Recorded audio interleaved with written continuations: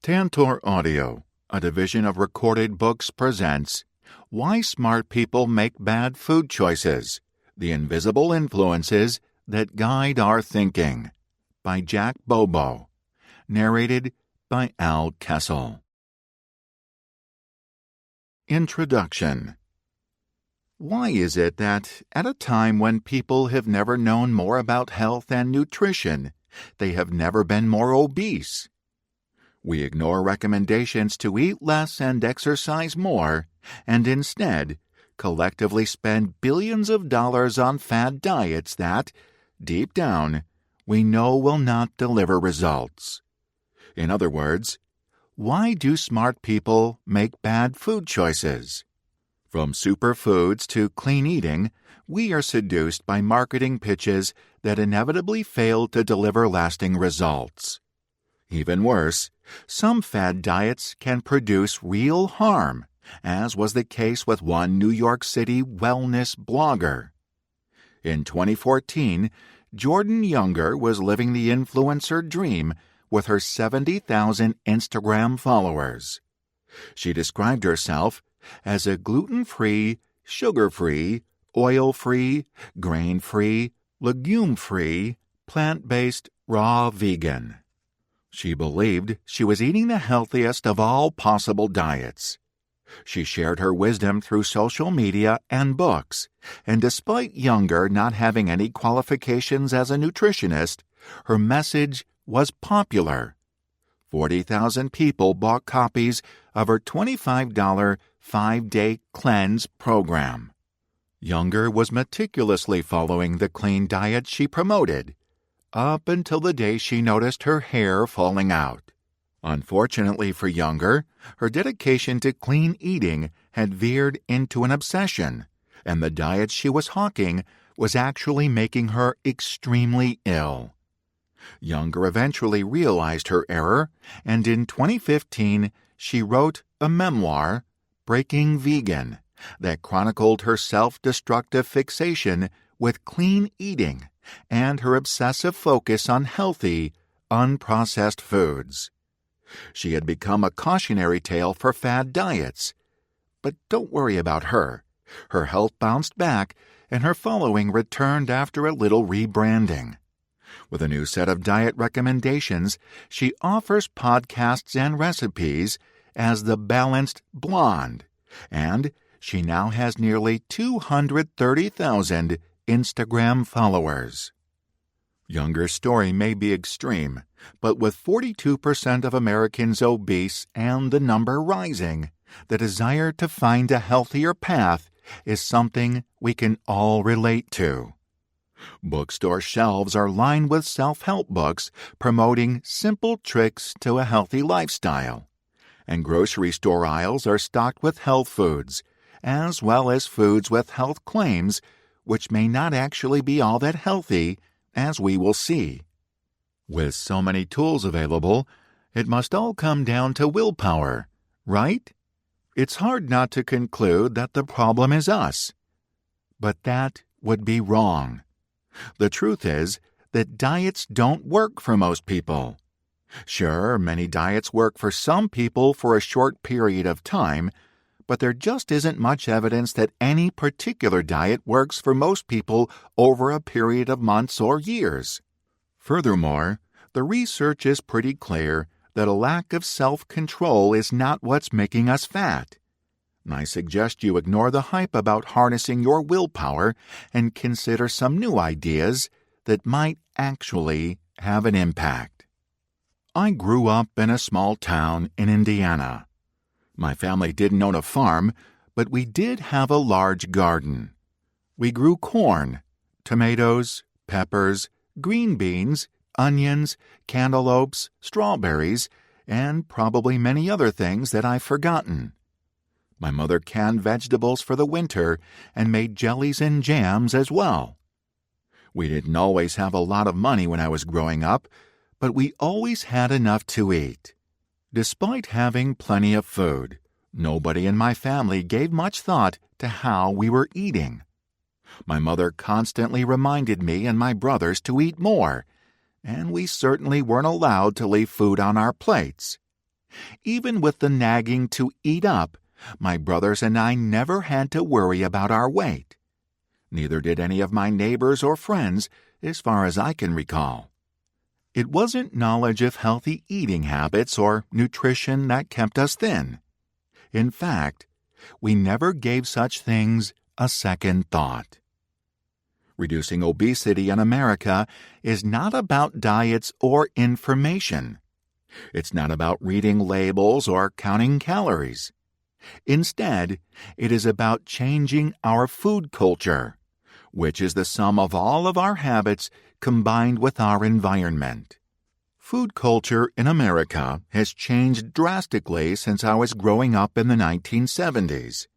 And it isn't one thing, it's everything. Diets are built on the premise that we can lose 10, 20, or 30 pounds in months if we just stick to the plan. But that's not how we gained the weight. We gained 1, 2, or 3 pounds a year for 30 years. In order to get back to a place where knowing what and how much to eat is an afterthought rather than an act of soldierly willpower, we need to change our food habits. And to do that, we need to change our food environment.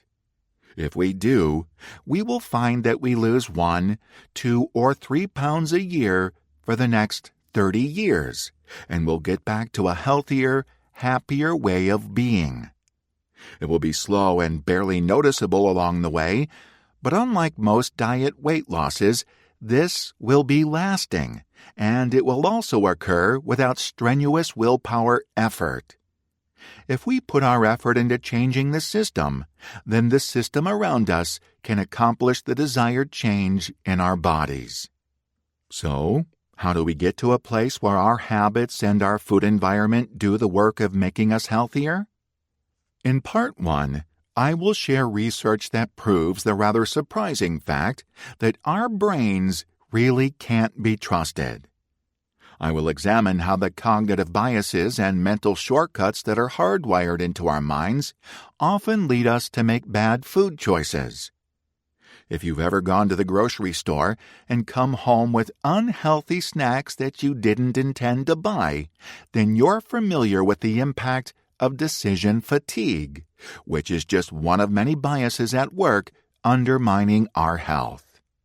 By recognizing these tendencies and understanding the situations in which they arise, we can take steps to limit their influence. In Part 2, I will look at the many ways our food environment exerts an invisible influence guiding our choices, often in unhealthy directions. It turns out that many of the things in our environment that we think are important, like food labels, are not as important as we think, while things like the order in which people around the table order food can be much more influential on our food choices than we ever imagined. As in Part 1, understanding how our environment influences our food choices better positions us to make decisions that support our long-term goals and not simply our short-term desires. In Part 3, I consider some ways we can begin to reshape our food environment so that it no longer works against us. Drawing on lessons from behavioral science, we can redesign our food environment to deliver healthy choices. From the practical experience of companies like Google that are redesigning their workspaces to improve the food choices of their employees, to the Blue Zone projects of National Geographic adventurer Dan Buettner, who is working with cities to build healthy communities. There are many exciting examples of behavioral science driving healthier food choices. This section of the book is a call to action for all of us who want to reshape our relationship with food and return to a time when food was about enjoyment and not about nutrients, when ingredients were the building blocks of a meal, not something to be scared of. By the time you finish this book, I hope you will be ready to be part of that change. I didn't set out to write a book about how to address obesity in America. I am not a registered dietitian or a medical doctor, but this is not really a diet book at all. Instead, this is a book about how our brains lead us to make bad food choices and how our environment contributes to the problem. But it is also a book about how to bring people together to change our environment to improve our decisions. These are things I know something about. In 2002, I went to work for the U.S. Department of State, where I served under 4 Secretaries of State: Colin Powell, Condoleezza Rice, Hillary Clinton, and John Kerry. I spent the next 13 years traveling to more than 50 countries discussing global food policy. In each country I traveled to, I had the opportunity to visit research institutes to learn about agriculture and food.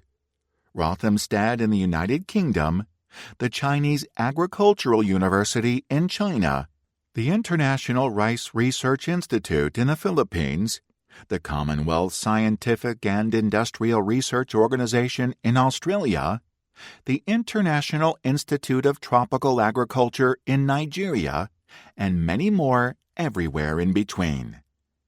I also learned a lot at the State Department about how people think and how to successfully build consensus to drive change.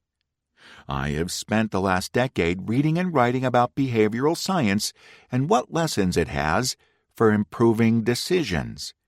In the works of Daniel Kahneman, Richard Thaler, Cass Sunstein, Paul Slovic, Dan Ariely, and many others, I realized that tools already existed to make the changes necessary to improve our food choices. Some of the ideas are being deployed by companies right now, and there are even efforts by a few cities, but we have not yet achieved anything near the scale we need. This book is meant to help change that. Thank you for joining me on this journey. Chapter 8: The Snob Effect. If you like good bourbon, you've probably heard of people trying to get their hands on a bottle of the notoriously rare Pappy Van Winkle, produced by the old Rip Van Winkle Distillery in Franklin County, Kentucky. A few years ago, a friend of mine mentioned he was trying to find a bottle as a gift for one of his clients. While the retail price of Pappy Van Winkle's Family Reserve Bourbon 15-year-old is about $120, he expected to pay closer to $700. But there were no bottles available, even at the higher price. Fortunately for my friend, I grew up in southern Indiana and still had family there. I called my brother, and he called a friend who had a private stash and was willing to part with a bottle at the retail price. Everybody ended up happy. We live in an age of conspicuous production, where the story behind a product is as important as the product itself. When a product sells in the aftermarket for 6 times the retail price, a company might be tempted to increase production. But old Rip Van Winkle Distillery understands the appeal of scarcity and knows that increasing supply could kill demand for its product. There are complex consumer perception issues at work here. The same kinds of factors are playing out in a big way in the world of organic food. Organic food has gone mainstream. For decades, organic food sales mostly grew at a double-digit pace, and it has reached nearly $50 billion, or about 5% of total U.S. food sales, according to the Organic Trade Association, OTA. Organic food is becoming much more affordable and more accessible. Organic's transition from niche to mainstream status was perhaps best exemplified by Amazon's acquisition of Whole Foods in 2017.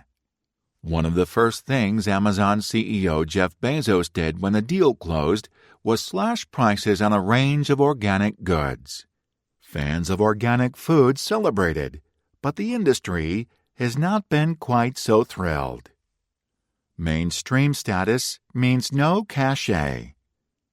By democratizing organic food, Amazon's move effectively turned it from a special niche item into a commodity.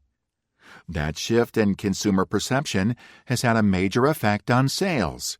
The rate of growth in organic food sales has dropped to less than 10% during the last few years, hitting just 5.9% in 2018, according to the OTA. Rabobank senior analyst Ronald Fumazi says, organic produce availability has now become mainstream, which means that the organic produce market will continue to more closely resemble the traditionally grown produce market. Once a mark of distinction, organic food is now generic and widespread. This is a testament to the past success of organic food producers and marketers, but it also changes how consumers think about organic. The concept of bringing organic food to the masses may have been conceived by people like Alice Waters and Chez Panisse, but it was brought to fruition in the aisles of Walmart. Ultimately, organic food has lost much of the cachet that was driving its high rate of growth. Cachet appeal is the snob effect.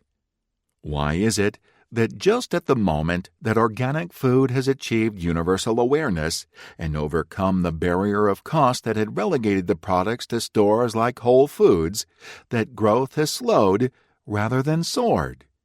Psychologists describe situations in which consumer desire for a product diminishes as its availability increases as the snob effect. The more other people have a product, the less interested new people are in buying it. This is especially true for wealthy individuals who tend to drop a brand if it goes too mainstream. Now plant-based is going mainstream. What does this mean for other trends? Plant-based foods have seen remarkable growth over the last year. The Economist correspondent John Parker declared 2019 was the year of the vegan. A report by UBS Bank last year noted, this has been a breakout year for plant-based meats, with the market growing to just under $5 billion in 2018. The UBS chief investment officer believes this is just the start. With a 28% compounded annual growth rate, the plant-based meat market should grow to $85 billion by 2030. Production constraints for Impossible Foods and Beyond Meat limited expansion in the past, but new facilities appear to have addressed the capacity issues. Today, both companies are rapidly signing up new restaurants to distribute their products. Other companies such as Tyson Foods have taken note and are diligently working on competing products. The number of plant-based burger companies is poised to take off. By the end of 2020, hundreds of new plant-based products were on grocery store shelves. As plant-based becomes the fashionable thing to say, we can expect products that have long been made from plants to start adding the plant-based label to their products. Peanut butter? That's plant-based. Canned beans? Plant-based. Broccoli? Yep, that's plant-based too. Look for plant-based to become an even more fashionable food label point in the years ahead. Challenges ahead for plant-based.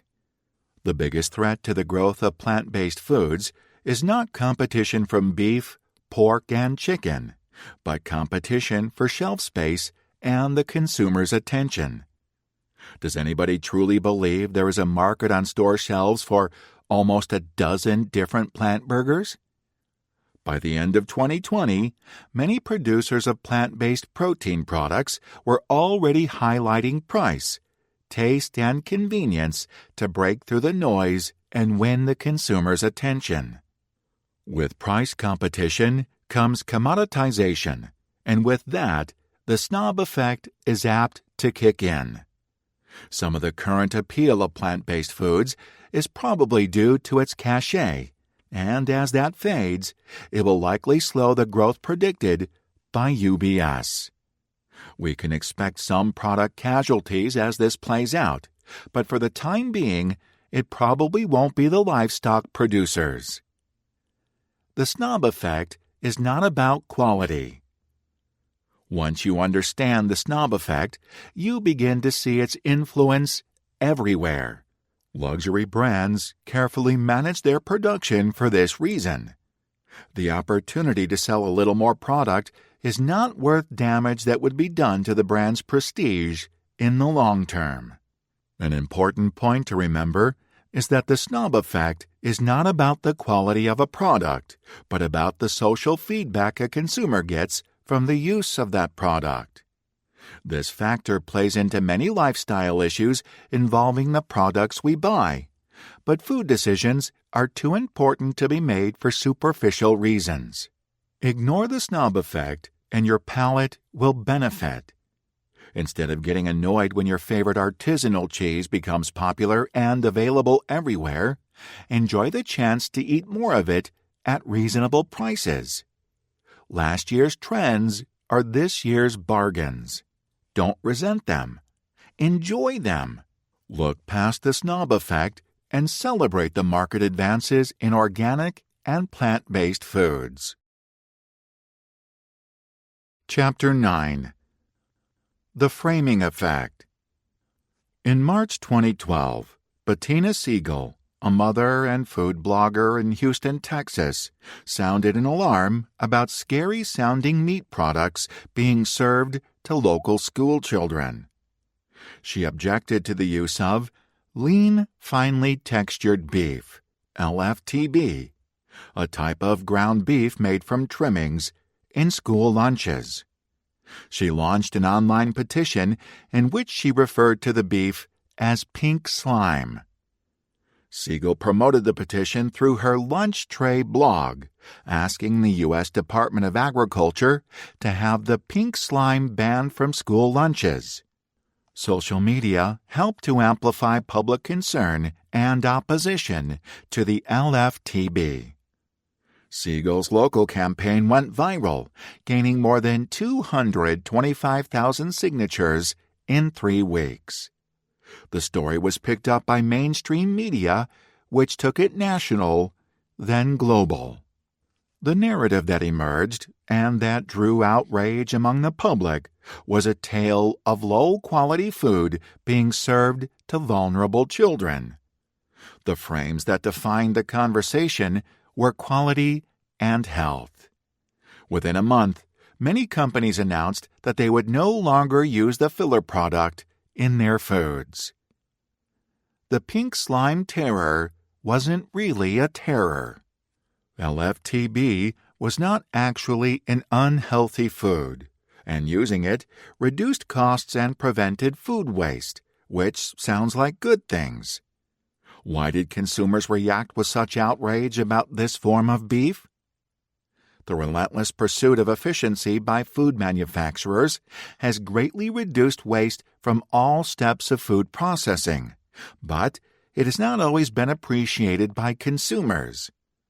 Public outrage was unsurprising at the discovery that food companies were feeding consumers food that had previously been thought of as a waste product. Let's face it, nobody likes to eat trash. And yet, consumers overwhelmingly report a desire to reduce food waste and enhance the sustainability of the food they eat. And they expect companies to do more to deliver these benefits. The problem comes when people don't want to change their eating habits to support such progress. The magnitude of food waste. According to the United Nations Food and Agriculture Organization, roughly 1/3 of food produced for human consumption is lost or wasted globally, which amounts to about 1.3 billion tons per year. With global population surpassing 7 billion, on its way to a projected 9 billion or higher by 2050, everyone needs to use the resources available more efficiently. That includes minimizing food waste as much as possible. Food waste occurs at many points along the supply chain, during harvest, storage, or transportation before reaching the grocery store, at the grocery store, and after the food reaches the consumer. In developing countries, food waste and losses occur mainly pre-consumer, at early stages of the food value chain, and can be traced back to financial, managerial, and technical constraints in harvesting techniques, as well as storage and cooling facilities.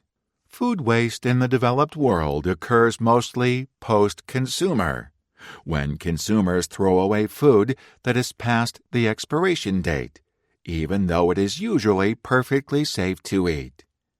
This would rarely occur in the developing world, where food is much too precious. Consumers in many developing countries spend nearly half of their income on food, while consumers in the United States spend less than 10%. Was pink slime food waste or virtuous economizing? An important lesson in the story of pink slime is that how we talk about food matters. Words are powerful, and they can easily evoke emotions and transform public opinion when it comes to the sensitive matter of food. We discuss the effects of the sometimes misleading term natural food in Chapter 2.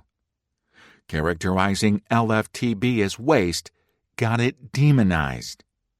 By focusing the conversation about food waste on sustainability, public attitudes toward food scraps can be modified.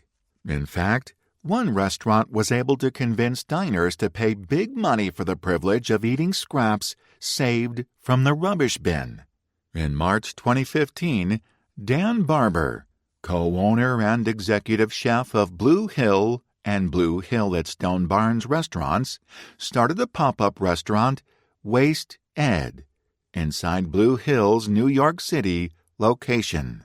The pop-up restaurant exclusively cooked with food waste. Barber's effort was lauded in articles across the internet for raising the profile and the bar on food waste. Nobody seemed to mind they were eating what had previously been considered trash. The positive response to Barber's project contrasted starkly with the narrative of pink slime back in 2012. The journalist Nara Shin identified the difference in her article, Fine Dining with Food Scraps, saying, Waste Dead is a fine dining experience where taste buds are rewarded with every dish and culinary creativity is showcased. Barber is tasking guests with being part of a cultural shift by reframing their own perceptions of waste.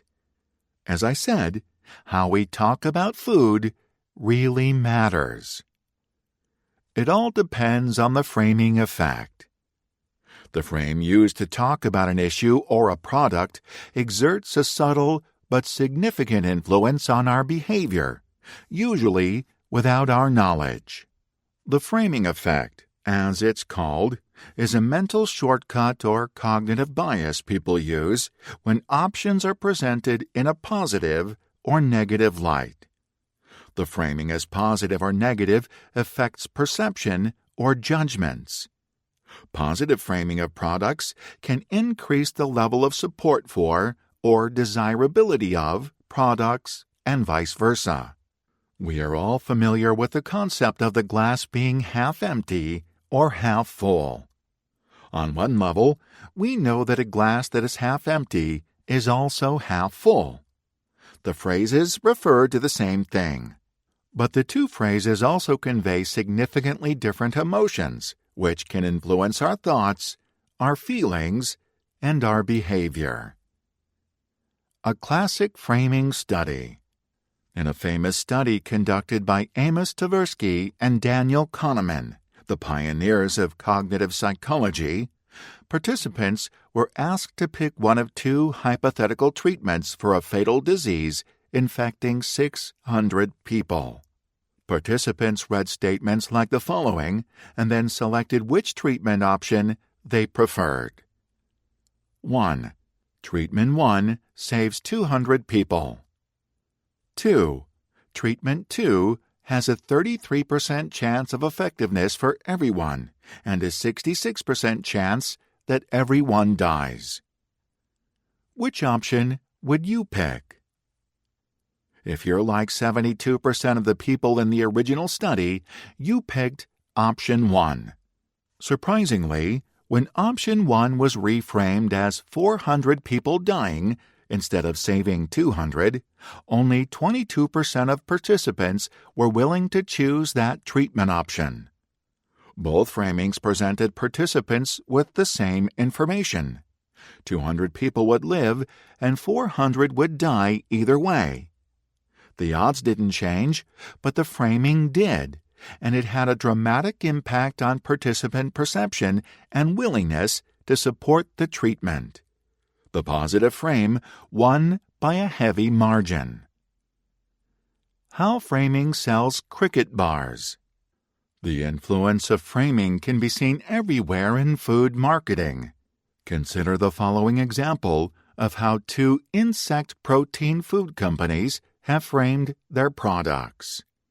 Grillo is transparent about the nature of the secret sauce in its Cricket Energy Bar by proudly placing the word cricket front and center on the label. Unfortunately for them, most consumers in the United States have an aversion to eating insects due to what is commonly referred to as the yuck factor, that feeling of disgust we get from certain ideas or things. The company attempts to overcome the negative frame resulting from the emphasis on insects as the key ingredient in the food by highlighting the benefits or positive attributes of the product, including positive or healthy-sounding words like energy, organic, chocolate mint, nutrient-dense, gluten-free, dairy-free, paleo, and future food. By contrast, Jungle Bar frames its similar food as an energy bar, a description which has positive associations for most people. The packaging further appeals to our desire for natural foods with simple ingredients. The company doesn't attempt to hide the source of protein. The phrase insect-powered is right there, front of package. But its placement suggests that it is not vital information, more of an afterthought or a footnote than a bold claim about the contents of the bar. So we don't end up thinking about crickets when we look at this package. Which one would you rather eat? For most Americans, the choice is clear. Framing other plant-based foods. Producers of plant-based foods are also well aware of the importance of framing and use the concept to good effect in their marketing.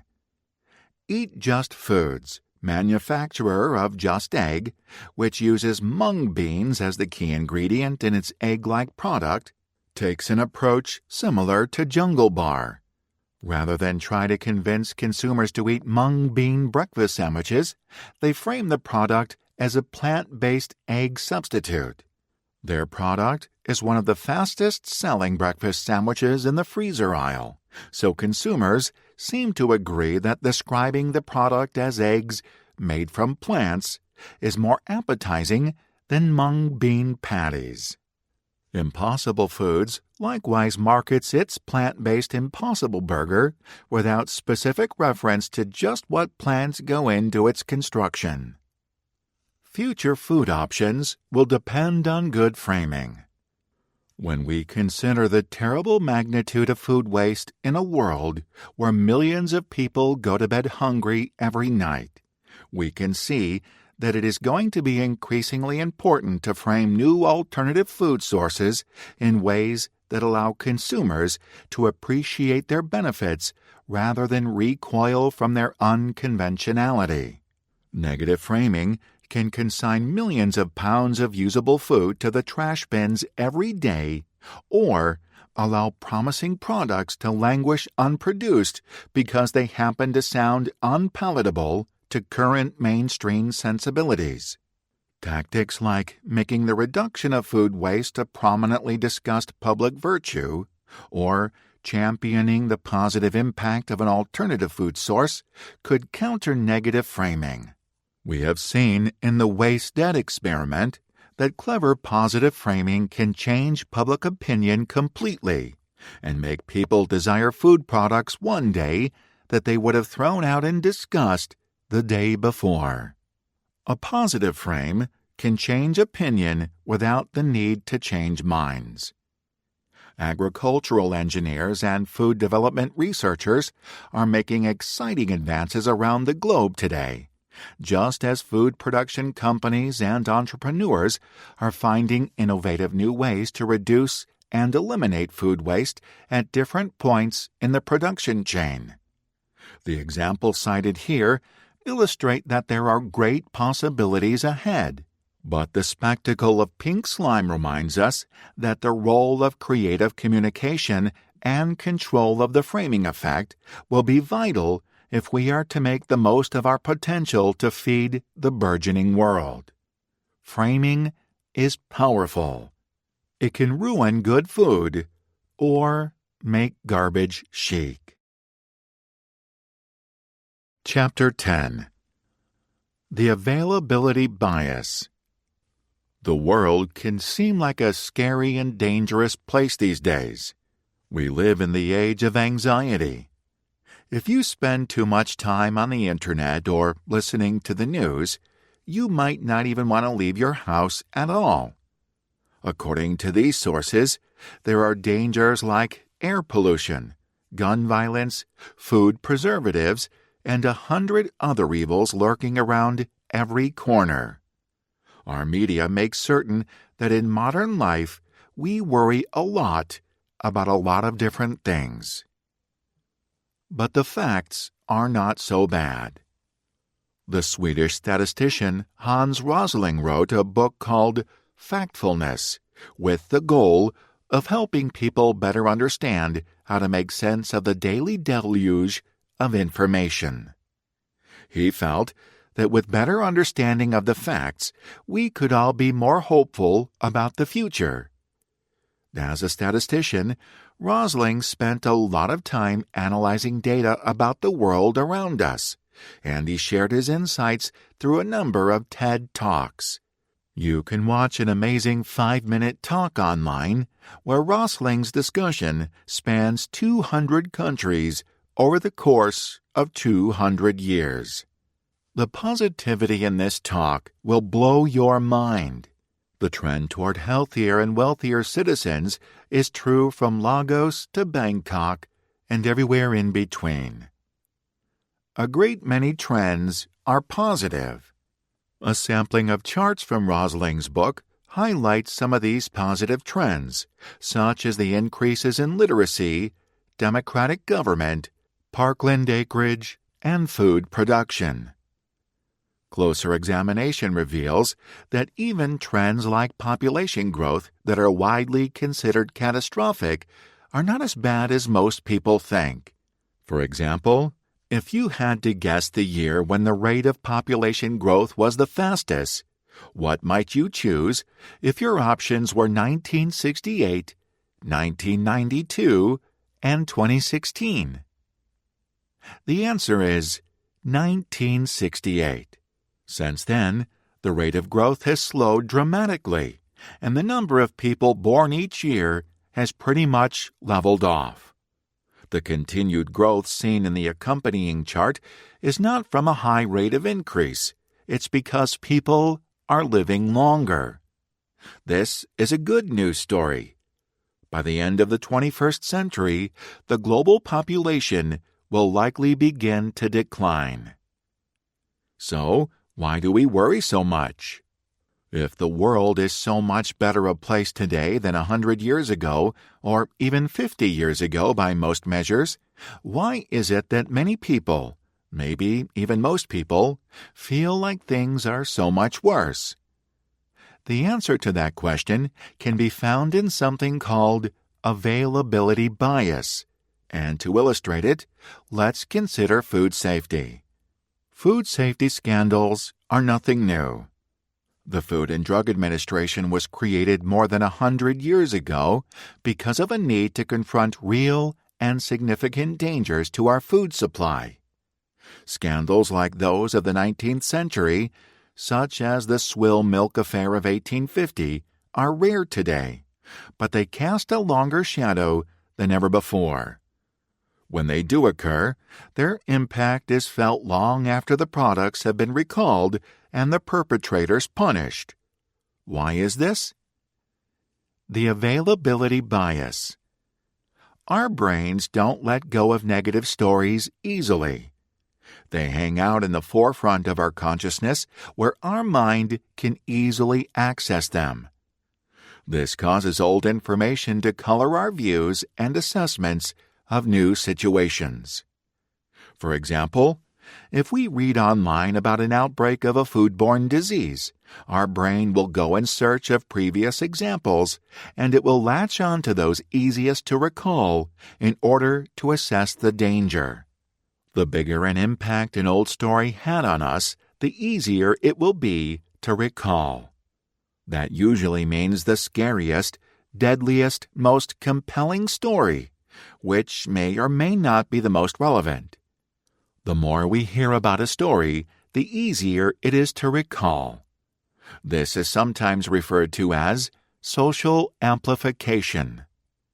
In order to save mental processor time, our brain tends to make judgments about a new story based on its similarity or connection to old news.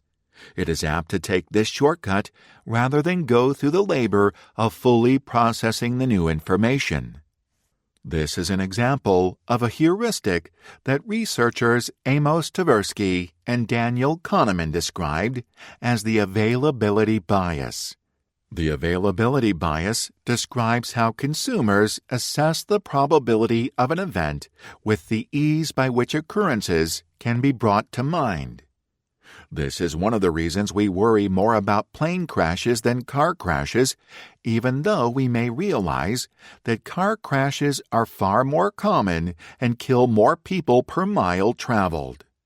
Plane crashes are vastly less likely to occur to any of us, but they are memorable precisely because they are rare and usually horrific in terms of lives lost. The easy availability of that memory makes that event seem more likely to happen again, or happen to us, even when it is extremely unlikely. That is the availability bias at work, and it can seriously skew our perception of the world around us, especially in an age where negative news events get maximum social amplification online. Amplified risks appear larger than they really are. Availability bias isn't necessarily bad brain wiring. We are built to remember shocking stories more easily than dull ones, so that we will be more sensitive to the possibility of future dangers. The issue arises in modern life when availability bias skews people's ability to judge probability or frequency. In order to understand this, let's look at a non-food-related example. Ask yourself, is an American more likely to be killed by a gun-related homicide or radon gas? Most people probably are not even sure what radon gas is, much less that it causes fatalities. It turns out there are more than 30% more deaths in the U.S. each year from radon than from gun homicides. 21,000 deaths as compared to 15,000. Gun-related deaths, however, get far more media coverage. Media amplification feeds the availability bias, often misleading our perception of risk. Consider the danger of sharks versus mosquitoes. Which one do you think is the bigger killer? This time, the number of deaths from the two is not even close. By spreading disease, mosquitoes are responsible for hundreds of thousands more deaths each year than sharks. We fear what we do not need to fear. What this adds up to is that we worry about the things people tell us to worry about. How could it be any different? Media networks turn news of scandals into clickbait to increase attention, which is further amplified by our own minds. The result is that we begin to perceive risks where they do not really exist. Words like chemical have become synonymous with toxins. We grow fearful of chemicals and preservatives and food colorings and demand that companies remove them even when, as is the case with preservatives, they are there to make our food safer. We enjoy our food today in a fresh and appealing state, even when it has traveled thousands of miles to reach us. The only thing we have to fear is fear itself. Franklin D. Roosevelt. Considering the facts can bring back our confidence. So when you are confronted by the latest news scare, try to remember Hans Rosling's message and follow the data. Spending a little mental processor time to assess the actual risk to you may produce a very pleasant and comforting revised perspective in the face of an alarmist report. Yes, there are chemicals in the environment and in our food, and in rare cases, some of it is even hazardous. And yet, despite all that we hear about such dangers, the larger and more important fact is that people continue to live longer and healthier lives. The rate of cancer deaths continues its long, steady decline. People continue to have fewer children, and farmers continue to grow crops with a smaller environmental footprint. This doesn't mean there are no problems. There remain critical global threats like deforestation, greenhouse gas emissions, water pollution, biodiversity loss, and, of course, the obesity epidemic. Our past successes should give us hope and strengthen our resolve that we can address the remaining barriers to a nutritious and sustainable future. Lessons learned. A practical guide. In the foregoing chapters, we have surveyed many of the important cognitive biases that impact the way we think about food. These are some of the biases that most often and most powerfully lead us to make poor food decisions that can undermine our health and the health of our families. The best inoculation against the harmful effects of such biases is awareness, the raising of which is a large part of the purpose of this book. When we realize how mental shortcuts are short-circuiting our rational decision-making process, we can step in and ensure that our choices are thoughtful rather than accidental. A pattern of deliberate, thoughtful choices leads to good habits, which make the right choices easier. From there, we are well on our way to healthier and happier engagement with food in our lives. To better enshrine the information we've covered in our memories, I offer the following summary of key biases with reminders about how they play out in our food-related decisions and guidelines to keep your choices for the best. Confirmation bias. This is the tendency to hear or seek out new evidence that perfectly confirms our existing beliefs, while remaining deaf and blind to any information that would call for us to change our minds. When you stick with a fad diet long after it is clear that it is not actually working for you, confirmation bias is probably making you ignore the evidence telling you to try another path.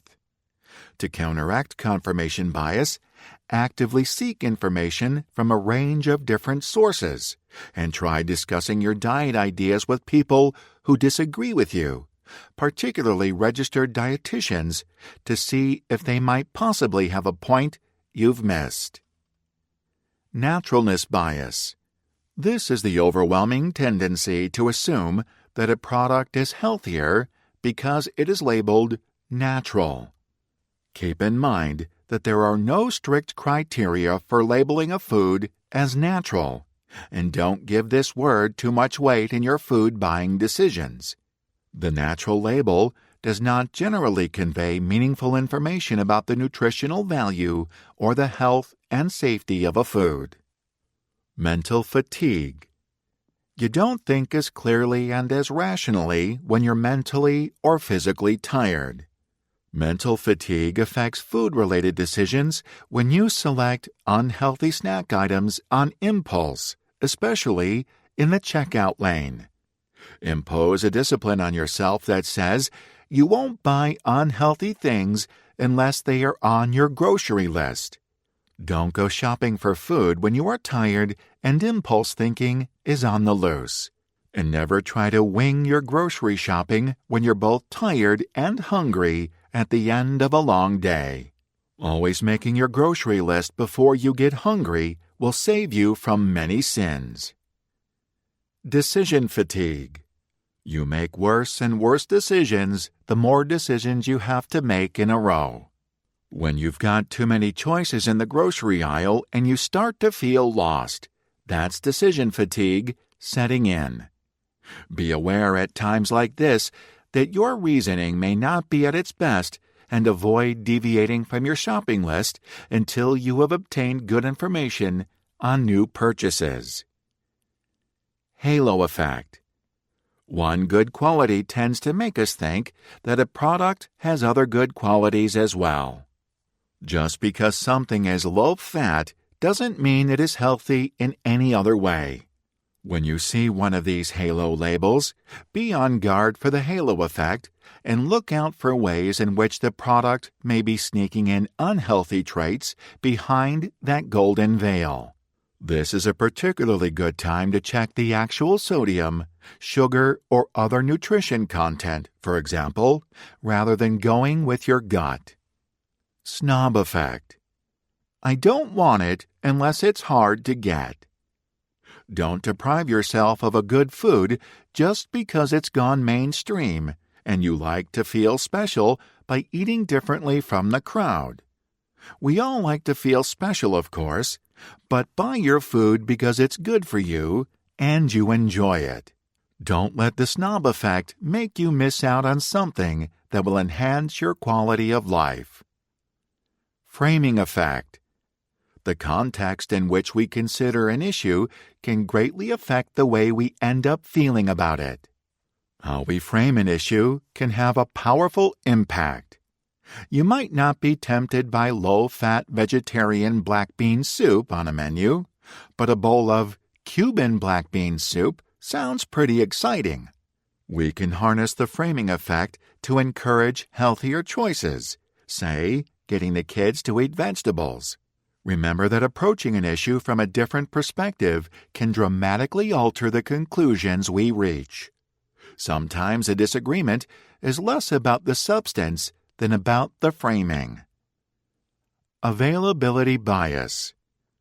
The worst stories you hear make you feel like bad things are likely to happen to you too. When you start to become afraid of contaminants in everything you eat because you've heard terrible stories on the internet, that's availability bias misleading you. When you avoid buying fruits and vegetables because you're worried about pesticide residues, availability bias is actively harming you. When you think happy thoughts after reading the word natural on a label, that's also availability bias at work and making you forget that natural things can be bad too. Our food supply is very safe, and we have generally excellent agencies, policies, and procedures keeping it that way. Eat more fruits and vegetables.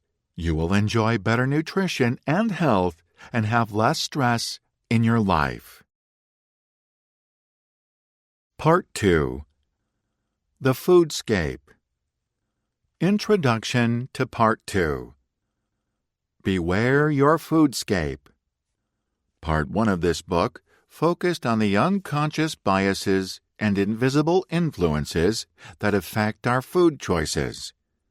Among these forces we saw, for example, how health halos draw us to unhealthy selections with words like natural, low fat, and clean.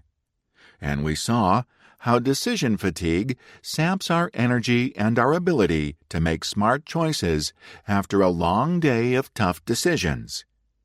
We saw how such biases undermine our intention to make choices that promote our own health and that of our families.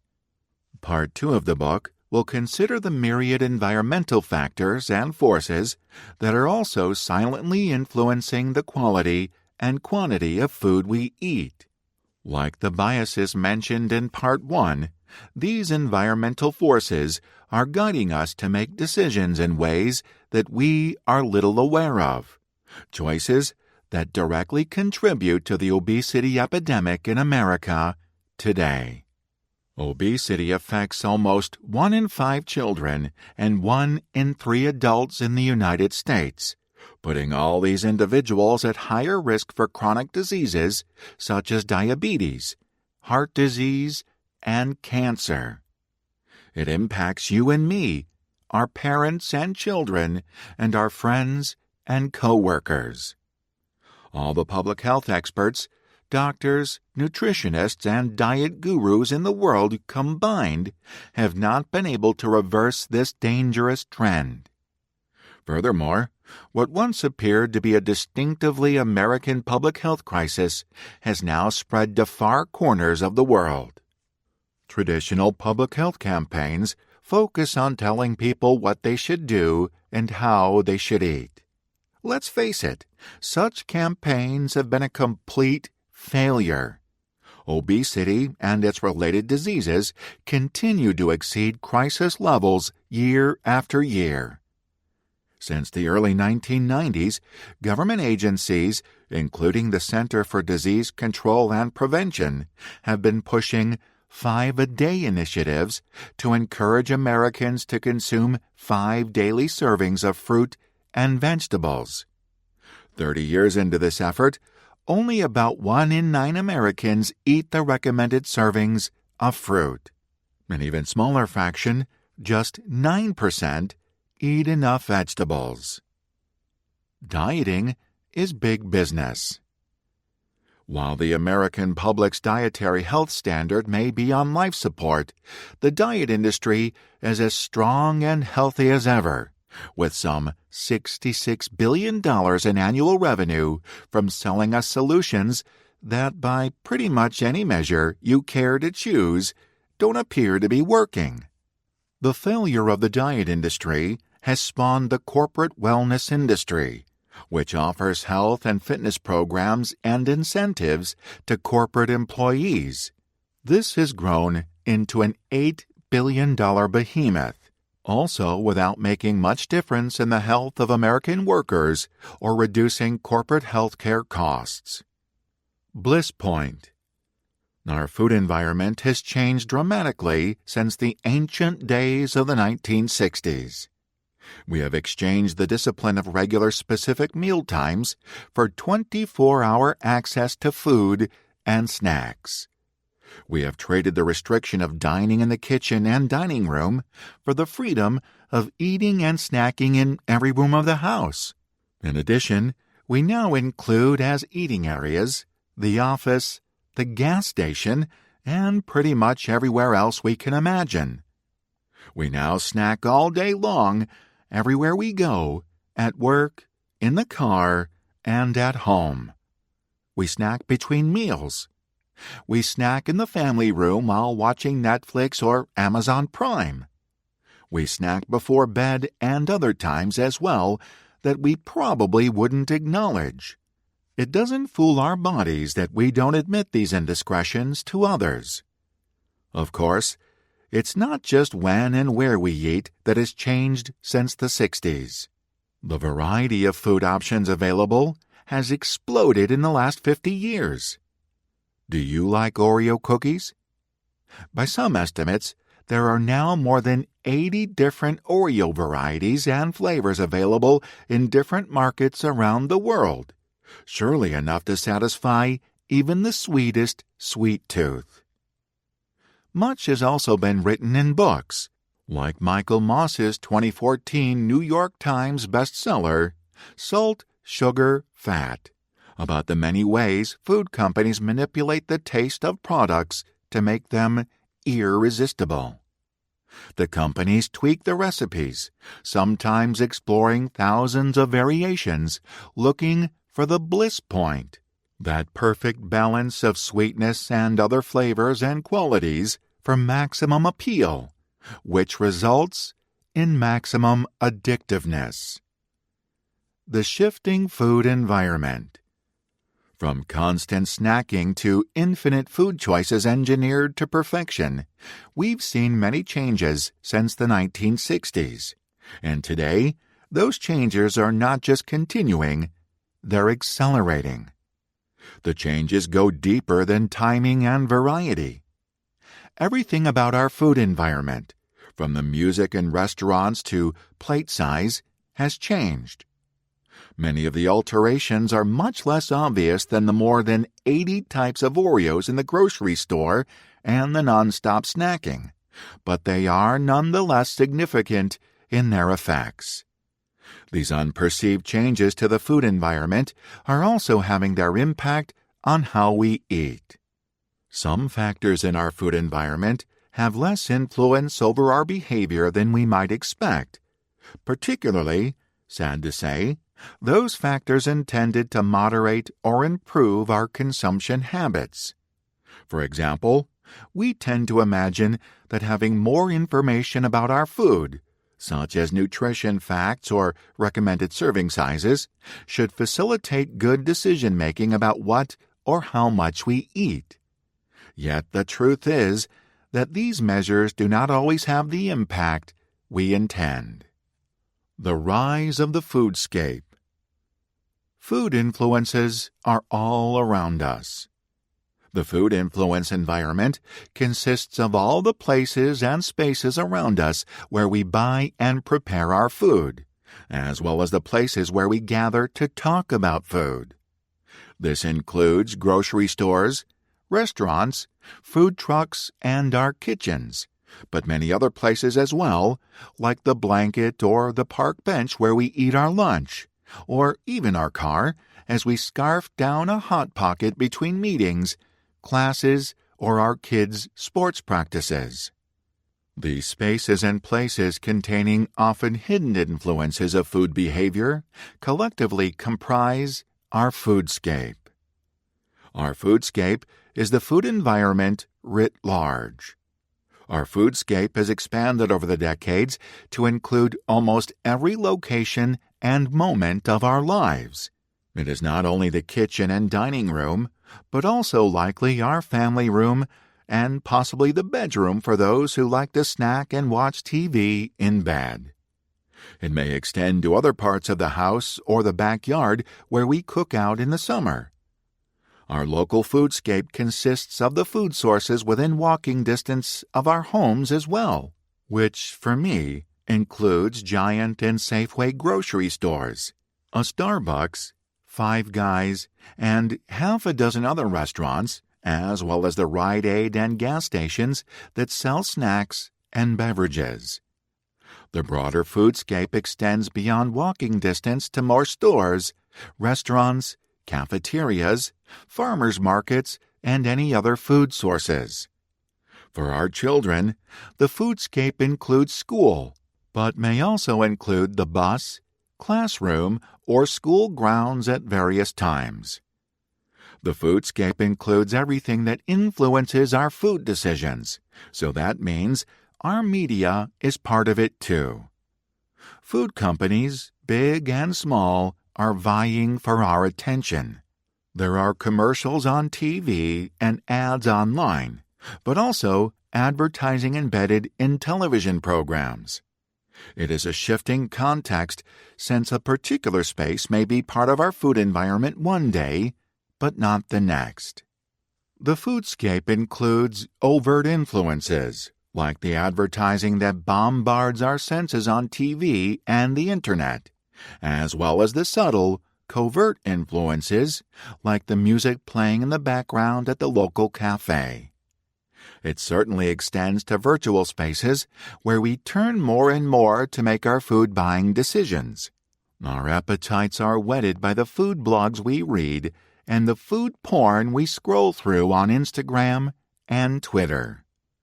Of course, our foodscape also encompasses ourselves, our interior, mental landscape. How our minds lead us to interact with the environment is very important. In that way, everything we covered in Part 1 of this book is part of the foodscape.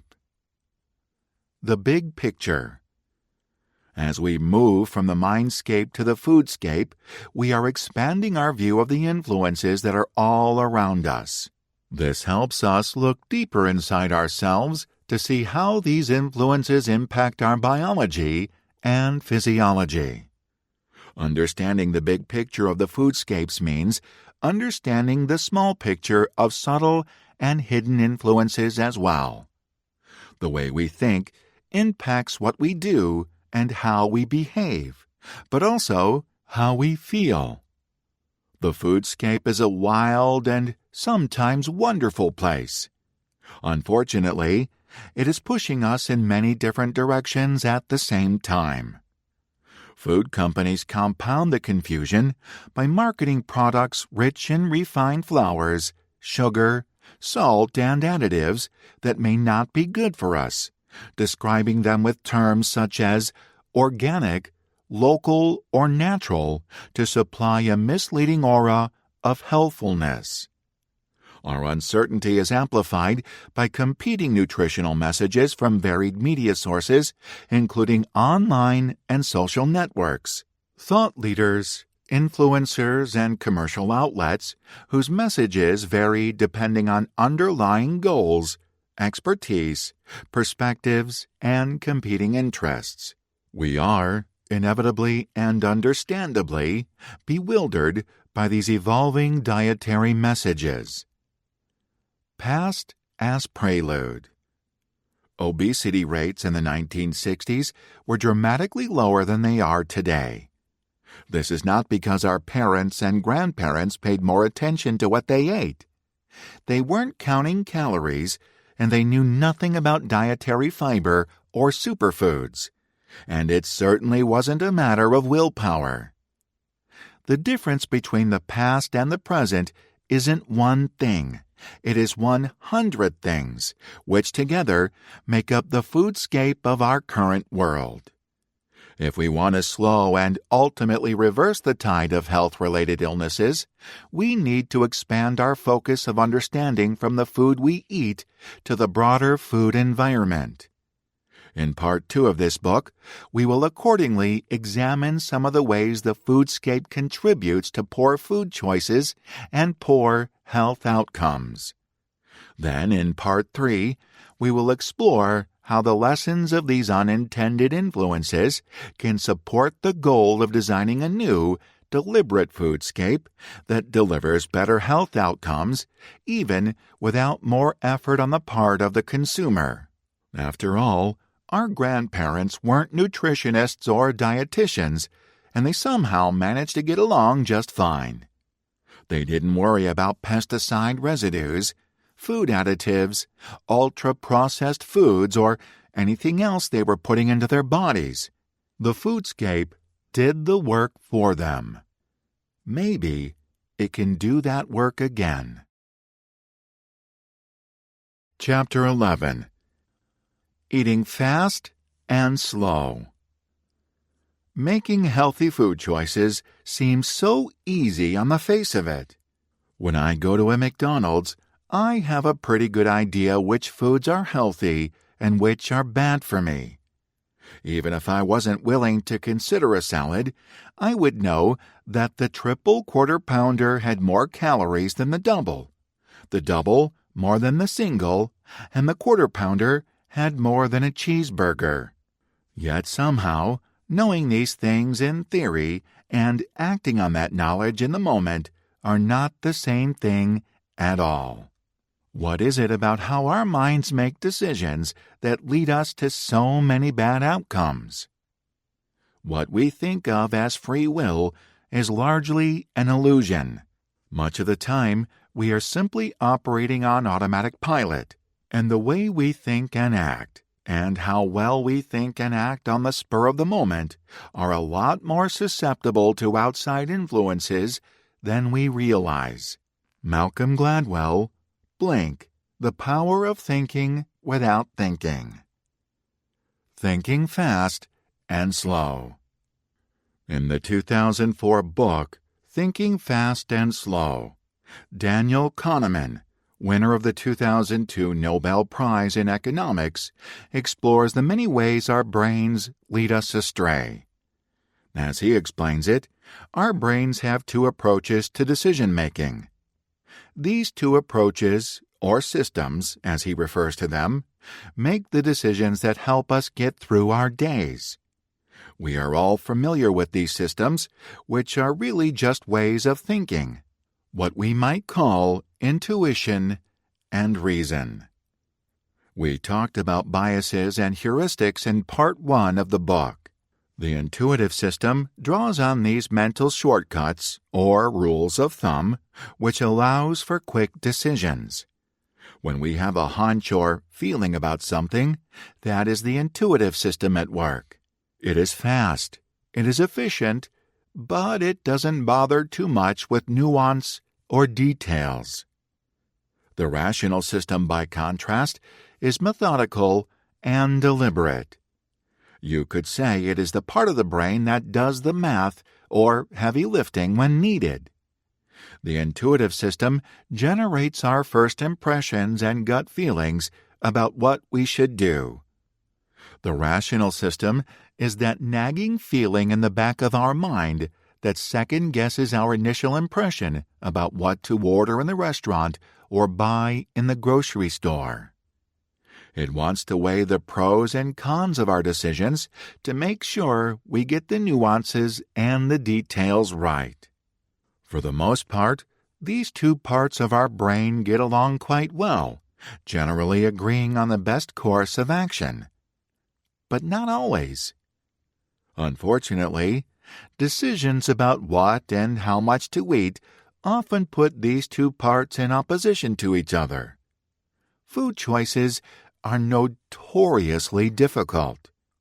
What we want to eat isn't necessarily the same as what we should eat. And what we should eat depends on what else we've eaten that day, as well as our overall health goals. That's a lot to keep track of. You may have noticed this tension at play the last time someone asked you where you wanted to go for lunch. One part of your mind may have been screaming, "Five Guys!" while another part was prodding you to consider a sandwich from Subway as an alternative. The immediate urge to grab a burger, a bag of fries, and a shake is generated by the fast-thinking, intuitive part of our brains, and this part is biased toward short-term enjoyment. Meanwhile, the part of our brain that is saying, "Whoa, whoa, whoa, think about your cholesterol," is the rational, mindful part that considers our long-term health objectives. Our rational brain brings logical reasoning to bear on the problems it confronts.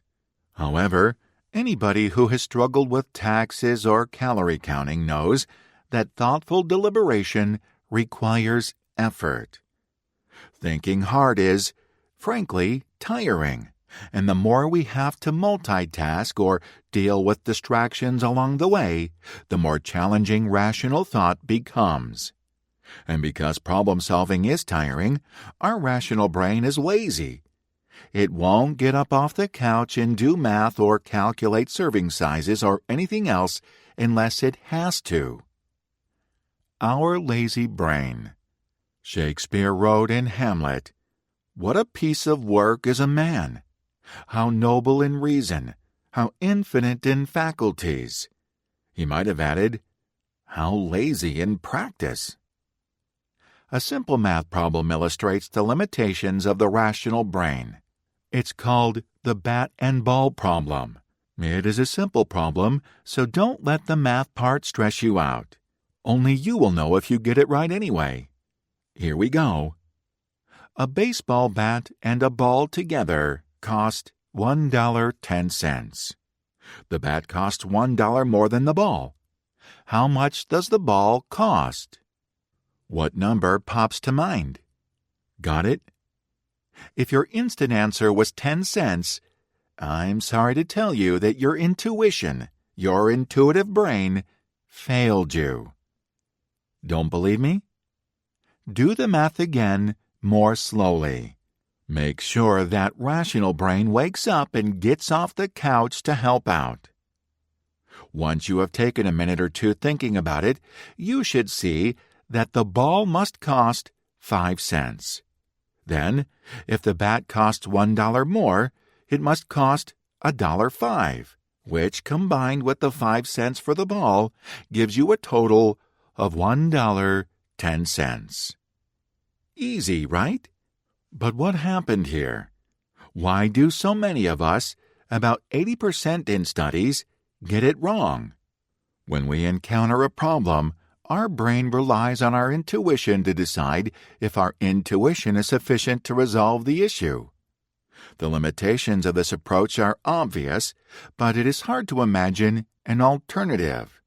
If our intuition says, "I've got this," our rational brain can continue dozing on the couch. In the case of the bat and ball problem, our intuition told us that the problem was easier than it in fact was. As a result, it confidently replied with the obvious answer of 10 cents, which was wrong. Our intuition often leads us to believe it can handle problems that it cannot, so we end up making mistakes. Often, we continue on with our day without even having an inkling that we've made yet another intuition-based mistake. Think about all the decisions we make in the grocery store about what product is the healthiest or which one constitutes the best deal. How often do we stop to really do the math or count the calories? Probably not often enough. Why do our brains leave us hanging so often? Why did we evolve such lazy brains? As it turns out, our rational brain is lazy for a reason. It's trying to save energy. There are way too many decisions to make each day in the modern world, and as a result, our brain uses the least amount of energy for each task it can get away with. Most of the time, when confronted with a choice, intuition takes the lead, and our actions are performed mindlessly, bypassing rational thought and many times even conscious awareness altogether. While we think that our decisions are willful, we are heavily influenced by our environment, as the quotation from Malcolm Gladwell at the start of the chapter notes. Part 2 of this book will touch on some of the ways the automatic nature of our intuitive mind leads us astray with the food we eat. Little do we realize that the amount of food we eat is influenced by the size of the portion, plate, or cup. Even seemingly unimportant factors like lighting and music can have a significant impact. Furthermore, repeated behaviors become habits that can then occur without conscious intent. For the majority of Americans who are overweight or obese, and for the many people around the world suffering a similar fate, the intuitive approach to eating now favors unhealthy options.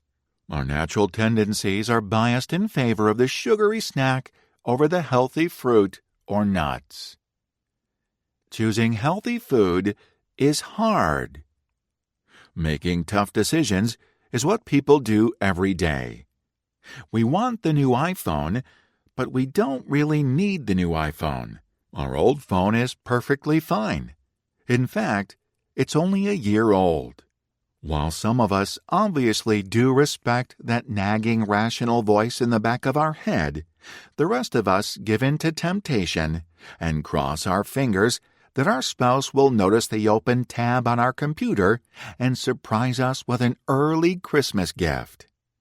Our willpower and the limits of our bank account balance keep our desires in check for the most part, but not, it seems, when it comes to food choices. Why is it that healthy options are so difficult to choose? What makes food unique? Food decisions are different from most other decisions we make. Food choices tend to force trade-offs between immediate benefits, like a tasty dessert, and future costs. Unhealthy options promise instant gratification, and they always deliver. Many potential costs are uncertain, and at any rate are generally far into the future. For healthy options, the situation is reversed. The soul-crushing cost of selecting a depressing kale salad lunch is certain and immediate. Sorry, kale lovers, but the many splendid potential health benefits are uncertain and well into the nebulous future. On the other hand, buying a mega bucket of movie popcorn drenched in buttery goodness is guaranteed to enhance my movie-going experience, whereas the weight gain and health problems associated with that bottomless bucket of popcorn are uncertain and far in the future. It's easy to rationalize our overconsumption by telling ourselves that we don't go to the movies every day, so we deserve to treat ourselves when we do. Short-term thinking. The holidays are always tough on people trying to lose weight or avoid gaining weight. At Christmas time, my mother places homemade fudge and peanut brittle on every coffee table and countertop throughout the house. Choosing between the immediate joy of my mother's fudge or carrot sticks to tide me over until dinner is easy. The fudge always wins. In the parlance of psychologists, we are present biased.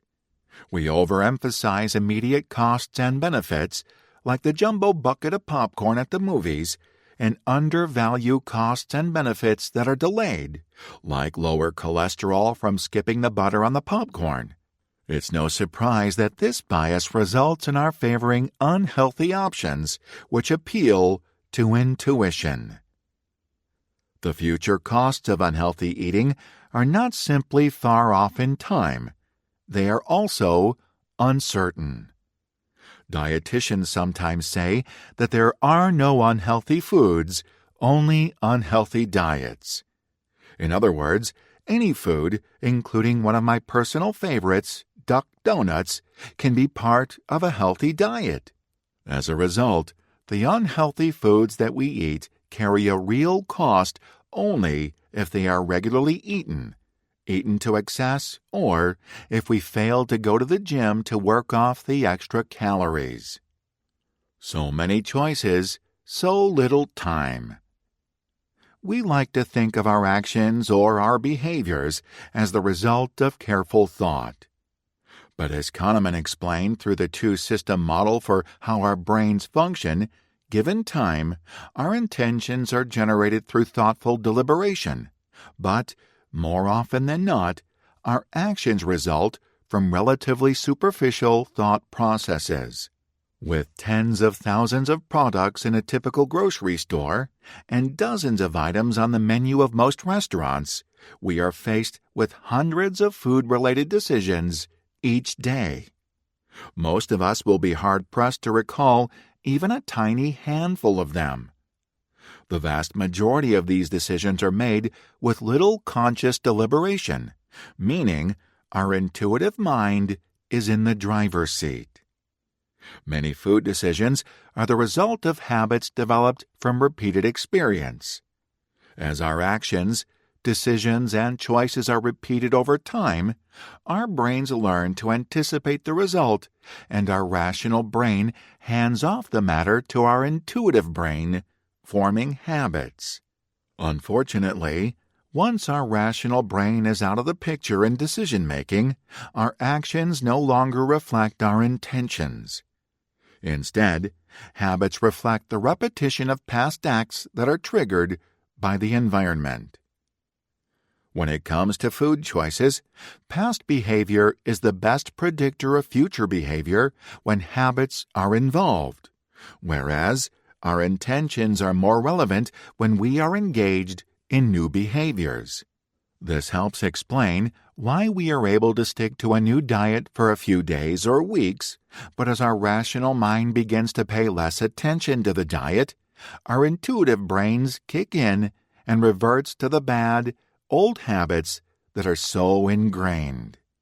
While it is possible to form new habits through repetition, our environment remains a reminder or trigger for old behaviors.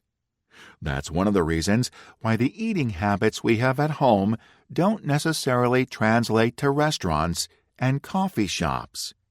The new environment cues different habits. In later chapters in Part 2 of the book, we will examine some of the ways our foodscape influences our habits and behaviors in ways that mostly go unnoticed. Chapter 12. The Snackwell's Effect. When the Greek physician Hippocrates, known as the father of medicine, intoned, "Let food be thy medicine, and medicine be thy food," he was on to something. It has never been clearer that what we eat and how we eat have a tremendous impact on how we look and feel. Unfortunately, food and nutrition news and information sources are quite noisy today. While some people promote food as medicine, others seemingly believe that most food is poison. The grocery store aisles have become a minefield of big food brands, unpronounceable ingredients, and artificial sweeteners, all of which may or may not be cause for concern. In Chapter 1, we discussed how most consumers find choosing healthy food more complicated than doing their taxes. We know so much about nutrition that it can be paralyzing. Not only is it complicated, but nutrition advice also seems to change with the seasons, like the latest clothing fashions. I can remember when eggs were part of a healthy and nutritious breakfast. Then we were told to watch our cholesterol, and suddenly egg yolks were off the menu. Egg white omelets took center stage. Recently, the evidence on the nutritional status of eggs has been mostly mixed, so for now, at least, it seems okay to eat them again. Consumers don't really know who to turn to for dependable nutrition advice. As a result, trust is, in understandably, short supply. How did we go from simple messages like, "Eat your vegetables," to calorie counters and micronutrients? When did the simple act of eating get so complicated? You scurvy dog. Much of what we read about nutrition online or in diet books is of dubious quality and questionable utility. Of course, there is also good nutrition information available as well, based on solid nutrition science. Even the bad information often has a sprinkling of nutrition science behind it. But what is nutrition science, and how did the pursuit of such knowledge contribute to the murky state of the nutrition landscape? Nutrition science is the study of food and food components and their actions and interactions in relation to disease and health. Our understanding of nutrition science has come a long way over the last 50 years, but the study of the interaction of food and health goes back much further to the most ancient times, as the quote by Hippocrates illustrates. Devastating diet-related diseases such as beriberi and scurvy have virtually disappeared from the United States, though there remain poor communities in the U.S. and many more overseas where people continue to suffer from the vitamin deficiencies that cause these diseases. It is hard to grasp today the suffering once wrought by a disease like scurvy and the fear that for many centuries gripped men who set off to sea. Scurvy was responsible for millions of deaths of sailors, a deadlier force than storms, shipwrecks, combat, and all other diseases combined. The symptoms are gruesome enough that they do not need to be recounted here, but suffice it to say that sailors feared scurvy above all other threats at sea. 17th-century ships often set sail with numerous quack treatments for the disease, such as an elixir of vitriol that contained, along with its alcohol, such delightful ingredients as sulfuric acid. The treatments were universally unpleasant, and worse, they were unhelpful at staving off the disease. Some were merely laxatives that surely made matters worse for sailors already suffering from poor nutrition. James Lind, a Scottish surgeon in the British Royal Navy, is generally credited with demonstrating in 1753 that scurvy can be successfully treated with citrus fruit. The response to the treatment was nothing short of miraculous. Lind not only found a cure, but also demonstrated the ineffectiveness of other treatments of the day, putting many old wives' tales to rest. Or rather, his research should have put the matter to rest. Unfortunately, Lind buried the news of his discovery in the middle of his 400-page treatise on the topic of scurvy. As a result, it would be nearly 50 more years, in 1795, before health reformers finally got the memo and persuaded the Royal Navy to give lemon juice to its sailors. It would be much longer still before the connection between citrus fruit and vitamins was discovered, and only then would scurvy be understood as merely the result of a lack of vitamin C. The war between sugar and fat. Less than 100 years ago, the first vitamin was identified, kicking off a half-century of discoveries tying individual nutrients to nutrition deficiency diseases. The following decades saw the rise of research on the role of nutrition in more complex diseases, such as cardiovascular disease, diabetes, obesity, and cancers, with the pace of discoveries accelerating in the last 2 decades. Sometimes it seems the more we know, the less we understand.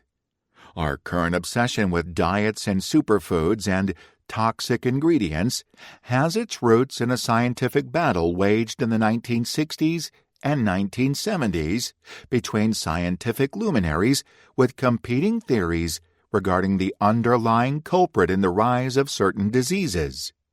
On one side were prominent scientists like Ancel Keys, who believed that fat was the major contributor to the growing problem of heart disease.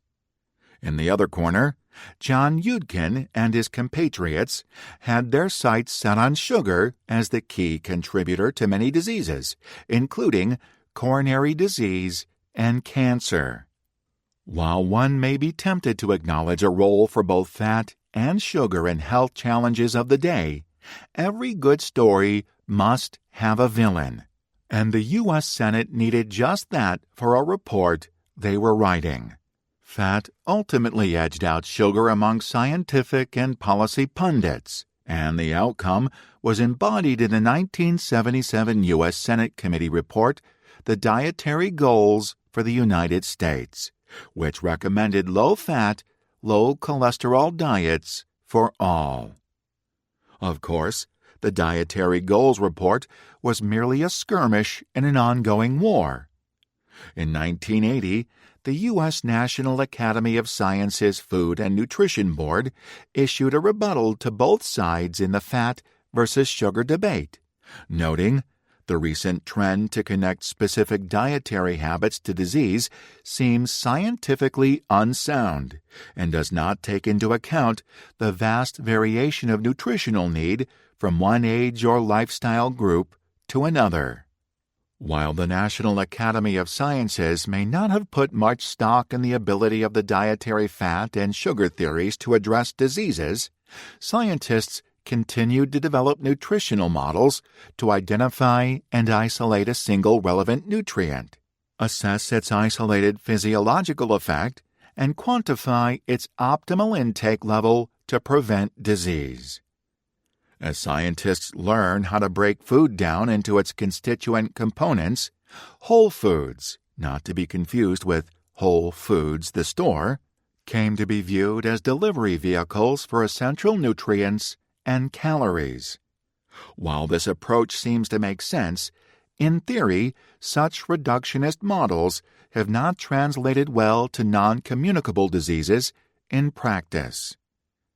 Despite the conclusions of the National Academy's report, the 1980 Dietary Guidelines for Americans remained heavily nutrient-focused, recommending that the public avoid too much fat, sugar, and sodium, while being sure to eat enough starch and fiber. International dietary guidelines were similarly focused on individual nutrients. The response from food companies was swift. They pumped out new food products that targeted the recommendations in the guidelines, producing countless options low in fat, saturated fat, and cholesterol, and fortified with micronutrients. Consumers couldn't get enough of products that promised to deliver them from all manner of illnesses. Regrettably, the explosion in these healthy foods did nothing to address the negative trajectory of American health. If anything, it accelerated the trend as obesity continued to soar. Nutritionist and New York University professor Dr. Marion Nestle summarized it this way. The problem with nutrient-by-nutrient nutrition science is that it takes the nutrient out of the context of food, the food out of the context of diet, and the diet out of the context of lifestyle. Rise of the fad diet. The failure of the nutrient model to stem the obesity epidemic eventually led to a growing recognition that whole foods were more complex than scientists had imagined. There was also more widespread acknowledgement of the importance of dietary patterns for health and well-being. In the next phase, it wasn't the food companies that took the lead to exploit the new insights. It was self-help gurus and the social media influencers. They figured out how to package and sell diets, just as the food companies had learned to market nutrients in the 1980s. Food companies were, of course, quick to join in, with a new assortment of products tailored and marketed to the latest diet trends. The diets reflected varying degrees of scientific rigor, from Mediterranean, flexitarian, vegetarian, and vegan, to low-carb, paleo, and gluten-free. Whether you were interested in weight loss, anti-inflammation, or general health, there was a diet plan promoted to meet your needs. Despite the failure of food-based diet trends to address our weight and health problems, new companies and scientists continue to push the latest research as panaceas for our ills, including prebiotics and probiotics, fermented foods, and gut microbiota, effects of specific fatty acids, flavonoids, not to mention buzzwords like personalized nutrition. Silver bullets abound in the diet food space. We have heard the bold claims often enough that one would imagine that we would become inured against their effects, and yet people are still regularly seduced to give these new products a try. Michael Pollan, noted author of The Omnivore's Dilemma, perhaps said it best in a New York Times op-ed. If you're concerned about your health, you should probably avoid food products that make health claims. Why? Because a health claim on a food product is a good indication that it's not really food, and food is what you want to eat. The Reductionist Manifesto. In the 1980s, we were told to eat more low-fat food, and that is exactly what we did. We gorged ourselves on fat-free cookies, even though low-fat in no way means 0 calories or even low calories. Pollan referred to this as the Snackwell's phenomenon, named after a popular cookie brand. By giving a free pass to good nutrients, Pollan explained, People go there and eat a lot more food. If one Snackwell's is okay because it's low-fat, a whole box is probably better. Pollen observed that consumers or dieters tend to overconsume foods with a health halo, and this came to be known as the Snackwell's effect. The obsession with superfoods follows the same pattern as the marketing of foods free from certain nutrients. We are told that superfoods are super because they contain a surfeit of some desirable nutrient. Whether we are avoiding a specific nutrient like sugar or binging on protein, we are nevertheless falling prey to the notion that there is a single fix to our health problems. The reductionist approach to nutrition has distracted us from the many ways our environment has changed over the last 50 years. We forget that most people who retired in the 1950s and 60s were not obese. They weren't counting calories or guzzling acai smoothies either. Neither were they living in fear of pesticide residues on strawberries or trying out the latest Food Babe cleanse. There is no one thing we can point to that was different back then because everything was different. Consumers back then were not certified nutritionists. They simply had the benefit of a better foodscape. Over the course of Part 2, we will continue to explore ways our foodscape leads to poor nutrition outcomes. This will give us insight into how we might begin to reshape our foodscape to deliver better health results for us all. Chapter 13. Mind over milkshakes. There was a time when nutrition scientists believed that everything we needed to know about weight could be reduced to calories in, calories out. It seemed so simple. The more we ate, the more we gained. The less we ate, the more we lost. Similarly, our level of activity determined how many calories we burned. Calories in, calories out was the conventional wisdom for a long time, but over the last few decades, research began to pile up to challenge that simple perspective. Unfortunately, the accounting model was replaced with a not-so-simple collection of views of how our body responds to different nutrients. One size of calorie no longer fits all. Nowadays, there are plenty of diets available that focus on the kinds of calories or nutrients you eat. Some promote a low-fat diet. Others, like the Atkins diet, urge you to stay away from carbs, while diets like the paleo diet lean on animal protein, nuts, and berries as the key to good health.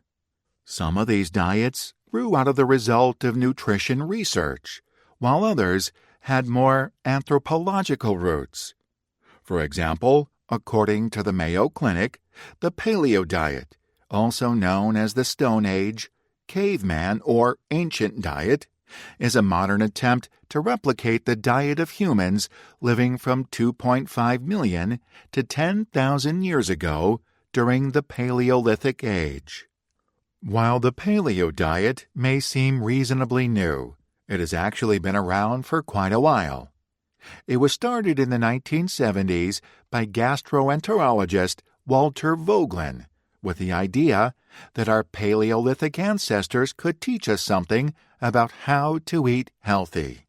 These ancient ancestors lived before the advent of agriculture and subsisted on the game they hunted, as well as foods they gathered like eggs, fruits, vegetables, nuts, and roots. The diet was popularized by Dr. S. Boyd Eaton, a professor of anthropology at Emory University, in his 1988 book, The Paleolithic Prescription. He and his co-authors believed that such a diet is what the human body evolved to eat, and that humans were ill-suited to modern diets. That pesky brain. One thing most diet books have in common is the standard emphasis on what you eat. They do not tend to focus on what you think, and they certainly do not dwell on what you think about what you eat. Yet, there is a growing body of literature that suggests the interaction of mind and body is far more influential than we previously imagined. Now, this doesn't mean that calories don't matter, or that if you can convince yourself that a food doesn't have calories, then you won't gain weight. But it does mean that your body responds differently depending on what it thinks you are eating. If our minds are influencing our bodies, it raises the question of how the label on a food package may affect the brain, and by extension, the body as well.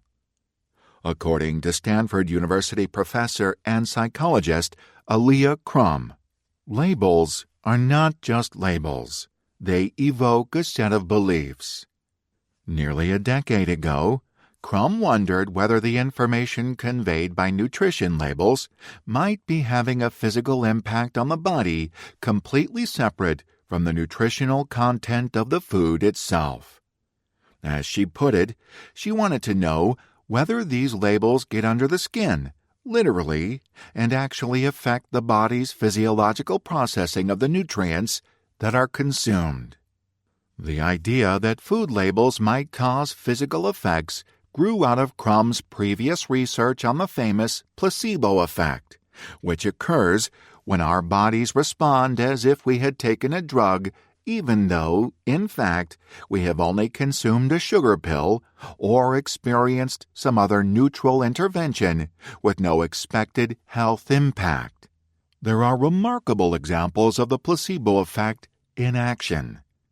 In one study, 30% of patients given a placebo that they thought was a real chemotherapy drug actually lost their hair, a striking testament to the power of suggestion.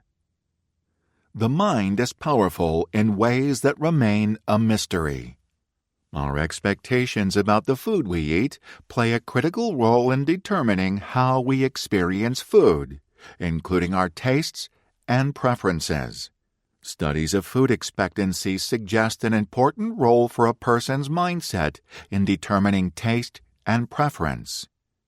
In 2004, Professor Samuel McClure, now head of the Decision Neuroscience Lab at Arizona State University, looked at people's preferences for unbranded soda versus the same soda labeled Coke.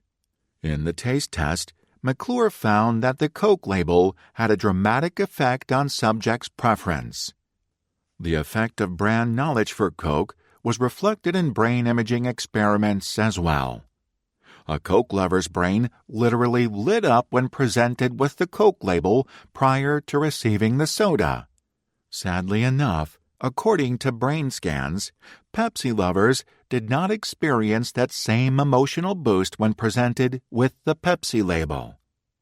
Cultural preferences clearly have a strong influence on expressed preferences.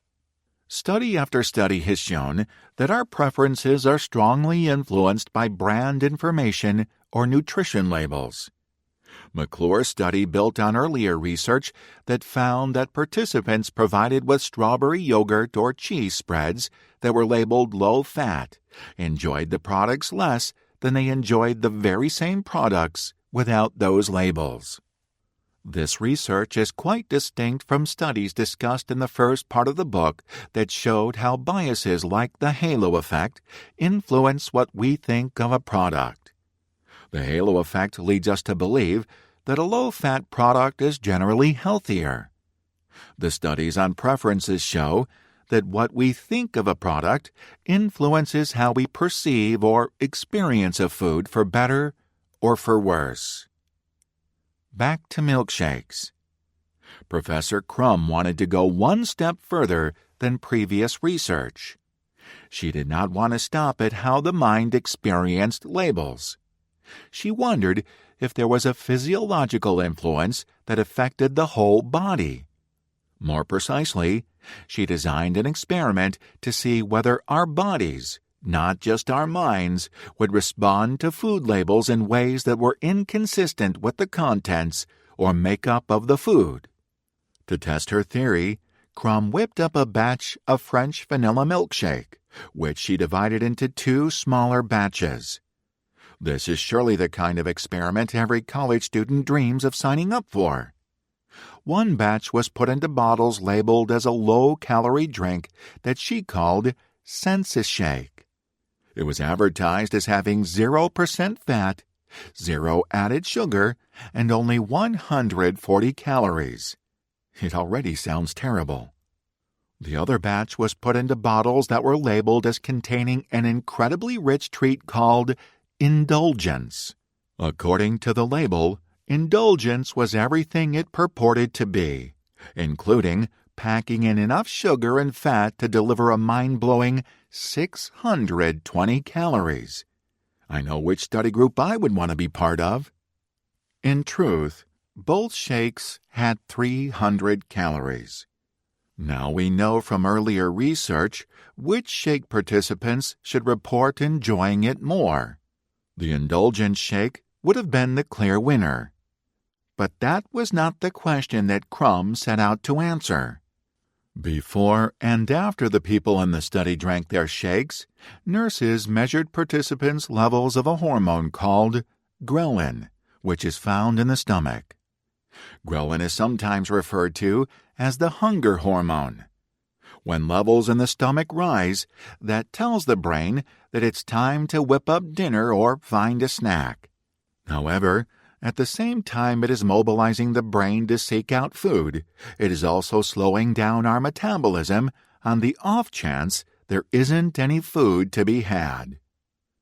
Whether you find your way to McDonald's for a quarter pounder or Chipotle for a rice bowl, you will eventually fill yourself up, be that with fast food or perhaps something slightly healthier. When you do, your ghrelin levels will drop. This is the signal, Crumb says, that you've had enough here, and I'm going to start revving up the metabolism so we can burn the calories we've just ingested. But what if you have a small meal or a small salad or a snack? Your ghrelin levels don't drop down that much, and your metabolism doesn't get triggered to ramp up in the same way. Scientists used to think that ghrelin levels fluctuated in response to the nutrients and calories that the ghrelin encountered in the stomach. Consume a big meal, and ghrelin responds one way. Snack on a few chips or cookies, and ghrelin responds another way. But that is not what Crumb found in her milkshake study. What she found was that the mindset of indulgence produced a dramatically steeper decline in ghrelin after consuming the indulgence shake.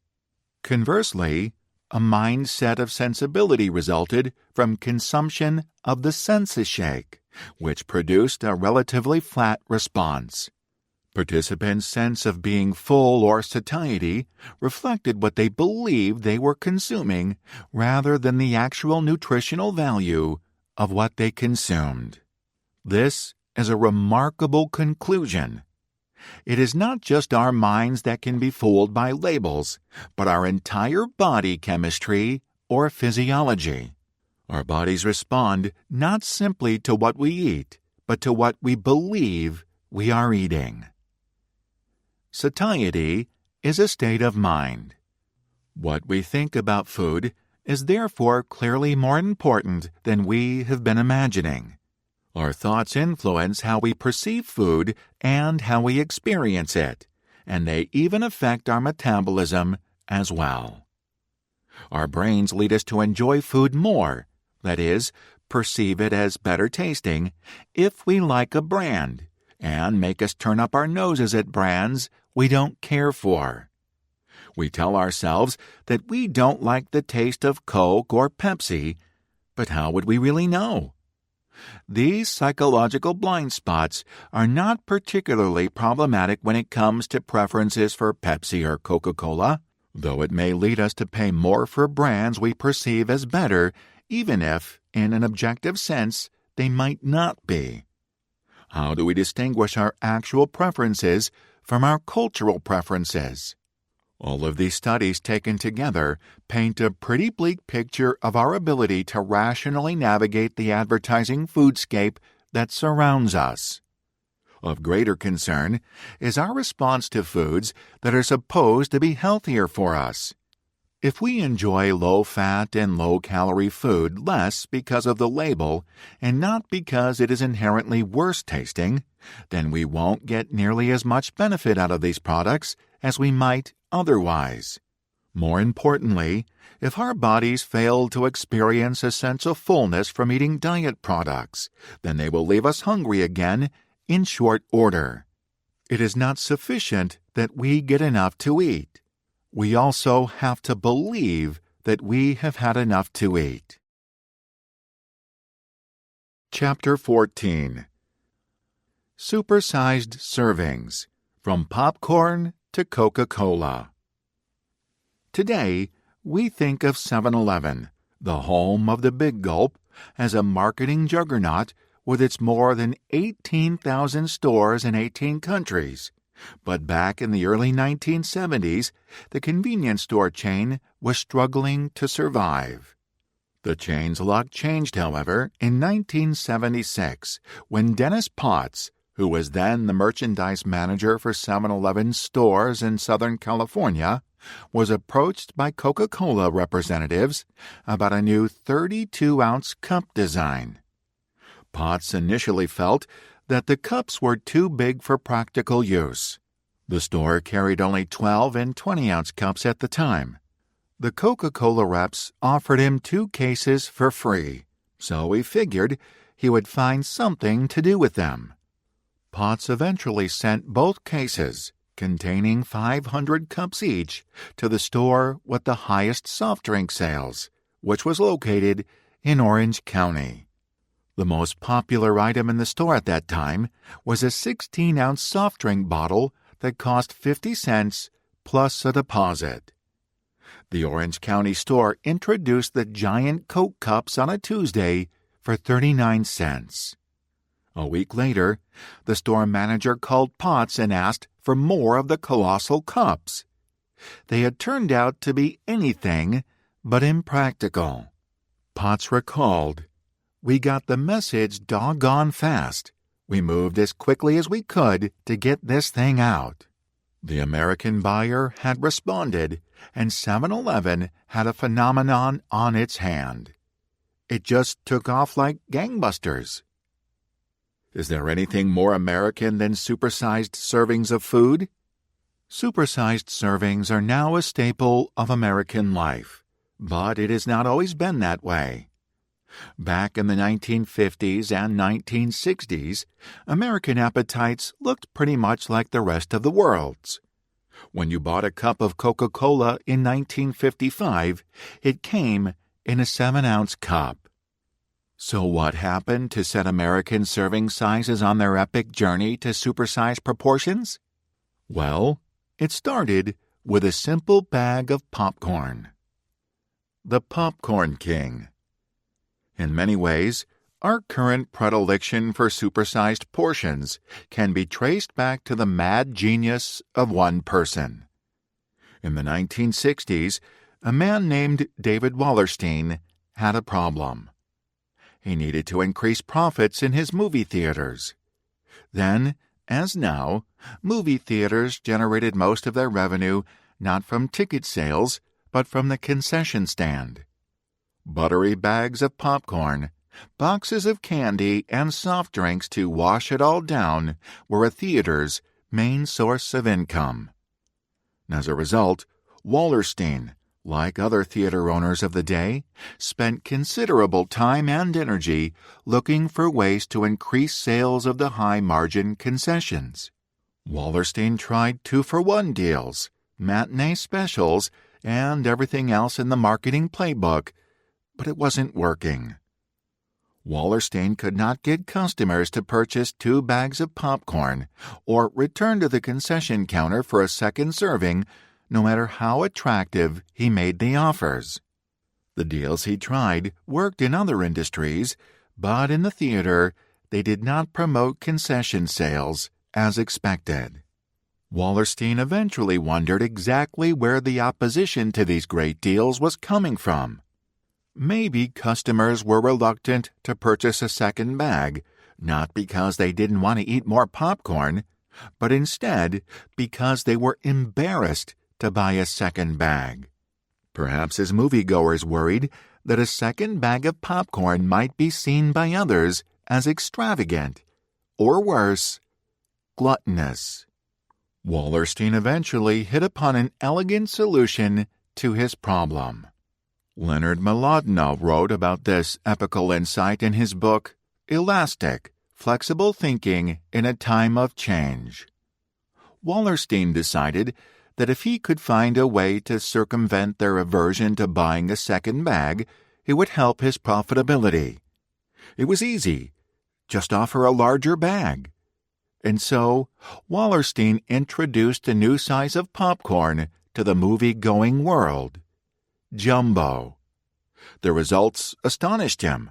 Not only did popcorn sales immediately shoot upward, but so did the sales of that other high-profit treat, Coca-Cola.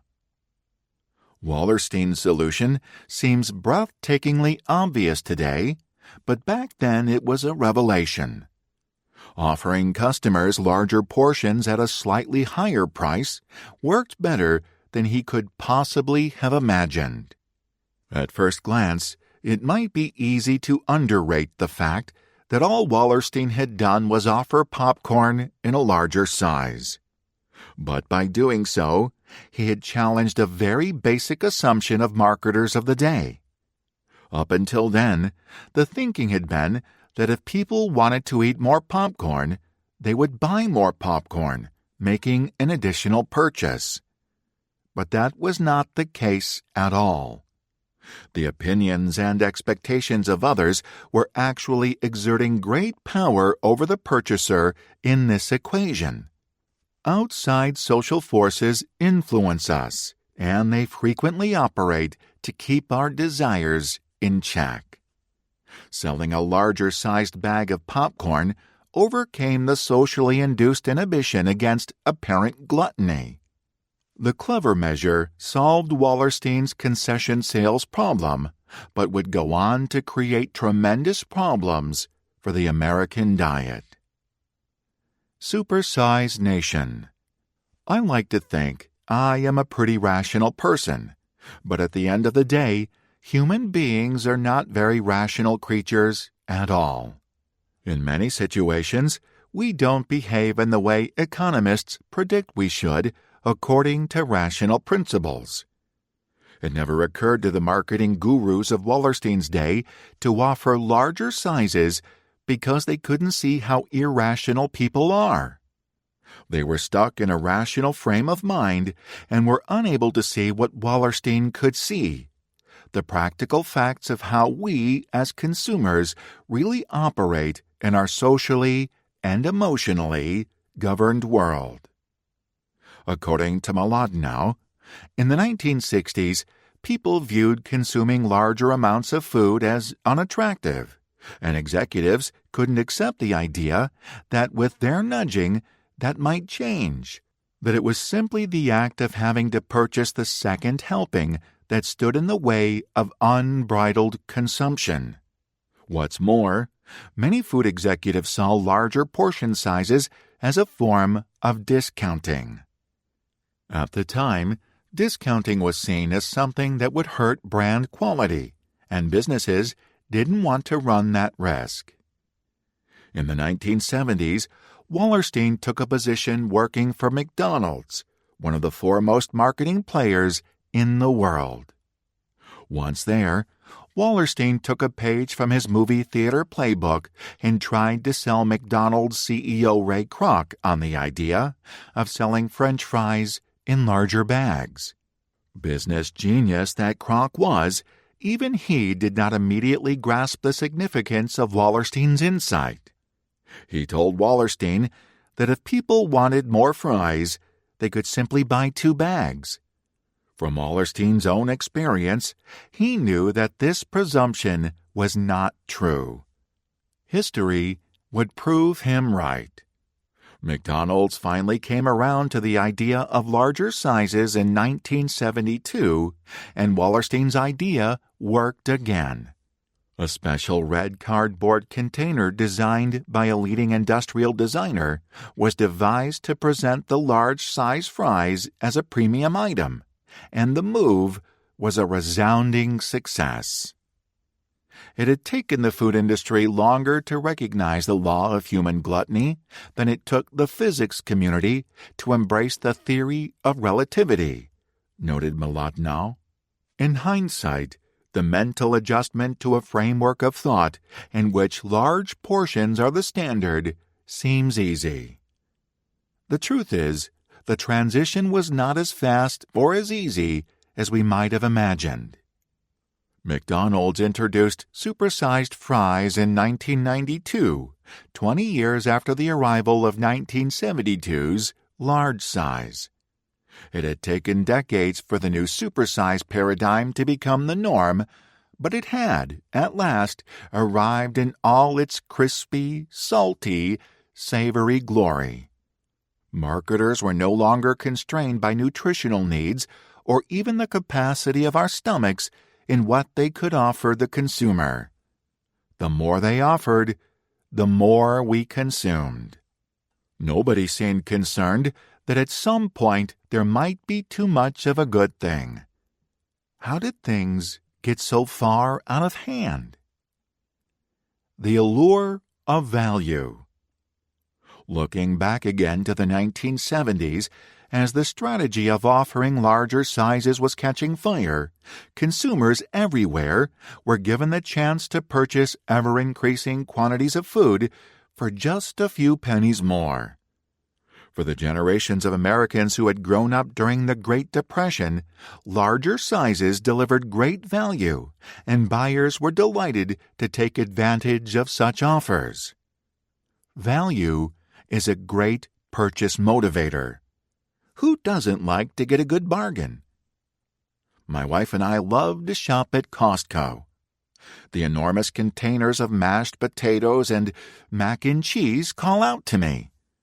However, I don't want to be eating the same thing every night for a week.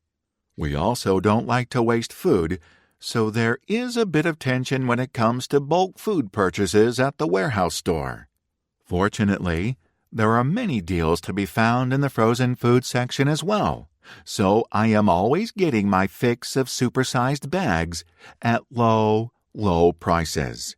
Strangely enough, despite the great prices, we still seem to spend a crazy amount of money on each visit. Good value, it seems, comes at a cost. The downside for the consumer of supersizing our purchases is much greater in the restaurant than it is in stores like Costco. French fries, soda, and popcorn in restaurants are not the same in their ultimate effect as supersized frozen foods, and certainly not the same as mega packs of toilet paper and light bulbs. If you buy too much toilet paper, you can stock the cupboards for a rainy day. But diners can't so easily sock away restaurant food until later. When confronted with an oversized meal, most of us just groan as we summon the willpower to finish the last few bites and clean our plate. There is actually no real value or benefit in eating more food than you want or more than you need. The financial benefit of getting a better value by a few pennies on supersized meals we don't need is nothing compared to the health cost we incur when we consume those excess calories. As America has seen since the 80s, there are dire public health consequences to thinking of extra-large servings of food as value. According to Yale University psychologist and obesity expert Kelly Brownell, Ph.D., in his book, Food Fight: The Inside Story of the Food Industry, America's Obesity Crisis, and What We Can Do About It, the trend toward large portions demonstrates the convergence of two uniquely American forces: the importance that Americans place on value, and marketers capitalizing on this tendency. It may seem like a deal When a restaurant offers an extra large serving for a small increase in price, but we all know the company is still making money. After all, McDonald's wouldn't be prodding us to buy the large size if they weren't going to profit from our choice. The math is actually pretty compelling for businesses selling larger sizes. It may only cost an extra nickel to produce the additional popcorn that goes into a large versus a medium-sized popcorn, but the vendor may charge the customer 39 cents more for the large size. The vendor reaps a large profit while appearing to offer a great deal. Of course, we generally don't care if the movie theater owner is making money off the large size if we are saving money as well. It seems like a win-win. The cost of supersizing. I can't be the only person who has stood in line at the movie theater concession stand to buy popcorn and done the math only to realize I could get 25% more popcorn for an extra quarter. My next thought is, inevitably, that I don't really need the extra popcorn. And then I buy it anyway.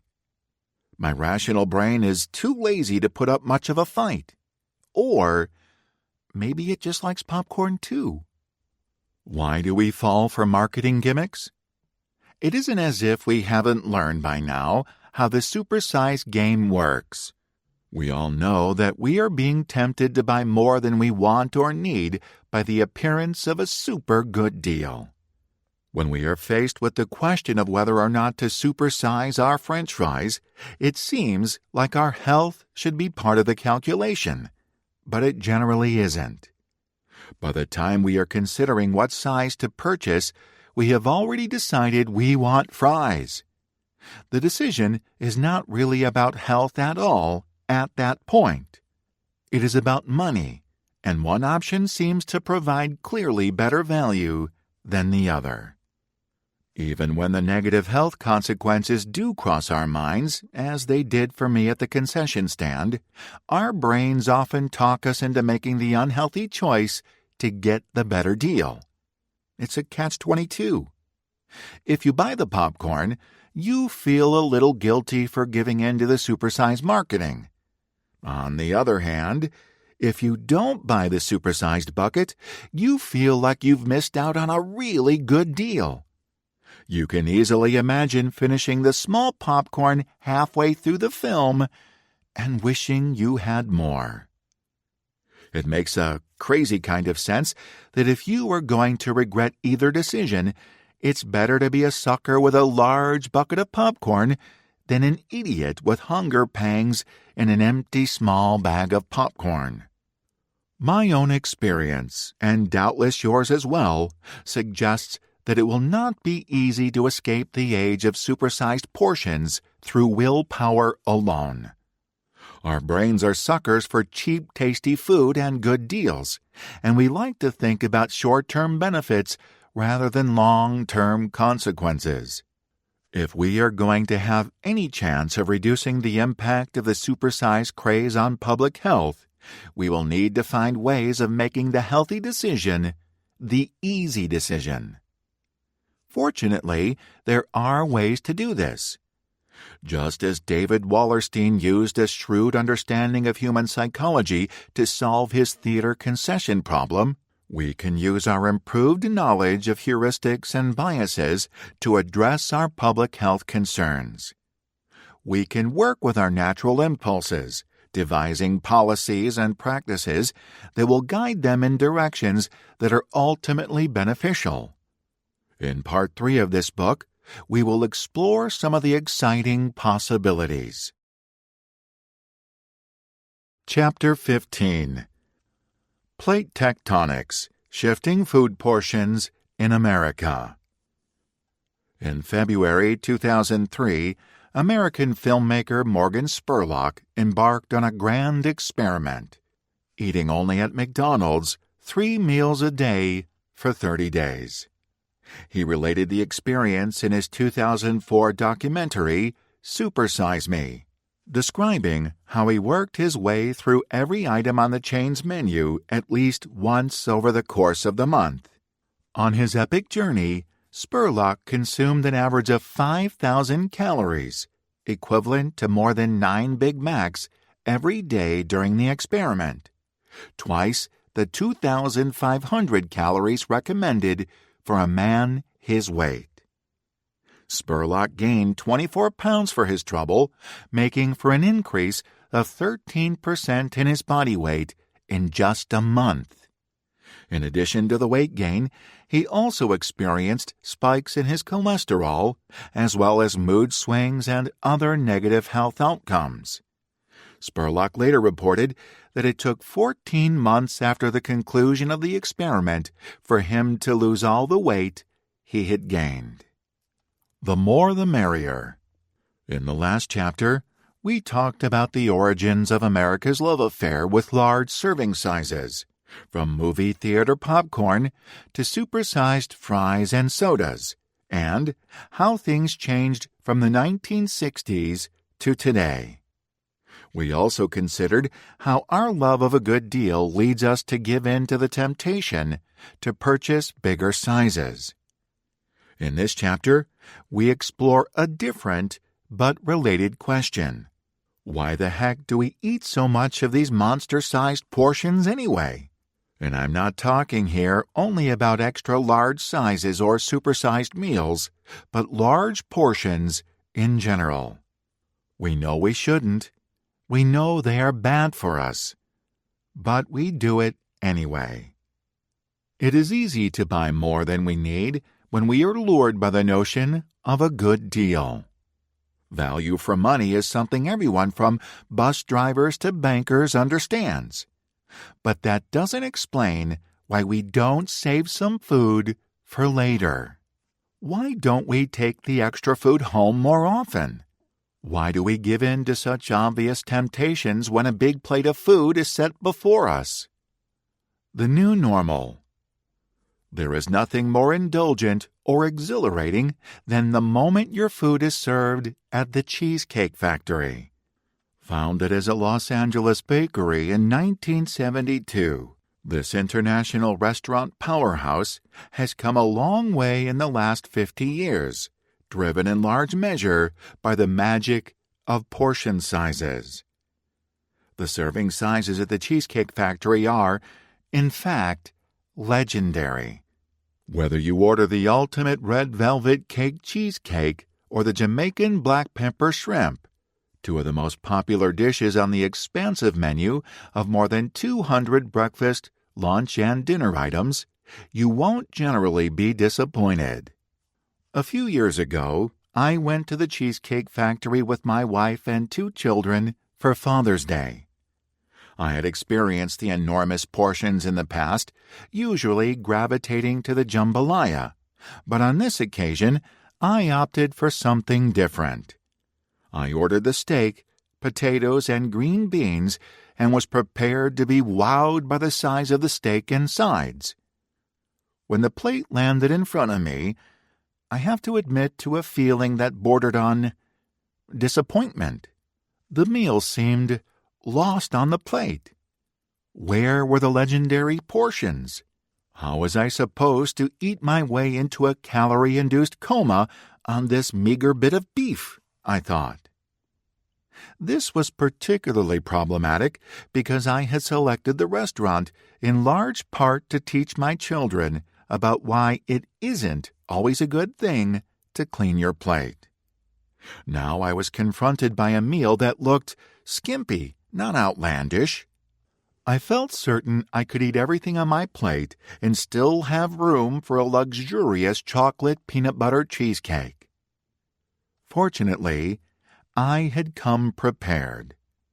From my wife's purse, I pulled out a 9-inch paper plate that we had brought as part of my lesson for the kids.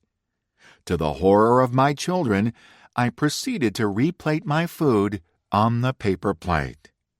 To my astonishment, it only took half the meal to completely fill the 9-inch plate to overflowing.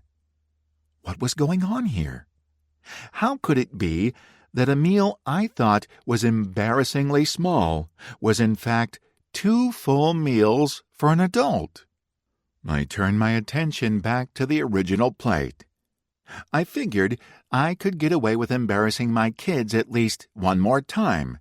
It was Father's Day, so I pulled out a tape measure I had brought along for just such an emergency. The Cheesecake Factory dinner plate turned out to be 15 inches long and 12 inches wide. That means the plate's area was about 25% greater than the 12-inch dinner plate that is the norm in America today, which was more than twice the area of the 9-inch dinner plate I had brought. Now, a 9-inch plate may seem more appropriate for a salad plate than a dinner plate, but that is actually the average dinner plate size from the 1950s. How times change.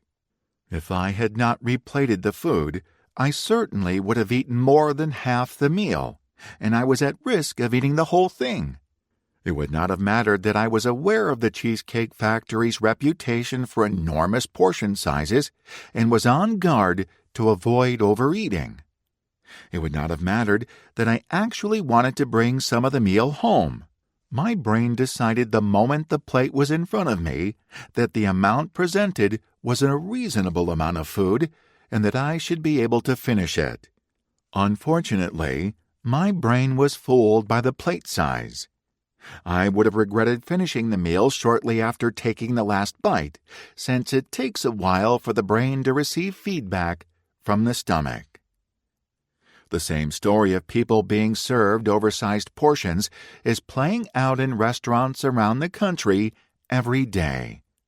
However, most people aren't armed with tape measures and smaller plates to protect themselves from their own inclinations. Bigger isn't always better. The United States is a magnet for tourists from around the world. Some want to experience the wonders of Disney's Magic Kingdom in Orlando, Florida, or the natural beauty of Yellowstone National Park in Wyoming, while others prefer the more grown-up pleasures of the Las Vegas Strip. They come for many reasons to see many things, but visitors from other parts of the world always have at least one common experience. Whether they are supping in the Outback Steakhouse, the Olive Garden, or an all-you-can-eat Chinese buffet, the visitors will discover that serving sizes in American restaurants are, compared to what they know back home, gargantuan. Some visitors might imagine there to be a bit of hype in the stories they have heard from fellow travelers, but then they arrive and find that it isn't an urban legend after all. The Bigfoot of American portion sizes is real. Whether the visitor is arriving from France, Japan, Brazil, or Nairobi, the result will be the same. Awe at the amount of food they are served and expected to eat. The large servings are not restricted to restaurants like the Cheesecake Factory, McDonald's, and all-you-can-eat buffets. Big portions are the norm nowadays, even before you supersize them. Anecdotes might be dismissed in serious analysis, but there is also plenty of hard evidence to back up these impressions. Studies comparing serving sizes at fast food and other restaurants in the United States and places like France confirm what tourists have known for a long time. The differences are not just in perception, but are, in fact, quite real. The differences in serving sizes are not limited to restaurants, however. They also extend to portion sizes of packaged goods, and even to the sizes of our homes. It is tempting to point to cultural differences as the drivers of portion sizes. After all, diners in Paris live in a very different environment than Americans across the ocean. Parisians walk more, and they linger over their meals in ways that might contribute to narrower waistlines. On the other hand, they also consume more butter and fat in their dishes, which generally aren't recommended for those trying to slim down. Of course, Americans haven't always had a culture that promoted large portions. It is a trend that really took off in earnest in the 1970s, as we've discussed. And other countries are not immune from changing cultural norms or the health consequences that follow from them. The citizens of many countries are now following in the footsteps of Americans when it comes to consumption patterns around serving sizes, with obesity rates skyrocketing even in places like France as a result. The joy of cooking. I'm certainly no master chef, but I do enjoy preparing new dishes. I usually search for recipes using Google, but every once in a while, I open a cookbook and look for something exciting, usually something spicy. Paging through a good cookbook is like being a gastronomic tourist on a culinary adventure. Perfecting a recipe must be hard work, but have you ever wondered how they decide what the correct serving size is for the garlic mashed potatoes or the fettuccine alfredo? The recipe always tells you how many it will serve, but how do the cookbook authors decide what an appropriate serving size is? Much has been written over the last few decades about expanding portion sizes. We see the increases everywhere we look. Food companies promote the bigger size with, now 25% larger, on the packages. And fast food restaurants blanket the internet with ads about big savings on big sizes. It's not just food companies and restaurants who call attention to portion sizes.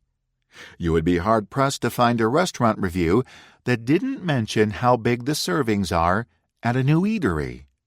Even diet food companies promoting portion control have gotten into the act. You can now buy larger sizes of lean cuisine and Weight Watchers frozen dinners. Increasing portion sizes didn't happen overnight. It required a wholesale revamping of our foodscape, including the pots, pans, and plates we use to prepare and serve our food. University of New York professor Marion Nessel notes, restaurants are using larger dinner plates. Bakers are selling larger muffin tins, pizzerias are using larger pans, and fast food companies are using larger drink and French fry containers. In one of my favorite studies ever, Nessel and her colleague Professor Lisa Young, also of NYU, dusted off copies of Joy of Cooking and other classic cookbooks that spanned more than 3 decades and sifted through the recipes. They identified 181 recipes for cookies and desserts that appeared in each edition throughout the period. What they found is that while the recipes stayed the same over time, the number of servings one could expect to get from the recipe declined, which meant that the authors expected portions of each dessert to be larger in later editions than they had in earlier editions. In the 1970s, only a handful of recipes indicated larger portions than previous editions. But by the end of the 1990s, nearly half the portion sizes in the recipes had to be adjusted. The cookbook authors had little choice but to adjust the portion sizes, as consumer expectations about what a typical portion size looked like had changed dramatically. The larger sizes came to be viewed as normal and expected. Restaurants that offered serving sizes typical of the 1960s wouldn't last long in a climate where quantity was synonymous with value. And American appetites knew no bounds. The new abnormal. Just how much has changed over the last 50 years is hard to discern when we are only looking at the options on the menus of restaurants today. To really understand how far we have come, we must travel back in time. Ray Kroc founded the McDonald's Corporation in 1955. At that time, a typical fast food burger weighed just 3.9 ounces. Now keep in mind, that's not the weight of the hamburger patty, that's the weight of the entire burger, patty, bun, and condiments added together. Today, the typical burger weighs in at 12 ounces, or well over 3 times the 1955 total. An average order of fries has grown from 2.4 ounces to 6.7 ounces. A large order of fries from McDonald's in 1970 is the same as what you'll get if you ask for a small order today. It boggles the mind to think about what constituted a normal adult meal back then and what we have come to expect today. Still having trouble imagining how out of hand things have gotten? Consider the fact that a cheeseburger, fries, and milkshake from Five Guys contains nearly 3,000 calories, which is on the upper end of what an adult male would normally consume in a full day. Burgers and fries are not the only products that have seen remarkable growth.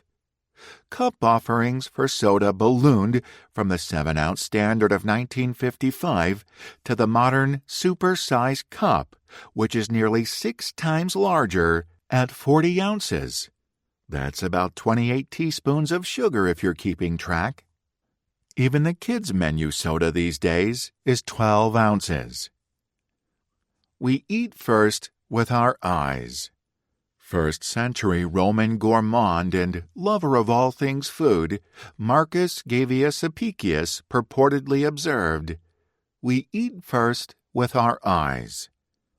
I can certainly attest to the impact on my mind and body of seeing a scrumptious dish. My mouth begins to water like a Pavlovian dog as I imagine the first succulent taste of my meal. Before the food has had a chance to dazzle my palate with savory flavors, my mind has already taken the first bite and pronounced judgment over the dish. Decades of research demonstrate the importance of the visual perception of food on our experience before we take that first bite. But what about the last bite? What impact do visual cues play on how we feel about that very last bite?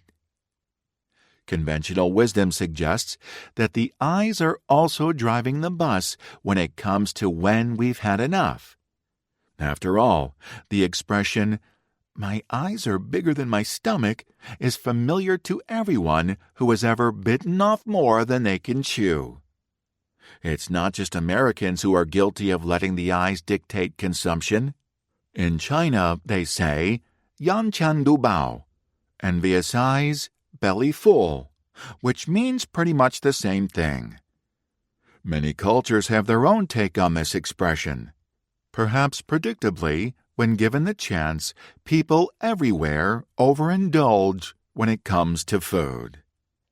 Never trust your gut. Researchers in the 1970s wanted to put this folk wisdom to the test, so they devised an ingenious experiment that involved eating soup from a tube.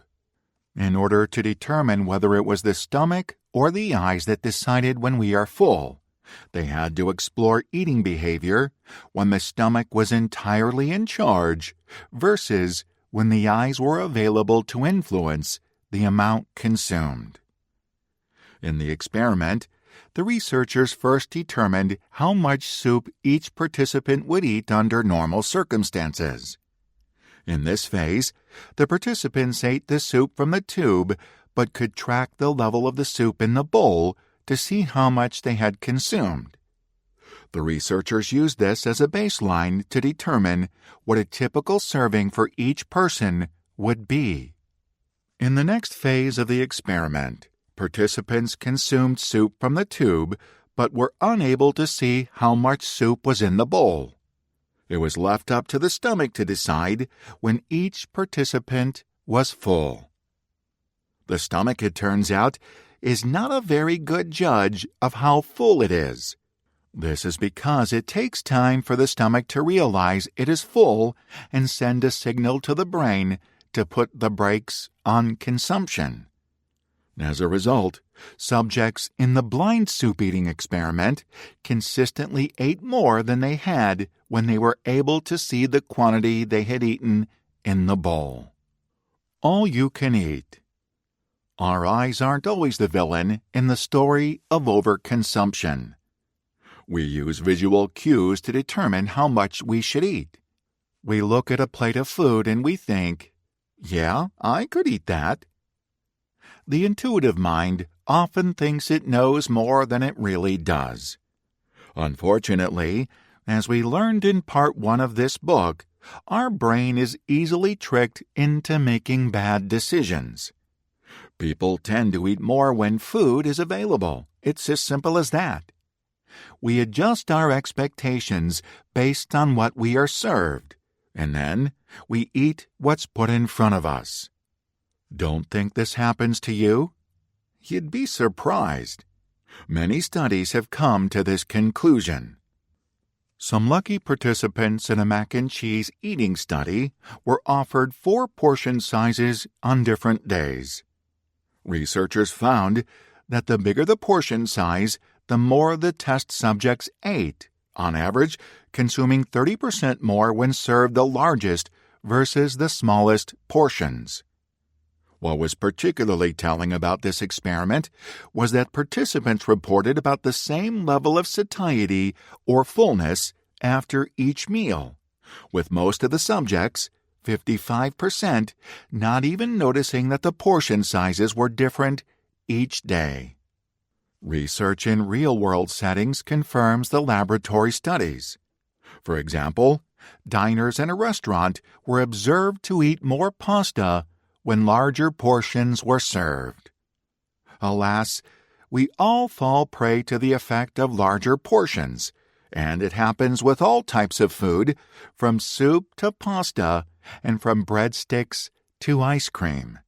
We are at least predictable in our gluttony. A light in the darkness. If it isn't just pasta with creamy Alfredo or spicy marinara sauce that tempts us to eat more when we are presented with larger portion sizes, then this cloud has a silver lining. The effect can also be exploited to get us to eat more of what's good for us. Experiments have demonstrated that increases in vegetable portion sizes lead to more vegetable consumption when meat and grain portions are kept constant. The deliberate use of portion sizes to influence eating behavior for healthful physical benefit rather than for ultimately harmful profit points to the foodscape of the future. Such behavioral interventions are invisible influences that work at a subconscious level. They don't require that we be aware of them for them to do their job. In fact, the less we know about them, perhaps the better. Behavioral interventions in the form of package sizes, portion sizes, and plate sizes can reset what our mind thinks of as appropriate or normal for food consumption. Half a sandwich is still a sandwich. The explosive growth in food portions since the 1970s makes portion size an obvious and appropriate target for positive change in our foodscape. However, our tendency to view any serving presented to us as the appropriate portion to consume is not the only cognitive bias at work when it comes to overeating. Research suggests that we are also influenced by the number of items served. In one study, subjects were offered sandwiches cut to different sizes on 4 separate days. As with the mac and cheese study, significantly more was eaten when the sandwich portion size was larger. But sandwiches are not the same as a dish like mac and cheese. It's hard to tell how much macaroni and cheese you're consuming when you eat from different sized bowls each day, but most of us know that 2 half sandwiches equal 1 sandwich. In a different study, scientists placed Tootsie Rolls in bowls in a public area of an office. On alternate days, there were small or large-size candies set out for anyone to take. The weight of available candy was the same each day, but the size of the candy bars, and therefore the number of them, varied. Nobody confuses a full-size Snickers bar with a fun-size bar. Researchers found that the weight of the candy taken was greater when the unit size was larger. In other words, people tended to take a serving whether it was large or small. The researchers also offered some of the candy in its original size as well as cut in half. Offering half-size Tootsie Rolls halved the amount consumed. As before, the same number of candies were consumed, but the weight of the candy was less. Office visitors were not confused or misled about the size of the portions. Instead, there was a cognitive bias at work that told them it was appropriate to consume only a particular number of candies, regardless of their size. This is why participants in the first study ate less when presented with plates of sandwiches cut in half. Psychologists refer to this as a unit bias, which is a perceived appropriate number to eat when presented with a food in a particular form, such as a piece of candy or part of a sandwich. Smaller sizes led to less consumption, even though there was available exactly the same overall amount, and there were no apparent consequences associated with eating more. Back in the 1960s, David Wallerstein was bumping against unit bias when he was trying to get customers to buy more popcorn, and later when he went to McDonald's and was trying to get people to eat more fries. He just didn't have a name for it. He imagined people feeling embarrassed at the thought of going back for more, but it turns out that feeling that a single bag was the right amount to eat was a concept even more deeply ingrained than he imagined. We have an inherent feel or perception of the appropriate number of items to eat of some foods. Wallerstein discovered that larger sizes didn't trigger unit bias, and the rest of the world soon followed his lead. Just as larger sizes can lead us to consume more, research also demonstrates the beneficial power smaller unit sizes, in addition to smaller portion sizes, can have on consumption. Lowball versus a highball glass. I like the idea of being a bartender at a swanky Manhattan bar with dark wood panels on the walls and leather chairs where patrons relax over cocktails and top-shelf whiskey during happy hour, then continue the banter and the drinking well into the night. What I don't like about the idea is the thought of memorizing dozens and dozens of different recipes for cocktails.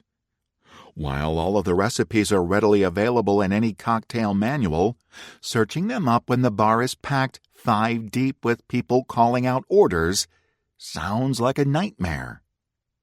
Then there are the glasses. You also have to remember which drink is served in which glass. Sure, it is safe to say that a martini should come in a martini glass, but some might prefer it in a coupe glass to prevent spillage. And when should you use a highball glass versus a lowball glass? Bartenders usually don't have degrees in behavioral economics, but they probably deserve them. The combination of cocktail and glass is not chance.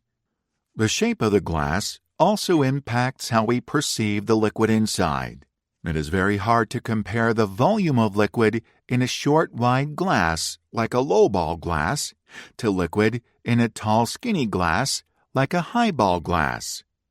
We overestimate the amount of the tall glass and underestimate the volume in the short glass. Psychologists referred to this as the vertical-horizontal illusion. When we pour a drink, we use the height of the liquid to estimate how much we've poured. This seems like a reasonable approach, but it doesn't take account of the shape of the glass. Researchers found that when teenagers were asked to pour drinks into short, wide glasses, they poured nearly twice as much compared to when they poured into tall, skinny glasses.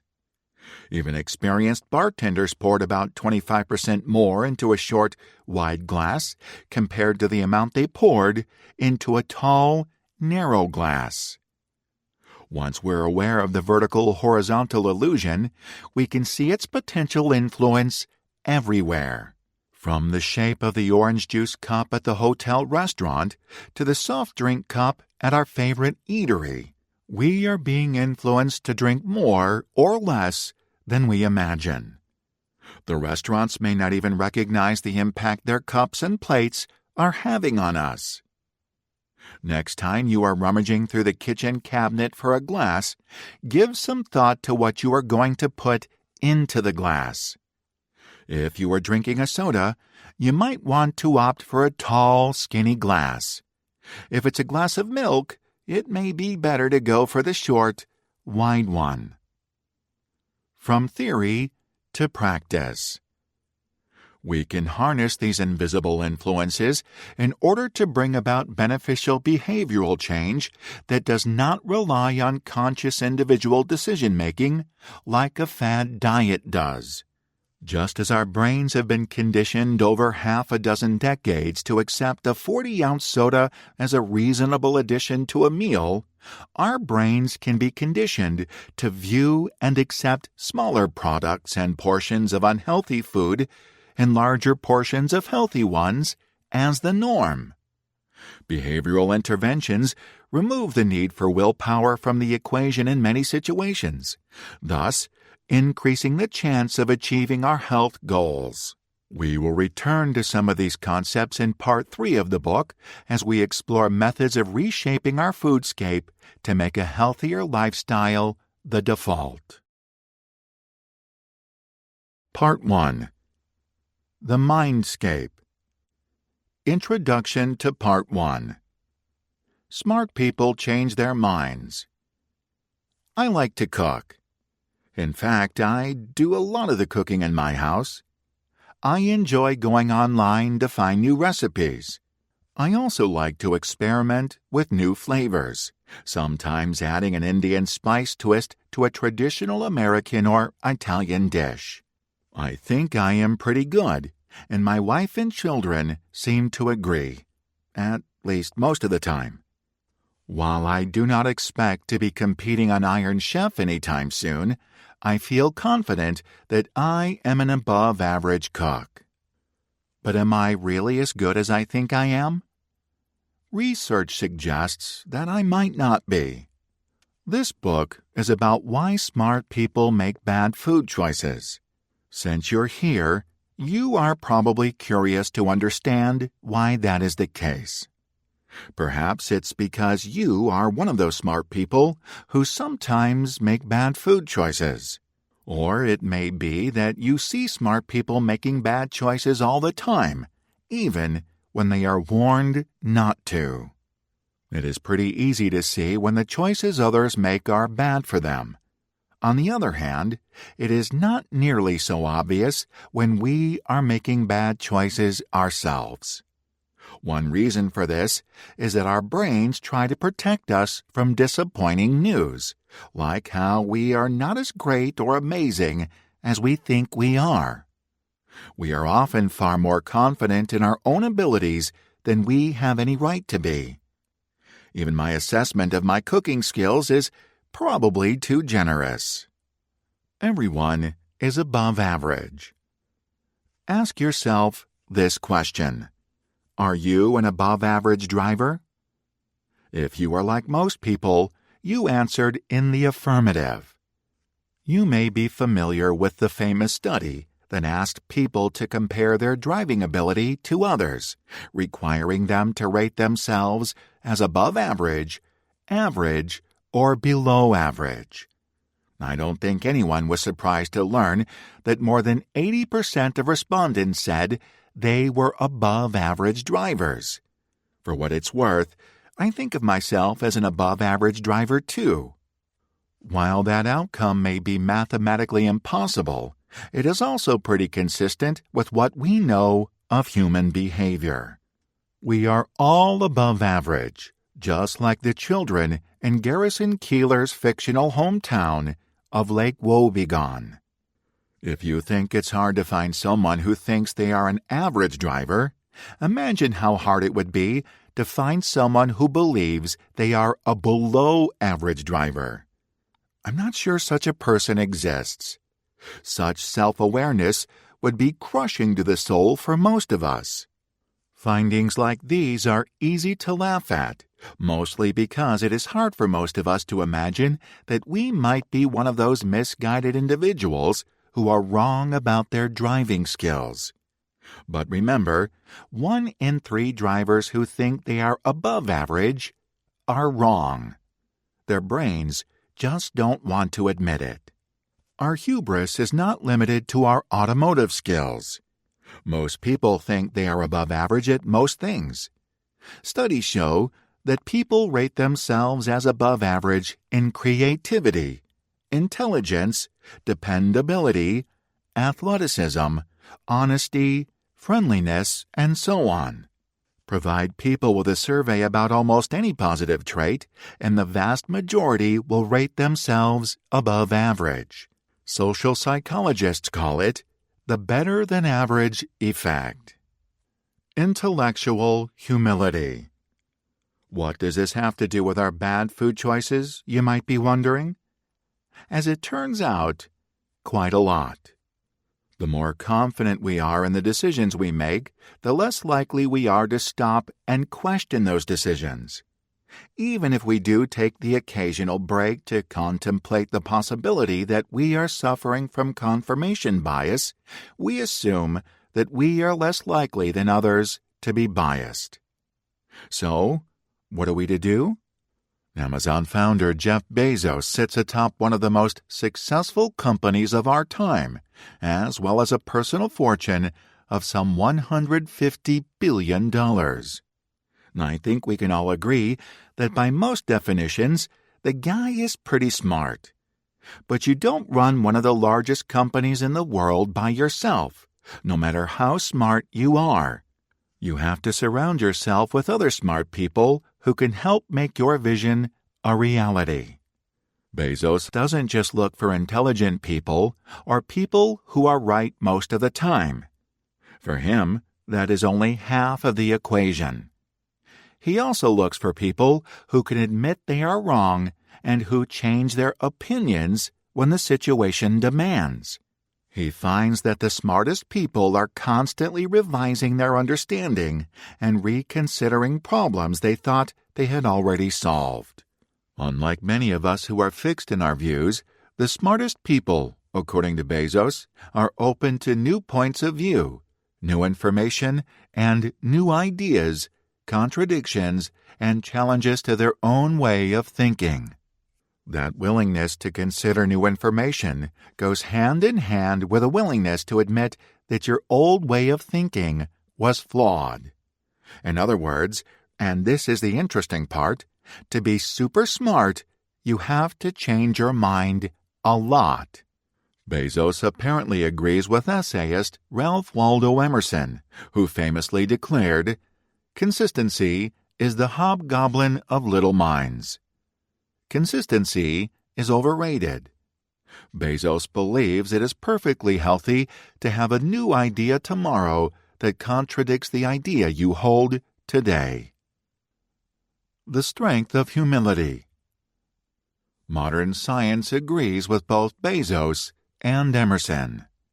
Psychologists refer to this flexibility of mind as intellectual humility. Studies of decision-making show that people who are more willing to entertain the idea that they might be wrong make markedly better choices. Rather than thinking of being wrong as a sign of stupidity or ignorance, we should see it as a sign of curiosity, openness to new information, and ultimately, intelligence. In an increasingly interconnected and complicated world, the willingness to revise our views is more critical than ever. In the food sphere, we are inundated with information from every direction promising cures for all manner of ills, from superfoods that protect us from diseases to diets that help us live long and happy lives. The latest scientific discoveries are amplified by the news media and then twisted and distorted until they bear little resemblance to the actual findings of the scientists who conducted the research. In this way, nutrition studies showing vague associations between some food, ingredient, or supplement and heart health in mice are promoted on the news and on social media as critical findings for public health or even miracle cures. Good science travels quickly, but inflated or dubious information travels at the speed of light. Technology makes it easier to amplify and spread questionable information incredibly quickly. To guard against false and misleading information, we need to be both curious and intellectually humble. Open minds. I imagine many nodding along with the advice that we should be intellectually humble and that we should change our minds when we learn new facts. If I posed the question, do you consider yourself open-minded? What would you say? I imagine that nearly 100% of you would agree that they are open-minded. That's the kind of person who listens to a book like this, after all. Now ask yourself, when was the last time you changed your mind? Was it last week, last month, or maybe last year?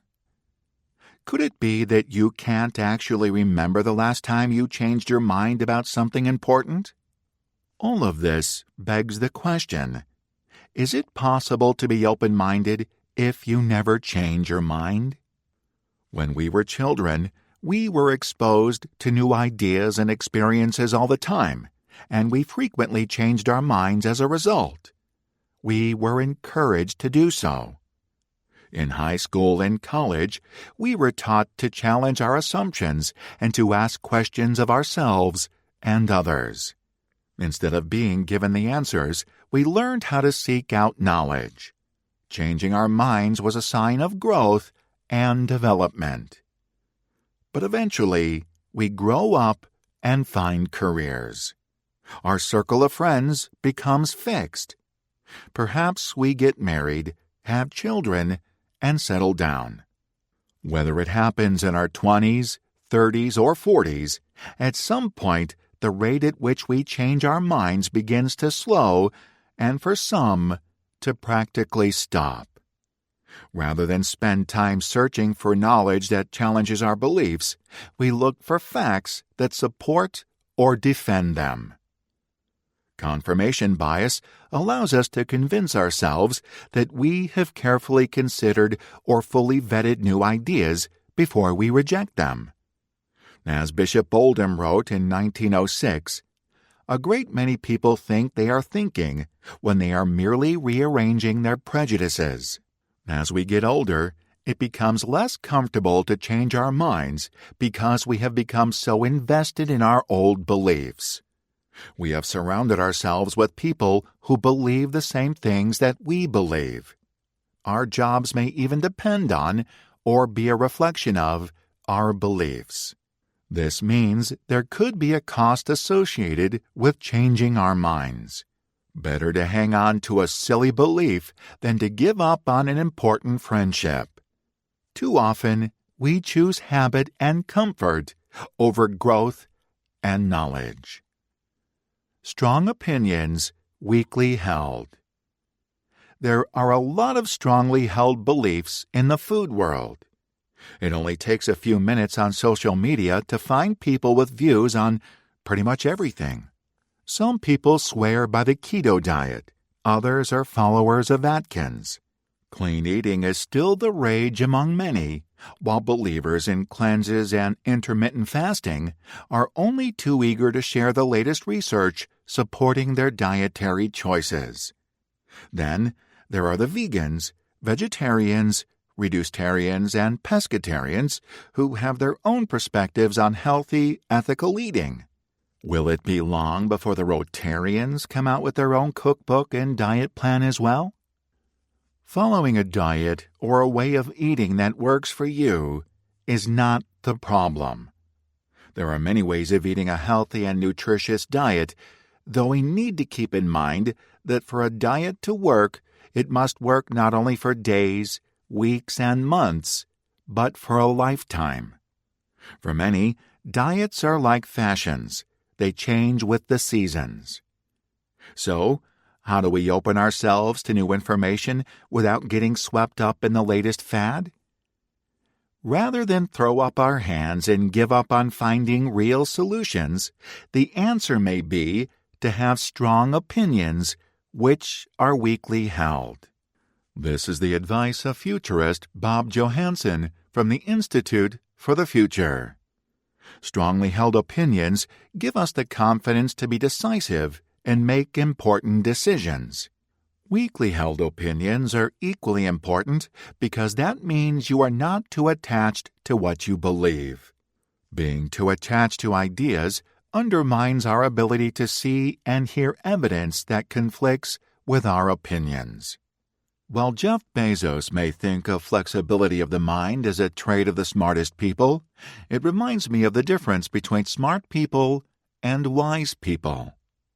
Smart people are those who know a lot, but nonetheless they sometimes make bad choices, because all people sometimes make bad choices.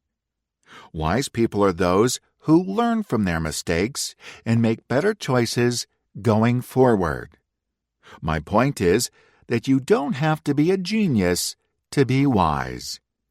In the struggle to make better choices, our brains are sometimes working against us. Our biases often lead us in the wrong direction, particularly when it comes to food. Fortunately, we can do something about that. This book lays out many of the ways our brains trick and mislead us. Awareness of these biases and cognitive errors will greatly reduce the mischief that they cause in your life. In order for us to make good decisions about the food we eat, we need to be willing to change our minds about food, but also about other things in our lives as well. By entertaining the possibility that we might be wrong and embracing genuine intellectual humility, we can move past the illusions of the better-than-average effect and make choices that are truly better. Chapter 16. The Limits of Labels. If knowledge is power, then more knowledge must, by definition, make us more powerful, right? Maybe. Maybe not. I love the smell of coffee. Walking into a Swings Coffee in Washington, D.C., I inhaled deeply the aroma of freshly ground coffee and exhale a sigh of relief as the day's worries slip away.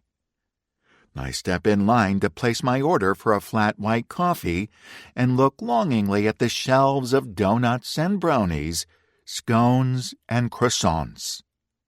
Most coffee shops have their desserts behind a glass counter so you can see all the tasty morsels to accompany your coffee. Next to the desserts is usually a card telling you how much it's going to cost to satisfy that craving. You may have noticed that nowadays the card also includes calorie information, letting you know how much it is going to set you back, nutritionally speaking, as well. Whether at a grocery store or a coffee shop, it is hard to argue with the idea of providing nutrition information to consumers about the contents of foods. The knowledge gap. The multi-billion-dollar diet industry is built on the notion that the more we know about the food we eat, the healthier we will be. The whole point of nutrition labels and menu labeling, after all, is to provide consumers with tools to make healthier food choices. Of course, information and knowledge are not the same thing. In 1960, very few Americans were obese. It wasn't because people back then were paragons of virtue. They were not watching what they ate and avoiding unhealthy foods. In fact, consumers in the 60s were using lard to fry their chicken and baking with plenty of butter. TV dinners were the rage because they saved time in the kitchen, not because they were healthy options. Consumers back then knew nothing about nutrition. Things have changed a lot in the last 60 years. Consumers have never known more about health and nutrition than they do today. We know about the dangers of saturated fats and the virtues of omega-3 fatty acids. We have access to low-fat, low-sodium, and low-sugar versions of our favorite foods. We know about the linkages of diet and health. We realize that fatty foods contribute to cardiovascular disease and that carbohydrates with a high glycemic index leads to diabetes. In fact, we are remarkably well informed about our food and its impacts on our physical health. And despite all this information, Americans have never been more overweight and obese. What's going on here? American waistlines have been expanding for decades. For nearly as long, nutritionists, public health officials, and food policy wonks have advocated for the federal government to do something about it. The dietary guidelines were supposed to inform good food choices, but as we learned in Chapter 12, far from driving better health outcomes, the guidelines kicked off a wave of low-fat, low-sugar, and low-sodium products that muddied the nutritional waters rather than clearing them. A brief history of nutrition labeling. If you have ever picked up a package of cornflakes, can of cola, or a box of macaroni and cheese, you have seen the FDA-mandated Nutrition Facts label, which is prominently displayed on the back of packaged food products in the United States. Although we take the existence of the Nutrition Facts panel for granted today, not so long ago, it didn't exist. In November 1990, the Nutrition Labeling and Education Act, NLEA, was signed into law. It was the culmination of years of effort and lobbying by consumer groups. The law had two primary objectives. The first was to provide information on food labels to help consumers make better food choices. The second was to encourage food companies to produce healthier food. Consumer groups hoped that once consumers had a chance to see just how unhealthy many foods were, the food companies would rush to reformulate their products to make them less unhealthy and, perhaps eventually, healthier. Prior to the NLEA, mandatory information on packaged foods was limited. It seems a bit shocking today, but at that time, nutrition information was required only on foods making a nutrition claim and on those specially enhanced with vitamins, minerals, or protein. The latter requirement explains why all my early memories of nutrition fact panels came from boxes of cereal fortified with so many essential vitamins and minerals that I stared at while sitting at the kitchen table having breakfast before school. The NLEA changed all that and required food packages to contain a detailed, standardized nutrition facts label. This mini placard includes information such as serving size, the number of calories, grams of fat, saturated fat, total carbohydrate, fiber, sugars and protein, milligrams of cholesterol and sodium, and quantities of certain vitamins and minerals.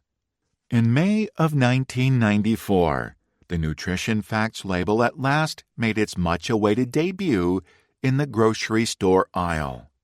On January 1, 2020, 25 years after the first Nutrition Facts label appeared on packages, a revised facts panel showed up in grocery stores. Tweaks to the design and information required to be on the package were aimed at enhancing the usability of the label by consumers. Do shoppers read labels? So, how often do you read nutrition labels on foods? Do you regularly use them to choose between brands of cereal or energy bars? If you do read labels, what role does the nutrition information play in your food choices? More importantly, do nutrition labels help us make better choices that contribute to improved health? If you were to ask officials at the Food and Drug Administration whether food labels work, they would probably say yes. Similarly, consumer interest groups often highlight the importance of consumer information in the form of labels.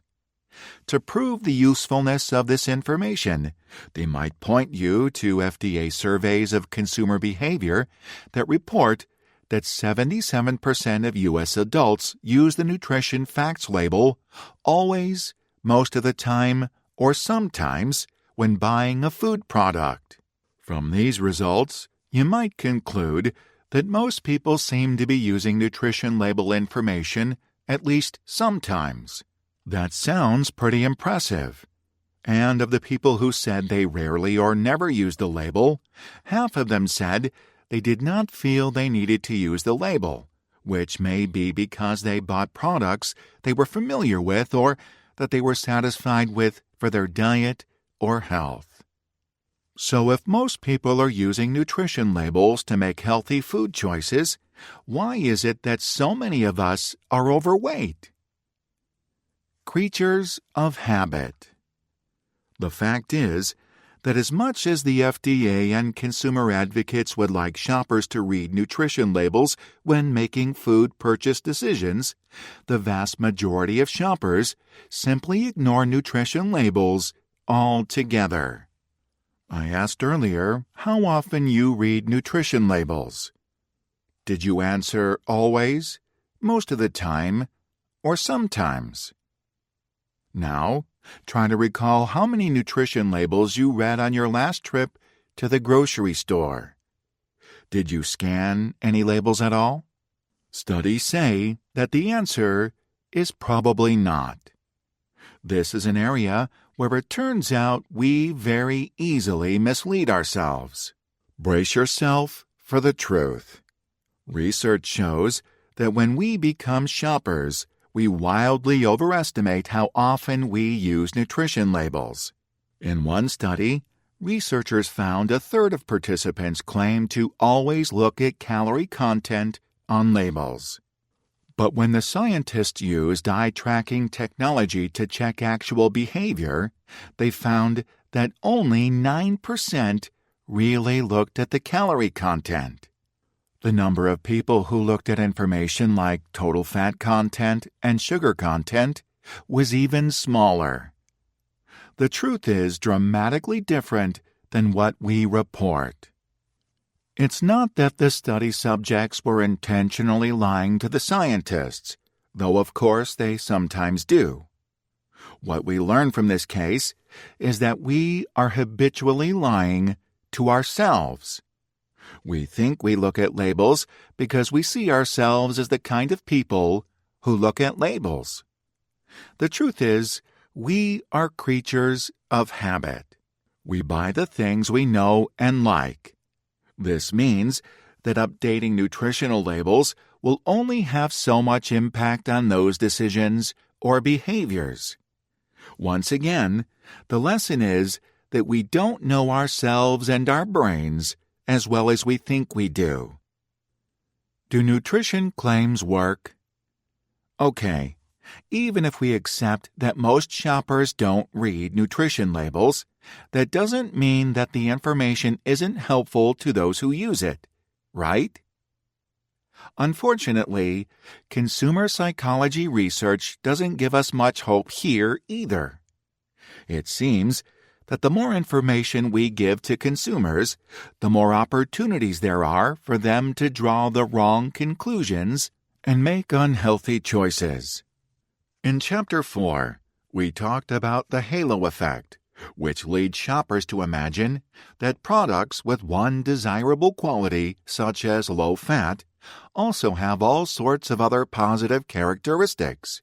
Adding more detail to front-of-package claims to avoid misleading claims doesn't help either, since such additions leads many shoppers to experience information overload, aka decision fatigue, remember Chapter 3, which results in the rational brain tuning out completely. This leaves the intuitive brain in charge of the final decision to buy or not to buy the product, and we all know what happens then. We can see the unhealthy results all around us. There doesn't appear to be any easy way to win. With simple information, we are open to manipulation by food marketing. With more detailed or complex information, we find it hard to make decisions, and we turn to mental shortcuts to help us make a selection, which can also lead to poor choices. Our cheating brains. Sure, making healthy food choices is hard, but we've all managed to make the healthy choice at one time or another. Doesn't this prove that nutrition claims and labels deliver positive results at least sometimes? Psychologists tell us, not so fast. The test of good shopping behavior is not whether or not we made one good purchase, but whether the basket of food is becoming healthier overall. Food decisions are not independent. When we check a label and make the nutritious choice over the tasty but unhealthy option, we feel good about ourselves, like we've won a small battle with obesity. And what do humans always do when they win a battle? They celebrate. This doesn't mean waiting until we get home to open a bottle of wine. Right there in the grocery store, we adjust our subsequent purchase or purchases based on earlier purchase decisions. As a result, a shopper who has purchased something healthy is more likely to buy an unhealthy product next. Psychologists refer to this method of choosing, balancing, self-licensing, or the licensing effect. These terms describe the way in which we reward good behavior by being indulgent. When we've done something good, we give ourselves permission to be a little bad as a reward. Our brains, it seems, often have the impulse control of 16-year-olds. So, what does this look like in practice? Let's say you walk through the snack aisle at the local grocery store. You want to buy the spicy Doritos, but somehow manage to avoid the salty, tangy temptation, and instead buy some not-so-yummy but definitely low-calorie rice cakes. Your brain screams, bland! Mission accomplished. Of course, deep inside us, some unconscious judge feels that such a display of mental resolve deserves to be rewarded. The healthy decision will accordingly give you license to buy an indulgent dessert or something else that is equally unhealthy. This happens because we feel virtuous for the first choice, so we feel we deserve to treat ourselves with the next choice. This is a huge problem. It is embedded deep in our hardwired psychology, and no nutritional label alone, no matter how improved and informative, is going to have the power to solve it. Are nutritional labels useless? FDA and consumer advocates should be realistic about the impacts of labels. If they expect that changes alone will make shoppers choose healthier, read less sugary, salty, fatty foods, they are likely to be disappointed. If the conclusions from research about shopper behavior are so grim, what is the use of providing information about added sugars or the calories in more realistic serving sizes on the new labels? There are two reasons why such information might be useful even if consumers don't use it.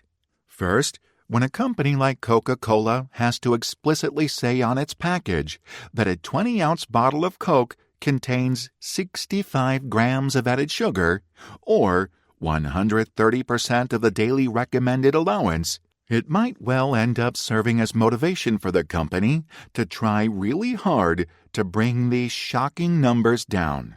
And in a competitive environment that values healthy food, there might very well be a fight to the bottom among the mega food companies to reduce unhealthy sugars in the products they sell. The second reason is that even if the label itself fails to have the direct intended effect, media attention given to a label change may succeed in having a positive effect on shopper behavior. When a label requirement for trans fat was introduced by the FDA in 2006, researchers Jeff Niederdeppe and Dominic Frosch found that the news coverage about the change was responsible for reduced sales of trans fat-laden foods. This occurred even though it was documented that consumers did not fully understand the dangers of eating foods containing trans fats. History of restaurant menu labeling. Consumer advocates and public health officials have argued that one of the most straightforward ways of addressing the supersize epidemic is to mandate the labeling of calorie information on restaurant menus. Menu labeling seemed like a simple way of giving consumers the information they needed to make smarter food choices. In 2018, the Affordable Care Act mandated menu labeling in all American restaurants, but New York City had gotten there first. In 2006, New York City became the first major city in the United States to adopt a menu labeling law. It went into effect in 2008. The city required all its restaurants to publish nutrition information about menu items.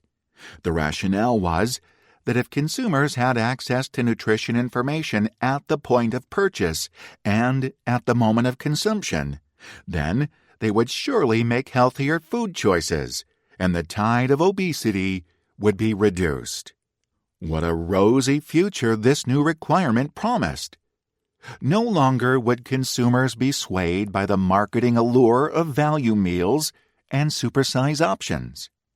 The menu and calorie information would be there staring them in the face as they chose their food. The negative health impact of those supersized meals would be plain for the world to see in their monstrous, outsized calorie counts. This information, proponents were certain, would guide consumers in their purchasing decisions, leading them to pass on the high-calorie burger in favor of the salad or skip the supersized fries in favor of the smaller edition. Calorie consumption would decline, and public health would improve. The presumption of the thoughtful and deliberate proponents of menu labeling was that consumers would be surprised and indeed shocked to learn how many calories were in the beverages and food items offered at their favorite restaurants. Consumers were assumed to be rational creatures who cared deeply about their health. The menu labeling proponents did not take into account the possibility that hungry consumers making decisions at fast food chain restaurants might care a lot more about convenience, price, and taste than about calories, no matter what the numbers were. Further diminishing the possible effect of the new regulation was the fact that consumers who cared about calories were already likely to have been well informed, since calorie information was already available if one cared to look. For consumers who were not well informed, the direction of the policy's effect would depend on the direction of the surprise about the calorie counts. While some consumers might indeed learn that they were underestimating the calorie content of their favorite menu items, others might actually learn that they were overestimating and might be more indulgent in future purchases. Still others might deliberately seek out the high-calorie items, which might be perceived as a better value than low-calorie alternatives, especially to hard-working laborers or cost-conscious buyers who depend on low-cost calories to sustain them. About as well as expected. George Lowenstein, a behavioral economist at Carnegie Mellon University, did not anticipate big public health improvements as a result of the menu labeling requirement.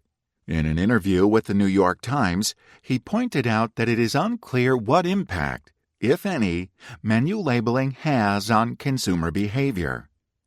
There are very few cases where social scientists have documented that giving people information has changed their behavior very much, Lowenstein said.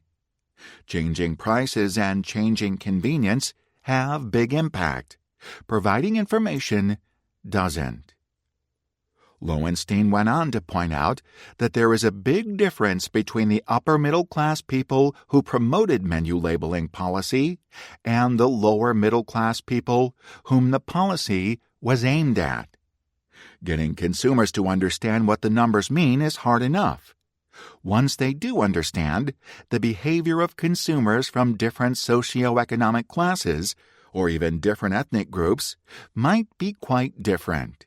While one group may use the information to inform healthier decisions, others might use it to maximize their calories per dollar. After all, more calories per dollar can sound like a good value. Much ado about nothing. Following the implementation of New York City's dramatic menu labeling requirement, a number of studies were conducted to try to answer some of these questions. Interestingly, the studies showed that the posted calorie information did increase the likelihood of customers reporting having seen nutrition information in the restaurant, reporting using the information, and reporting using it to reduce the number of calories consumed, which all seems like good news. However, the effects all declined over time. And unfortunately, if not very surprisingly from our current perspective, the studies found no overall impacts on calories purchased. Not only did calorie information on fast food restaurant menu boards not affect purchases or consumption, but it did not appear to reduce customers' frequency of visiting fast food restaurants either. Ultimately, the researchers were not able to find any consistent change in the nutritional content of foods and beverages purchased at fast food locations as a result of the regulation. The entire enterprise had been based on a faulty premise and a deeply incorrect understanding of human food psychology. National menu labeling. Despite the general failure of New York's experiment with menu labeling, in May 2018, the U.S. Food and Drug Administration imposed the same policy across America with the national menu labeling provision of the 2010 Affordable Care Act. Like the New York City rule, the FDA law required food chains with 20 or more locations to label their menus with calorie information for all items offered, and to post a statement about the recommended total daily calorie intake to provide context for the calorie numbers. The purpose of the national policy was twofold. First, to increase awareness of the calorie content of foods offered at chain food establishments, which was often underestimated, and second, to encourage restaurants to offer lower-calorie items. The ultimate goal of the policy, of course, was to reduce obesity and its costly related chronic diseases.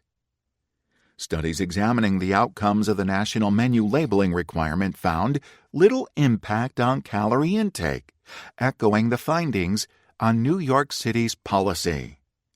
While there was a slight decrease in calories consumed at fast food restaurants immediately following implementation of the labeling rule, this initial decrease slowly disappeared over the course of just a single year as consumers returned to the previous habits. The limits of labels. The failure of nutrition facts and menu labels to address the obesity epidemic is no reason to give up on such interventions. Many countries are now exploring new approaches that rely on insights into consumer behavior as they try to design new front-of-package labels that may be more effective. And there are other completely different ways of addressing these problems that avoid scolding labels entirely, as we'll see when we talk about environmental solutions. The challenge of devising effective food labels is made more difficult by the fact that we now realize that many people simply don't want to have more information, especially in certain circumstances. In Cass Sunstein's book, Too Much Information, he recounts a story from the time he was working for the Obama administration and had just overseen the publication of the rules for menu labeling. He sent a note to a friend, excited by the prospect of giving consumers this new tool to make healthier food choices. The menu labeling requirement applied to restaurants as well as other businesses, like movie theaters. The friend wrote back, "Cass ruined popcorn." Sunstein immediately understood her point. People go to movie theaters for fun. They don't want to have to think about how unhealthy the popcorn is as the lights drop and the movie begins. When it comes to information and how we devise our food policies, it is better to live in the world of facts, results, and truth rather than a world of wishes, intentions, and illusions. Transparency makes good decisions possible, but it is obviously not enough.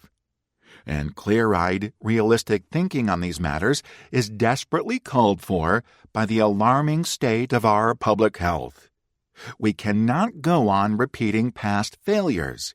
We need approaches that recognize the ways that food decisions are made by real human beings, not imaginary creatures more rational and responsible than we are in real life.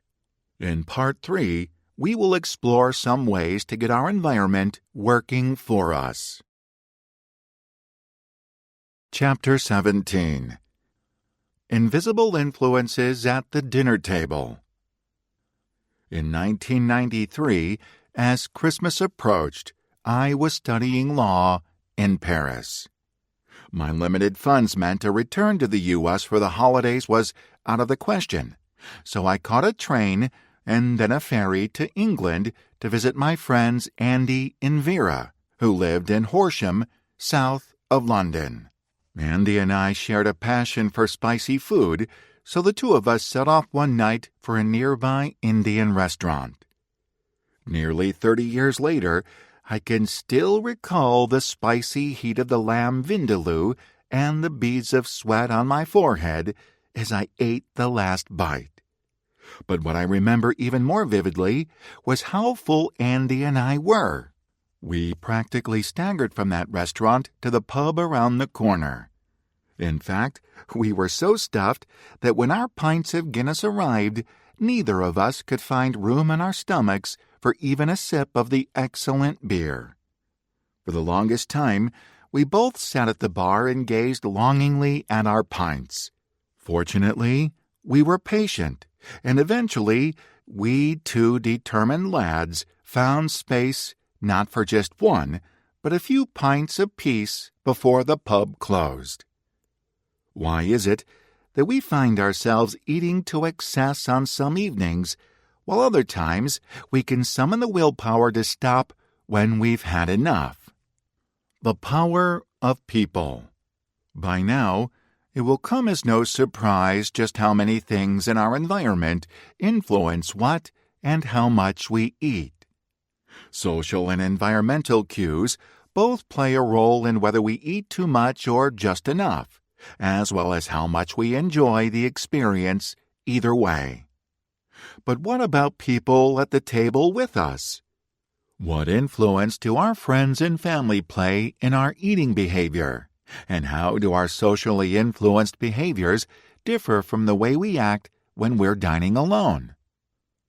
In order to understand the influence of our dining companions on our eating behavior, we can turn to the work of health psychologist John DeCastro.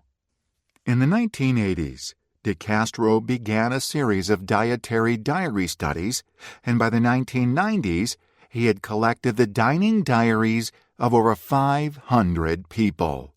Each participant in the study recorded their daily meals and consumption habits, but also wrote down details about whether they ate alone or in the company of others.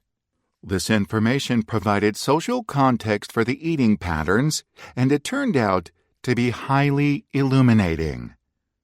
What relationship might our consumption have to the presence of others at the table?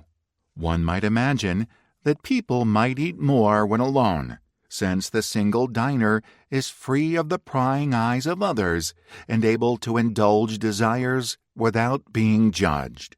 On the other hand, a room full of people for a holiday meal would certainly seem to encourage overconsumption. De Castro discovered that study participants definitely ate more in groups than when they were by themselves. The effect of family gatherings during holiday meals was significant. Experiments by other scientists have since confirmed these results and reached similar conclusions, showing people eating 40% more ice cream and 10% more macaroni and beef in the company of others than when they are alone. De Castro named the phenomenon he discovered social facilitation. Eating with others doesn't just lead us to eat a little more food, it makes us eat a lot more food. This kind of influence is more than enough to bust any diet. So what is it about dining with others that increases our consumption habits? De Castro and other researchers examined a range of possibilities, from hunger to mood to distracting social interactions, but none of them accounted for the extra calories. Sometimes the obvious answer turns out to be the right one. In this case, studies eventually revealed that the overriding factor explaining the difference in consumption between eating alone and in a group was simply the extra time we spend eating when others are present. When we sit at the table longer, we are going to eat more food. The holiday studies revealed that not only do we eat more with others than when we are alone, but the number of people we dine with matters. The larger the group, the longer the meal tends to be, giving us even more time to pack away the calories. This finding was put to the test, and in studies where the meal time was fixed, larger parties ate no more than smaller ones. In one study, 132 participants ate either alone, in pairs, or in groups of 4. The scientists gave them either 12 or 36 minutes to eat cookies and pizza. It turns out when our meal time is fixed, the influence of the party number disappears, and participants all eat similar amounts of food, no matter how many they are dining with. This experiment provided strong and clear evidence that longer mealtime is the key to greater food consumption in the context of social eating. Feast or famine? Is there anything better than the anticipation of a sumptuous feast with family and friends? One of the joys of dining with others is the freedom to order anything on the menu, or even everything on the menu. Observations of diners in an Italian restaurant found that the larger the dining party, the more pastas and desserts each person ordered. Before we have even taken the first bite, we know that we are going to indulge our desires and have plenty of time to laze around to finish it all. Such observations led food scientist C. Peter Herman to propose his feast hypothesis, suggesting that we don't just indulge more because of the social environment, but that we socialize precisely so that we can all eat more without the guilt overindulgence would produce if we did it alone. Context matters. While time appears to be a key factor encouraging us to eat more, our social situation does, at times, affect how and what we eat. Studies have shown that obese children ate less in groups than they did when eating alone. On the other hand, they ate more in the company of other overweight youth. Other studies found that women, in general, eat less in the company of men than in the company of other women. These patterns suggest that in many situations, we pick up our cues of what is appropriate behavior from those around us and eat accordingly. And these influences are not limited to how much we eat. The drive for difference. The higher our socioeconomic status, the more we are torn between the need to fit in and the desire to stand out. We want to be unique, but not too different. We want to be part of the in crowd, but not one of the masses. It is often a delicate balance between the two. How much do others influence your decisions? Do you look around to see what others are doing or make decisions based on your own preferences and tastes? I think most of us would say that our choices reflect our own individual likes and dislikes much more than the influence of those around us. Consider this situation. You go out to a nice bar with a group of friends. Everybody is laughing and joking and having fun when the waiter shows up and asks for your order. You had been eyeing the kale salad and the fish and chips, but in the end decided that you are really in the mood for kale. Case closed. At least it was, until one of your friends orders the same kale salad you had settled on. Then a second friend orders the kale salad. When the waiter gets to you, what do? Order the salad you had planned on ordering like everyone else, or switch to your backup dish, which had been quite tempting anyway, as you recall? What will it be? Are you a leader, or are you a follower?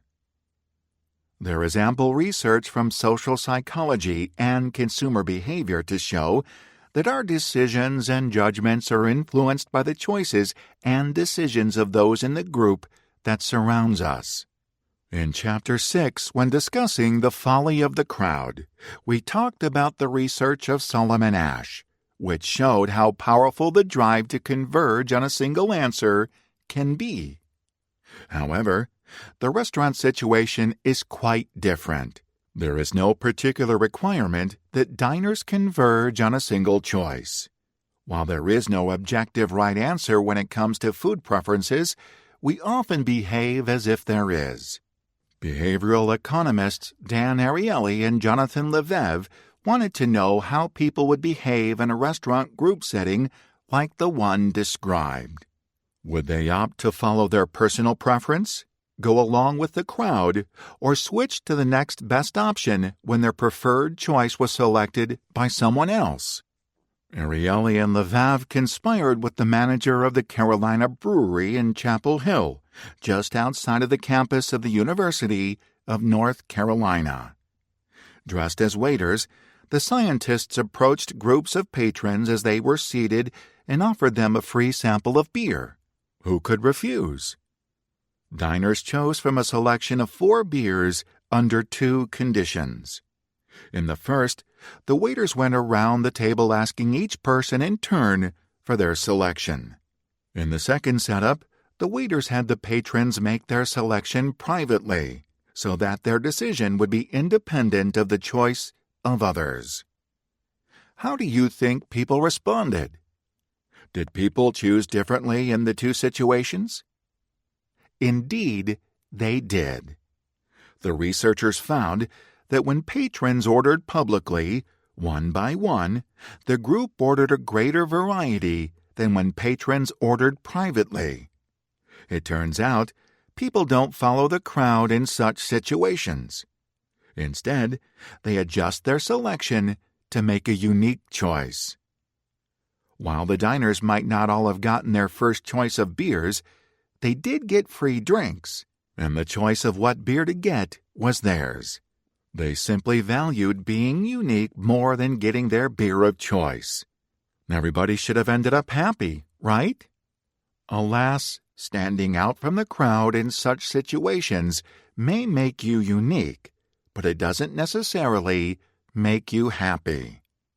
Diners in the groups that made a public selection reported enjoying the beers significantly less than those who chose privately. While it is not surprising that people who passed on their first choice might not be as pleased with their selection, it is striking that so many people would sacrifice their enjoyment for a little credibility with friends and co-workers. The wisdom of crowds. Getting together with friends and family is a source of great joy, but it can also be a source of unwanted calories and hoppy beer. Once again, we find that the choices we make are influenced by invisible factors that, for the most part, we aren't even aware of. We overconsume in a crowd, and we are unnecessarily influenced in our choices by the decisions of others. By recognizing these tendencies, we can regain control of the situations and minimize the negative impact of our environment.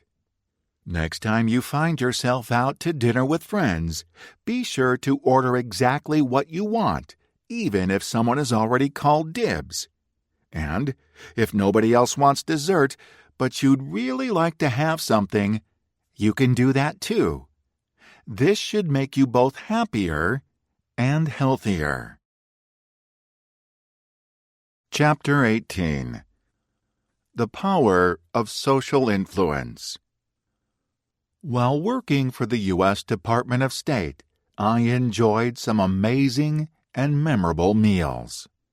There were lingering lunches in Italian cafes near the Spanish Steps in Rome, with course after course of pasta, meat, and salad, all washed down with wine and sparkling water.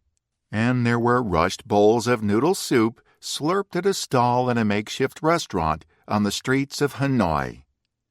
During my 13 years at the State Department, I traveled to dozens of countries in Europe, Africa, South America, and Asia, and in each place I experienced many unique dining customs that opened my mind to culinary possibilities previously unimagined. This is what tourists do, right? You go to a new place and you take advantage of the opportunity to try new things. Similarly, when people move to a new place, they often adopt the customs obtaining at their new home. When we take up residence in a new location and find ourselves surrounded by a new community, we tend to absorb the culture of the established society. This is hardly surprising. Much of the joy of living in a new country or community comes from immersing oneself in the local customs. But have you ever stopped to wonder if your penchant for adopting these customs was by choice? Is it possible that we are being influenced, even manipulated, by the practices of others in a way that nudges us to conform to the group?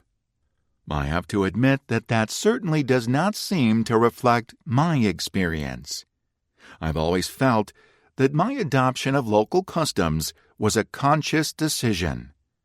In fact, I would describe immersing myself in local customs as one of the great pleasures of travel.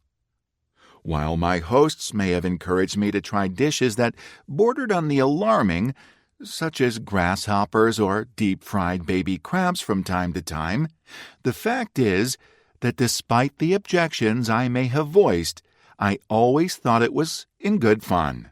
I never felt any real pressure to eat these things. When I did push my comfort zone and try the sea slug, it felt like the right thing to do. I wasn't being manipulated.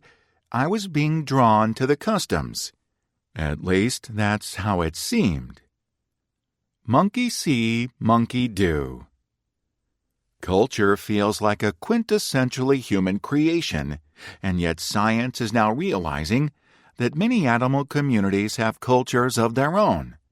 And, just like their human counterparts, animals, it seems, are prone to adopting local customs. Evidence has been gathering for decades demonstrating that animals are capable of transmitting knowledge from one individual to another.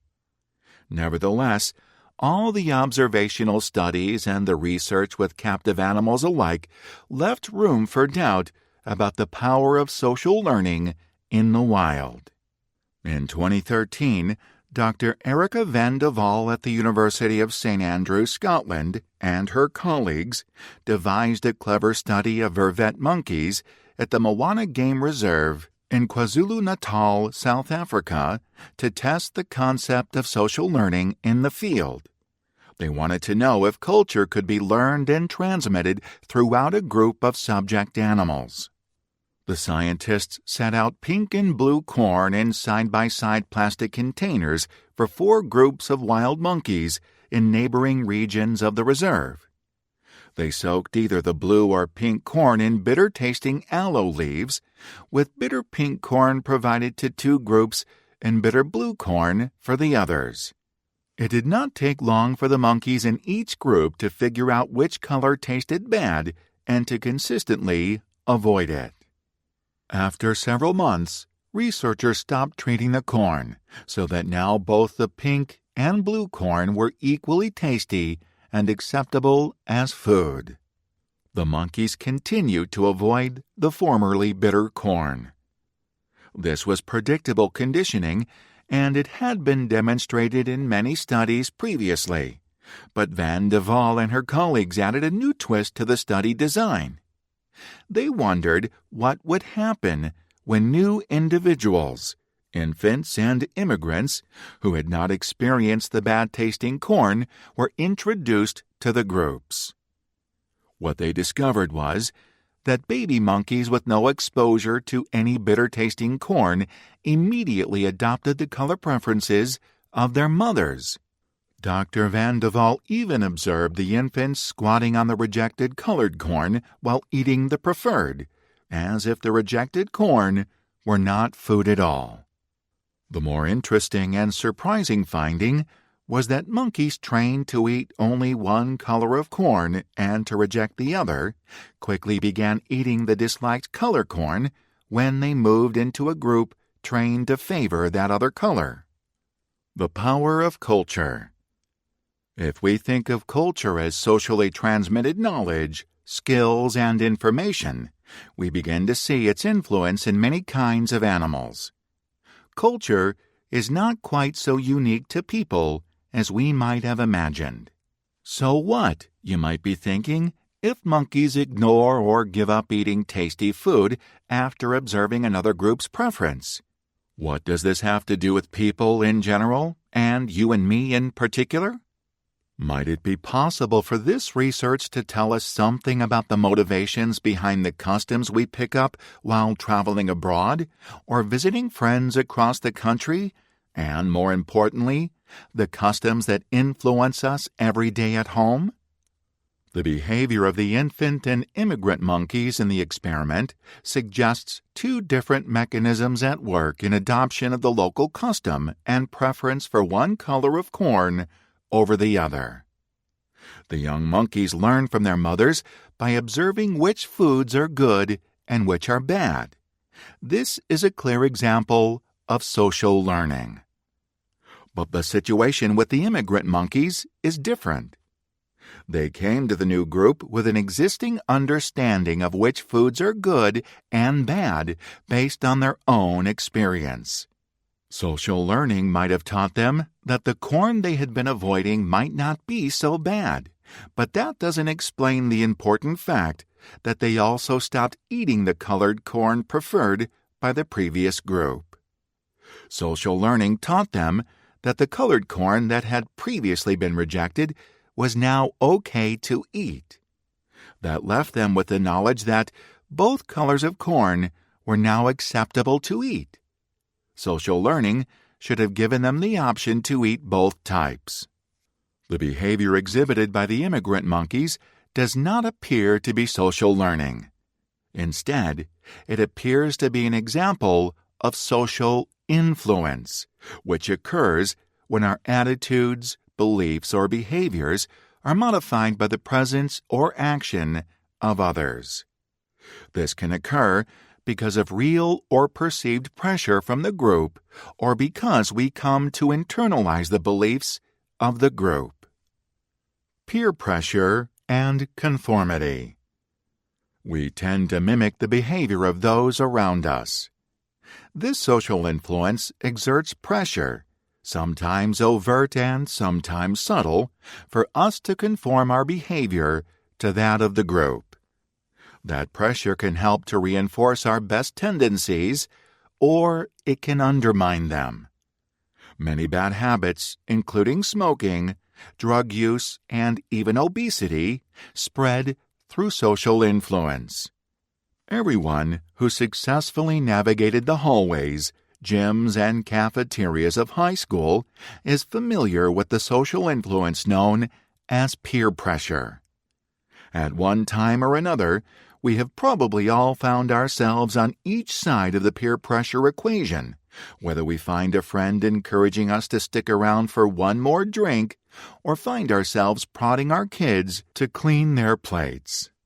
Even without the overt urging or nagging that comes from peer pressure, we can still feel influenced to conform to the group.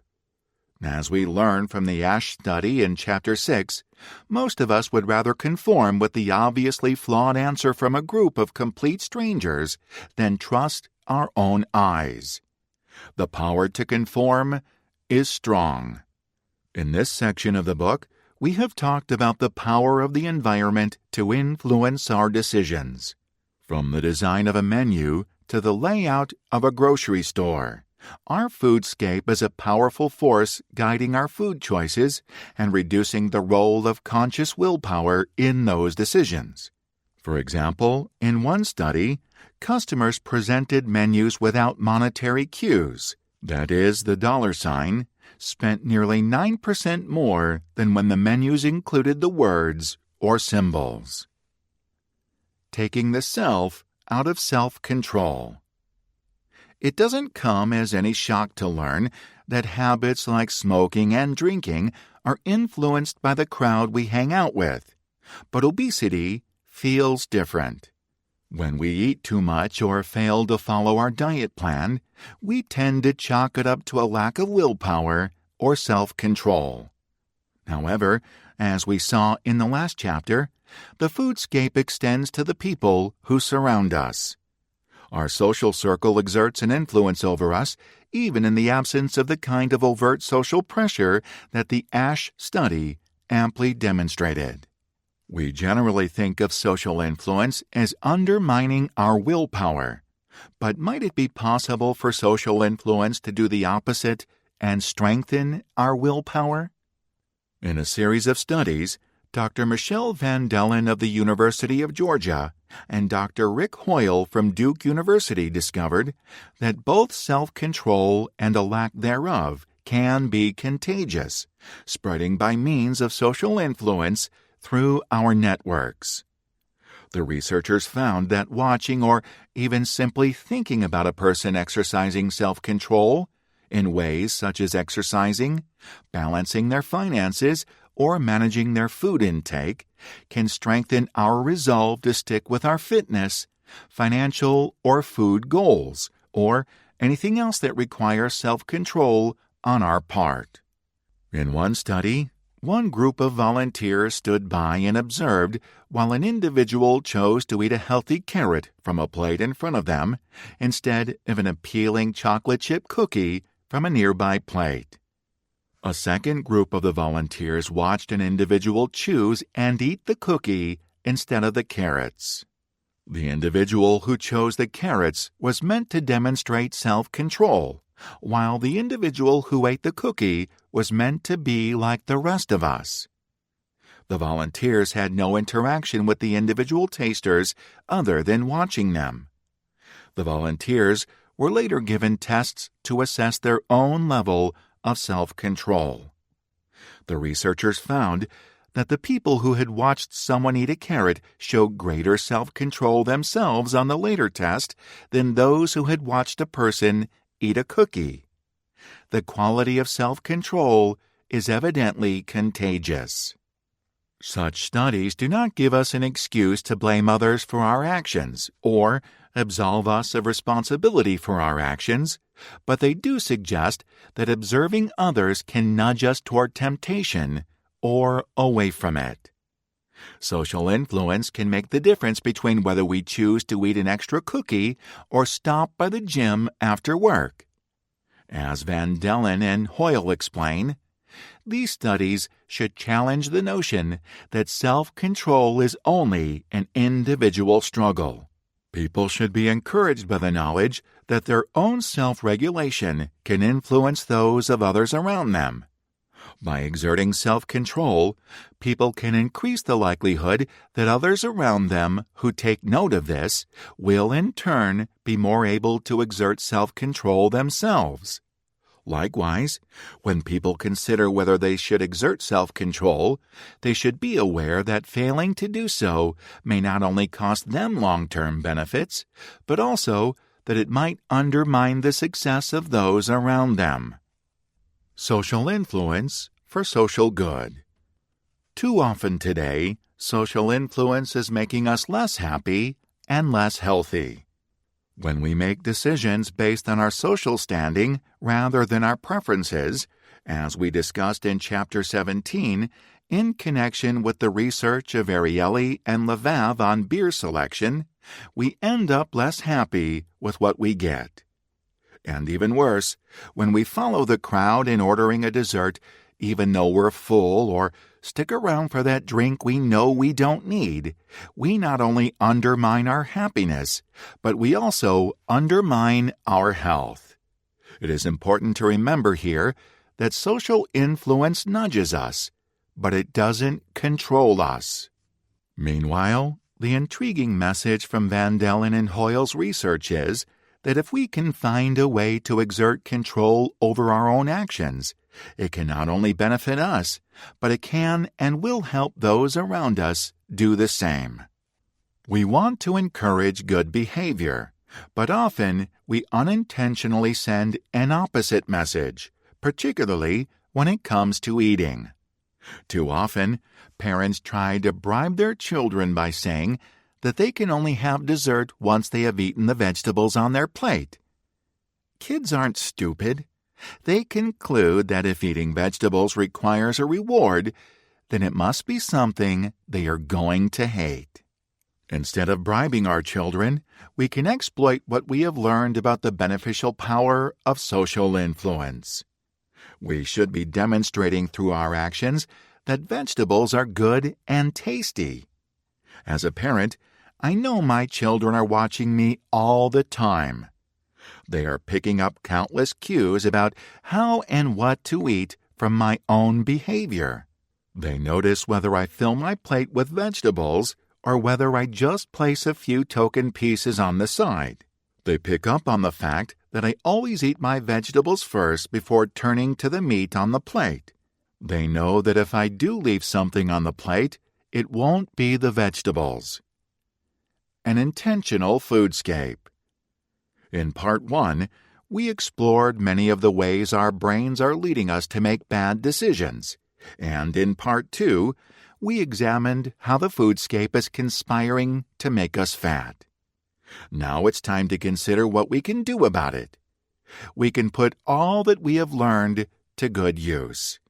In the next section, we will explore some exciting examples of the ways in which organizations and communities are getting their heads and hands around the need to reshape the foodscape.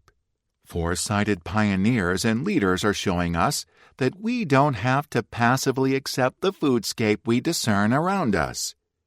Equipped with our new awareness of how it all works, inside and outside our minds, we can design an intentional foodscape that will help to deliver better health every day. And most remarkably, we can have a realistic hope that we can make it do this without the need for us to follow prohibitively restrictive diets or give up the foods or the positive food experiences that give life so much quality and meaning. There is a brave new foodscape ahead. By implementing changes in our own homes and communities, we can and will influence others to do the same. In Part 3, we will learn how to harness social influence for social good in the foodscape. Let's get started. Part 3. Transforming the Foodscape. Introduction to Part 3. A New Approach to Better Diets. In the first 2 parts of this book, we explored how our minds and our environment conspire to lead us to make bad decisions about the food we eat. Over time, these actions become ingrained as habits, and habits are powerful things not easily influenced or altered by mere information or even our good intentions. The traditional approach to dietary change is based on the notion that consumers respond to knowledge and information and adjust their behaviors accordingly. Doctors, nutritionists, and public health officials advocate for greater access to and transparency in information to reduce unhealthy food choices and prevent future illness. While it may seem self-evident that knowledge guides behavior, in Part 2, we examined many instances where that simply doesn't happen. From package labeling to menu labeling, consumers consistently fail to take advantage of the information that is available to them. And when information is simplified to the point where consumers can take it into account, as with front-of-package claims like low-fat, we see that consumers are just as likely to be misled by the information as to use it to make wiser food choices. Despite the wide availability of vast amounts of information on how to eat healthy, most Americans have terrible eating habits that are contributing to the obesity epidemic, undermining our health and crippling our health care system. This is a stubborn issue because of the psychology involved. Just as consumers are not influenced by nutrition information, they are not easily swayed by information about the risks of their current food choices and behaviors either. Most consumers already know that their eating habits are bad, and most would like to do better. We are constrained in our ability to change our eating behavior by habits, culture, and environmental influences. The problem is more complicated than a lack of information, and the solution will not be found in simply adding more information to the consumer's experience. We must address these issues in bold new ways to achieve effective results. It is beginning to look like accomplishing positive change in what we eat will have to do with more than the diets we choose to follow. Those willpower-based diets may not even figure in as a large part of the solution. We have long known that what we eat reflects a range of factors such as the cost of food, access to healthy options, knowledge of nutrition, our food preparation skills, time available for shopping, and time and energy to devote to food preparation. But what we are beginning to realize now is that our diet is also a reflection of our human environment, which includes social influences and pressure from friends, family, and colleagues, advertising from food companies, and other cultural influences as well.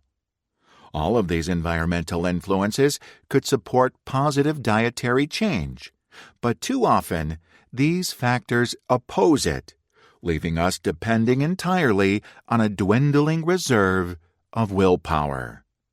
We've tried changing our diets, and public health officials have tried changing the information offered to consumers, and these measures have failed. It is becoming apparent that we have to find a different approach that is both more subtle and more powerful. We need to change our food culture. Our foodscape may be the sum of all the food influences that surround us, but it is culture that solidifies their impact and locks them in place as habits. Culture is the foundation that underlies our food choices. Culture provides the rules that shape what we consider to be acceptable and preferable when it comes to food. It influences when and where and how much we eat, as well as what combination of foods we think go together, and even what items are acceptable or unacceptable as food. While Americans may have a hard time thinking of insects as food, consumers in many countries find insects to be delicacies. My own experience eating tree grubs in Gabon and grasshoppers in Zimbabwe did not convince me of the virtues of these menu items, but I do realize that the disgust reaction I have to the idea of ingesting insects is based in my food culture rather than in an objective repellent quality recognized by all societies. Custom and culture dictate many of our most basic ideas about what is good and bad. The ancient Greek poet Pindar rightly observed that culture is king. Our eating behaviors, conditioned by our food culture, are the accumulation of a whole lifetime of experiences, decisions, and actions. Changing them cannot be expected to happen overnight or even over the course of the weeks or months we normally stick to a new diet. In order to achieve lasting change in our behaviors and to establish new habits, our intentions must be reinforced by our foodscape. Food policy experts like Marion Nestle have been saying this for decades, and yet the dietary guidelines continue to focus on getting consumers to reduce their fat intake or avoid certain foods or food categories. We have focused on fussy matters of food content and nutrition science rather than drawing upon the tremendous power that lies latent in an informed knowledge of relevant cognitive and social psychology. We have talked about habits and behaviors rather than behavioral science and choice architecture. But it's time for that to change. In this third section of the book, we will look at how we can begin to reconfigure our foodscape to work for us instead of against us. We will examine some of the tools of behavioral economics related to defaults and priming, concepts that can be used to promote good behaviors without the active or even conscious participation of consumers in some cases. We have each of us, on average, gained 1 or 2 or 3 pounds a year for the last 30 years to reach the point where 2/3 of Americans are overweight or obese. It has taken time to get here, and solving the problem will take time too, but new approaches will lead us there. We can reshape our foodscape so that we begin to reverse the weight gain trend. Can we really lose weight without effort by changing our environment? The idea seems too good to be true, and yet, as I will show you, there are already communities putting such ideas into practice. When our environment changes, our behaviors change as well because we have drawn on forces larger than our personal selves and the limits of our own willpower. A review of these intriguing new experiments and some consideration of their successes will lead us to some thoughts on how we can begin to harness social influence to improve our health. We will consider what it would look like if society and culture were working with us in terms of food health rather than against us. The ancient Greek scientist engineer Archimedes famously said, "Give me a fulcrum and I will move the world." It may be that we are finding fulcrums that will dramatically alter our foodscape for the better. Let's begin with a simple nudge. Chapter 19. Food Nudges.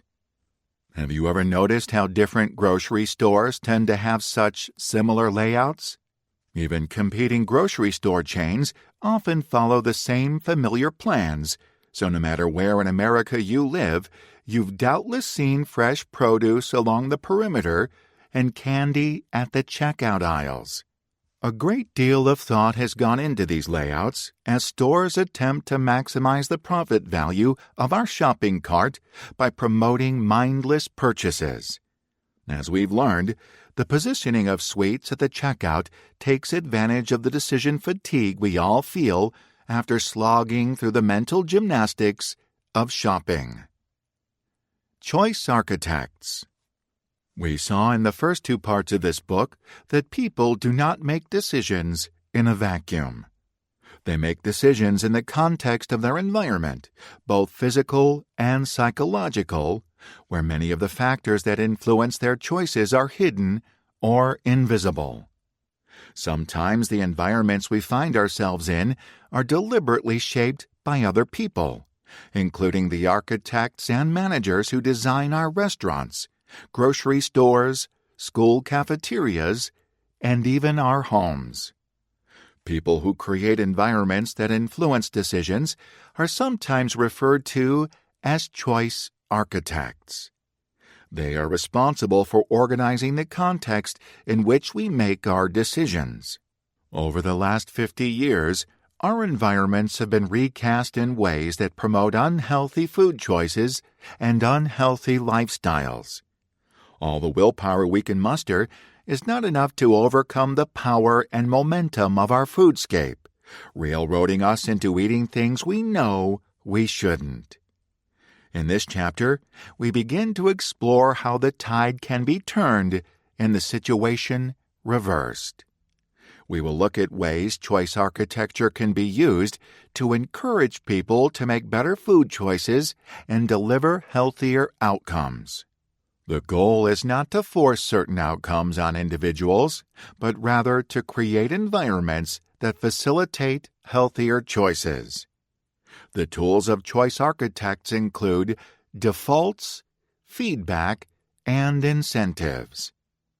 These concepts were popularized in the 2008 bestseller, Nudge, Improving Decisions About Health, Wealth, and Happiness by Cass Sunstein, a legal scholar, and Richard Thaler, a behavioral economist whose work won him a Nobel Prize in 2017. This interesting book explains why people don't always make rational choices, such as signing up for a 401k retirement plan when they start a new job, and how nudges, such as making enrollment the default option, can help them make better choices. Nudge theory spans the fields of economics, psychology, and policy.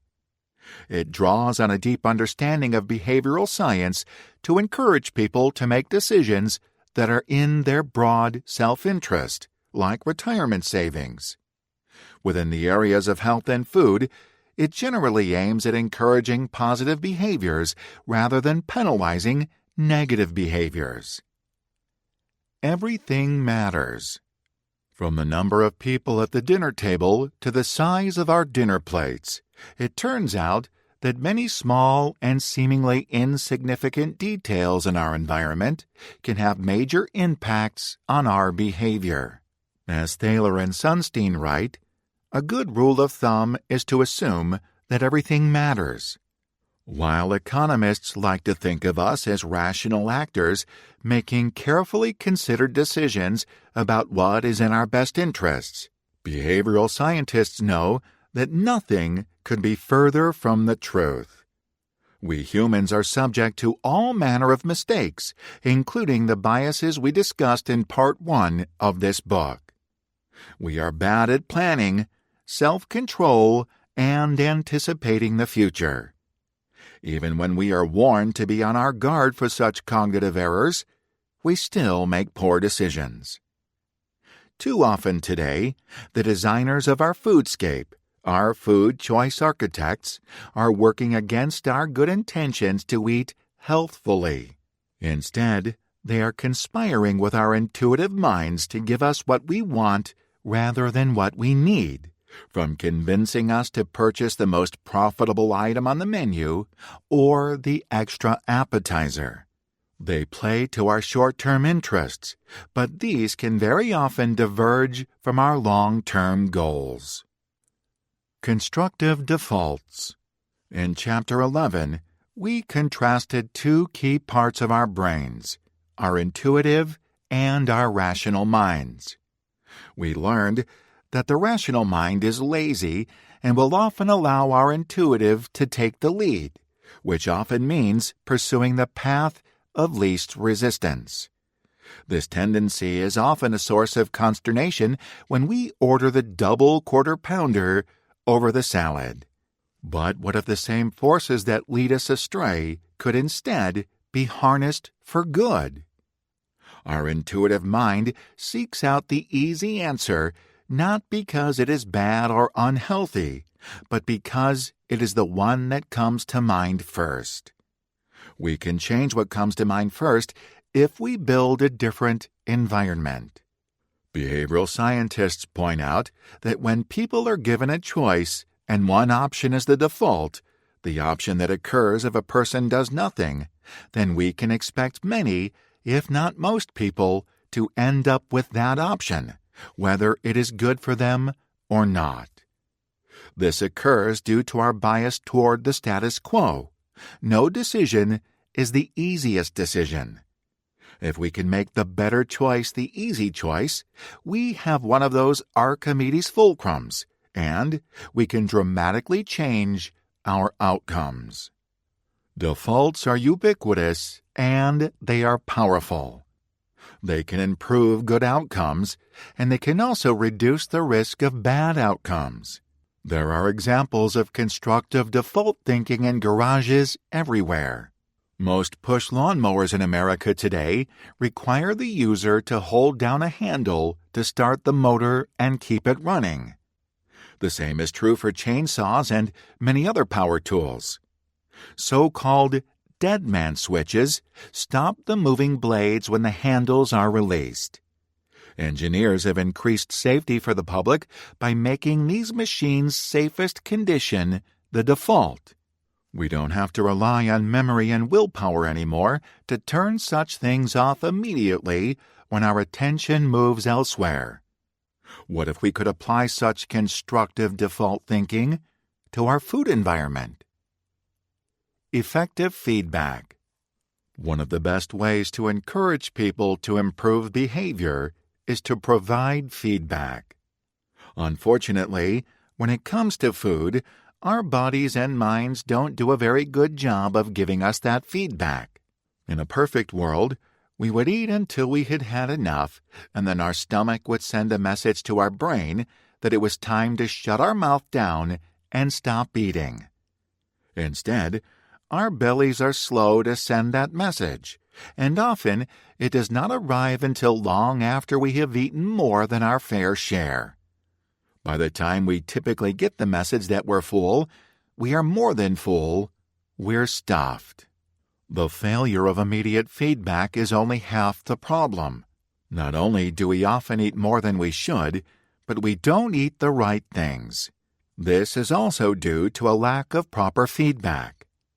It is easy to think we can choose the greasy burger over the beans and rice bowl because we plan to balance out the indulgence of the moment with a healthier choice for the next meal.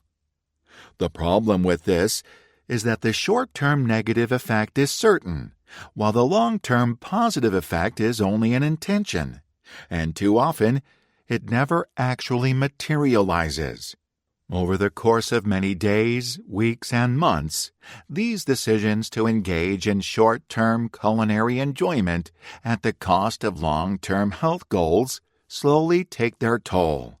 Sure, we see that negative results of these decisions eventually, but we can't tie them back to any specific decision.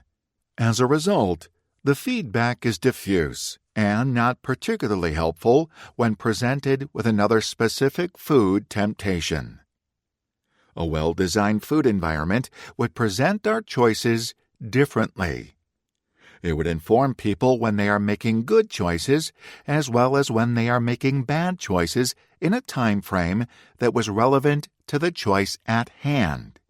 What researchers have found is that this is not nearly so hard as one might have imagined. A simple nudge can provide such feedback.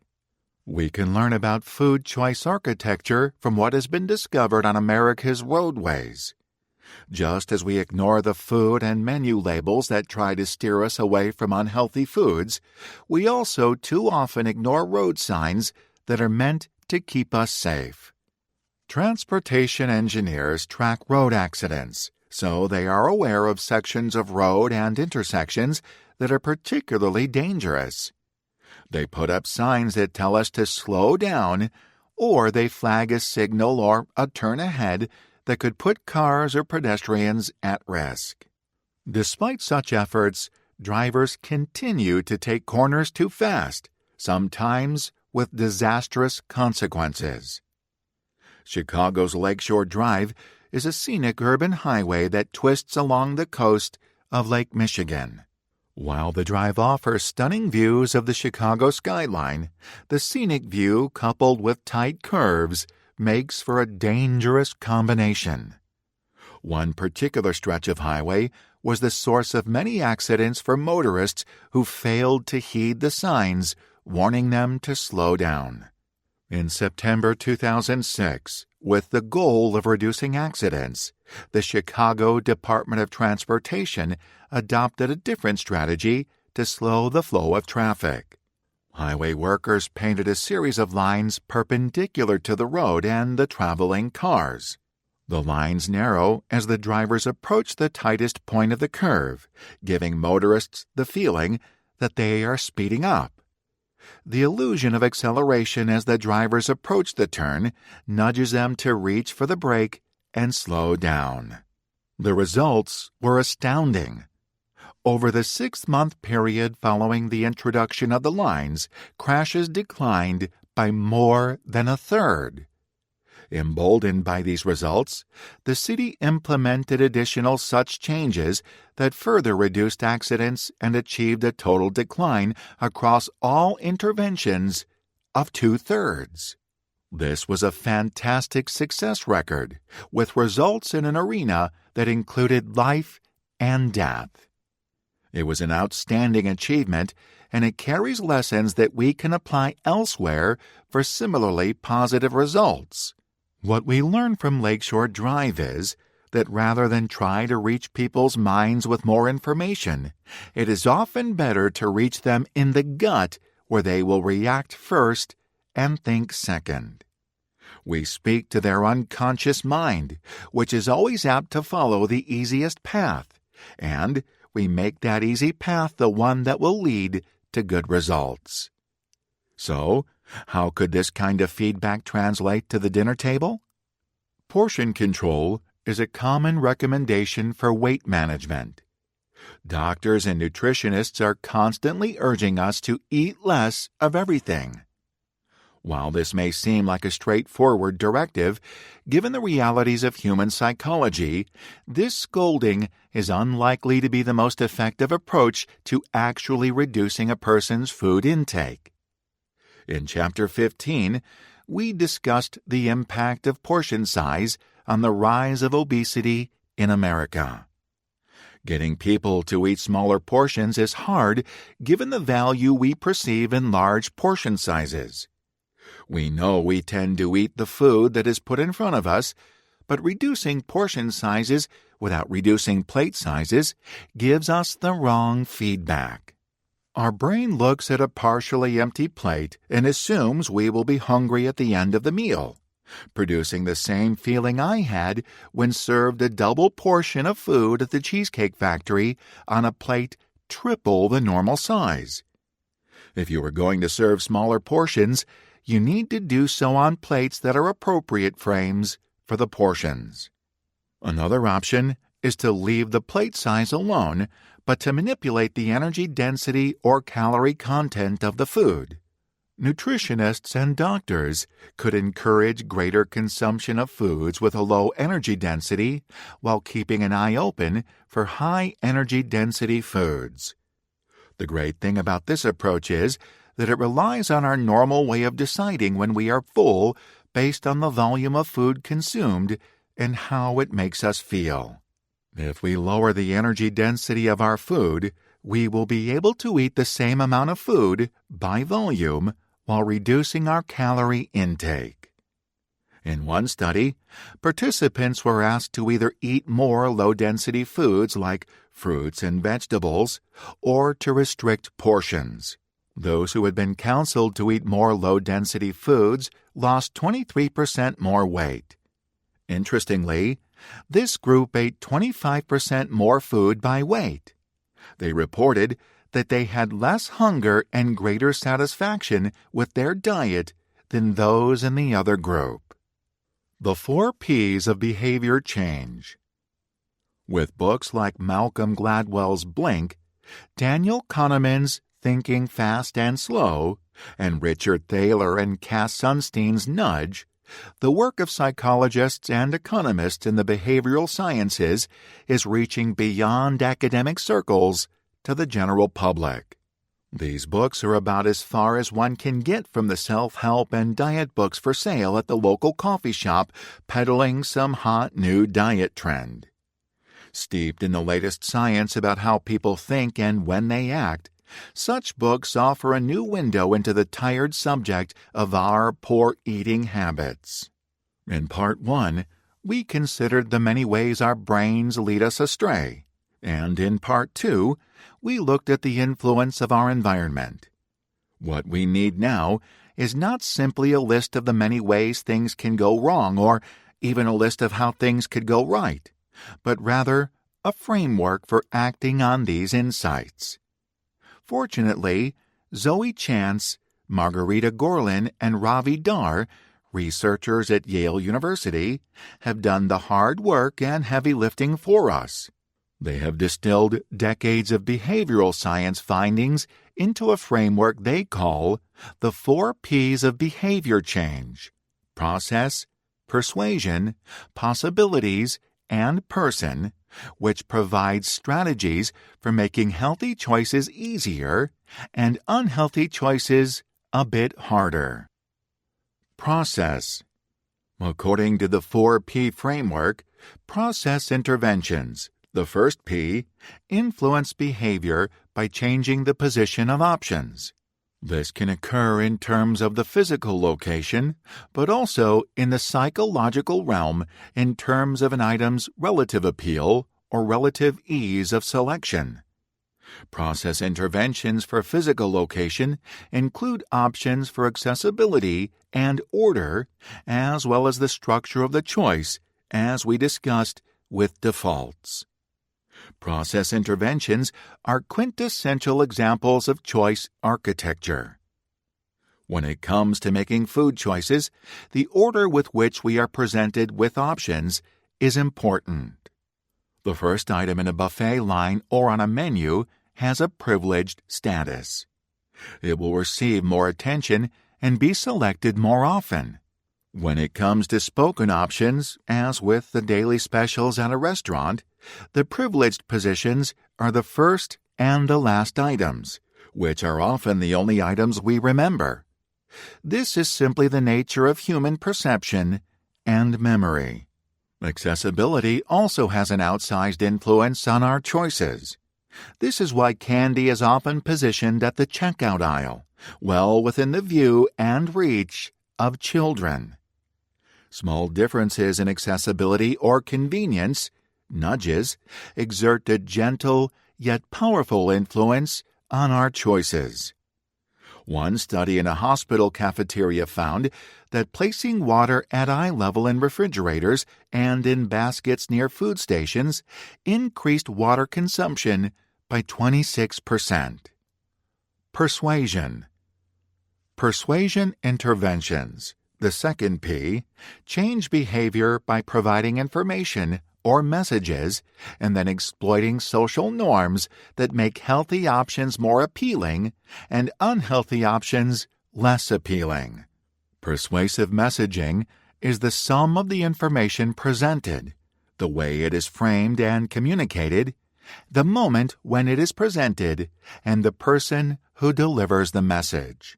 Persuasion interventions are generally the least invasive and lowest cost ways to nudge people toward better choices, since these nudges don't involve manipulating the environment. While the right message is critical, it must also be communicated in the right way and at the right time, when people will be most receptive to it. All these factors must be taken into account to construct an effective persuasion intervention nudge. Possibilities. The third P is possibilities, which refers to the range of choices available or offered. Parents implement this intervention when they put vegetables on their children's plates. Unfortunately, the parents usually couple the offer of the healthy choice with poor persuasion messaging. While many parents find it tempting to attempt to bribe children into eating their vegetables with the promise of dessert if only they clean their plate, such an offer just confirms what a child fears, which is that the vegetable must taste pretty bad or parents wouldn't offer cake as a reward for eating it. When changing possibilities, it's important to maintain freedom of choice. When New York City tried to ban large soda sizes, there was an enormous backlash, and not just from soda lovers. New Yorkers didn't like the idea of the government telling them what they could and couldn't drink. The negative reactions to the perceived paternalism drowned out the conversation about the potential health benefits of the policy. There's a big difference between suggesting and banning. When it comes to variety, our behavior is affected by perception as much as by reality, perhaps more. Studies have shown that people will eat more M&Ms from a bowl containing all colors than from a bowl containing only one color. It doesn't matter that all M&Ms taste exactly the same. It is possible to reduce consumption of unhealthy food options without eliminating them altogether. One of the reasons we eat so much at holiday parties is because of the wide array of foods available. We feel the need to try each dish, which usually results in eating much more than we normally would. Eating a big serving of mashed potatoes, green beans, stuffing, and macaroni and cheese sounds pretty good. On the other hand, eating 4 big servings of mashed potatoes doesn't sound so appetizing. Person. Process, persuasion, and possibilities allow choice architects to influence behavior in a specific context. However, the fourth P suggests that it is through the person that behavior can be influenced across contexts and over time. Changes to individual behavior are the most difficult to achieve and to sustain. It is not enough to change attitudes and intentions, since, as we have seen, our behavior often deviates from our intentions anyway.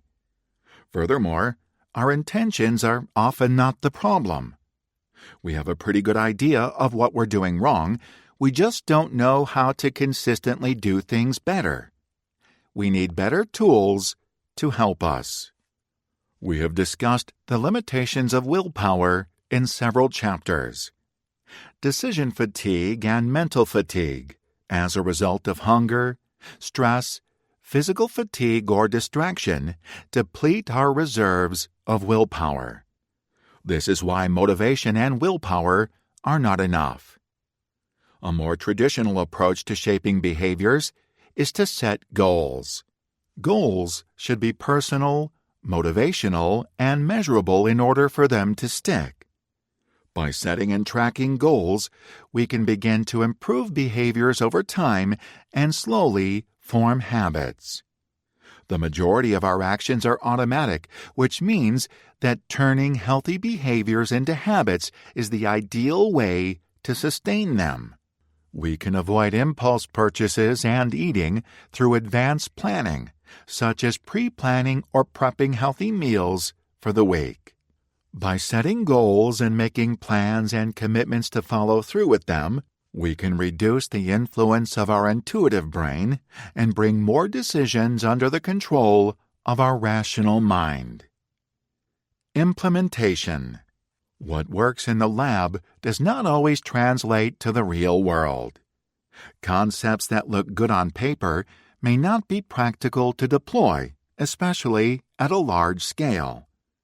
Furthermore, implementing behavioral concepts in the home won't help us as soon as we venture out the front door. In order to build healthy habits for the American public, we need to have the entire national foodscape working to help us, not just the bubble that represents an individual home.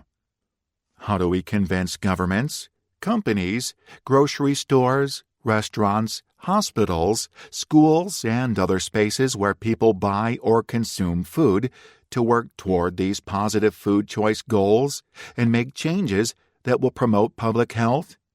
One company has already taken the theories and tools of behavioral scientists to heart to improve the health of their workers, as we will see in the next chapter. If one company can accept the responsibility that comes with being a food choice architect, if they can adopt the strategies of the 4 Ps and incorporate other lessons of nudge theorists, then perhaps we can succeed as a nation in creating a food environment that delivers personal health as the default. If we can spread the news of this exciting and encouraging development, other companies and organizations may have the confidence to follow suit. Chapter 20. Googling Healthy Food. Obesity affects almost 1 in 5 children and 1 in 3 adults in the United States, putting them at risk for chronic diseases such as diabetes, heart disease, and cancer. The trend of increasing obesity has become a serious problem, and no effort to reverse it has worked. Traditional public health campaigns, which specialize in telling people what they should do, routinely fail to alter the behavior that contributes to obesity. Since the early 1990s, agencies, including the National Cancer Institute and the Center for Disease Control and Prevention, have been pushing their 5-a-day initiatives to encourage Americans to get 5 daily servings of fruits and vegetables. But today, only 13% of Americans eat the recommended servings of fruit. Just 9% eat enough vegetables. The feckless corporate wellness industry, which offers health and fitness programs and incentives to corporate employees, has grown into an $8 billion behemoth without making much difference in the health of American workers or reducing corporate health care costs. And the dieting industry? The most successful results it generates are its $66 billion in annual revenue. Health and wellness initiatives often fail because they place too much emphasis on providing information or gym memberships. As we saw in the last chapter, there is an extensive body of evidence from the fields of cognitive psychology and behavioral economics revealing that when it comes to food choices, information rarely succeeds in changing behavior or building better habits. Just telling people how to improve their eating habits may adjust their intentions, but in the food realm, behavior often diverges from intentions. And many people, including many smart people, already know the things they are doing wrong. They have the information they need, but sadly, they feel powerless to do better with their diets. The limited power of information to induce healthier decisions is especially evident when it comes to food choices. The need to make countless food decisions each day means we can't devote much processing power to individual choices. As a result, our eating behaviors tend to be habit and instinct-driven rather than governed by good information.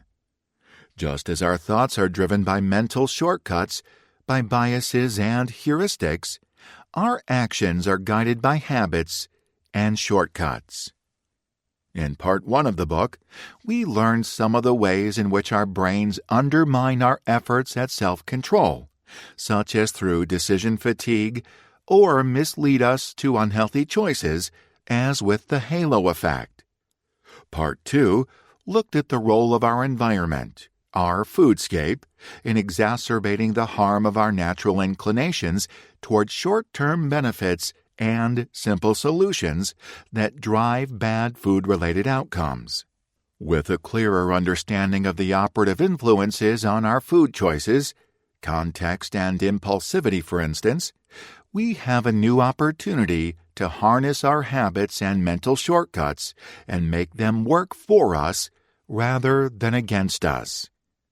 We can devise measures and policies that will lead us to better food choices without us even having to expend extra energy and effort to get there.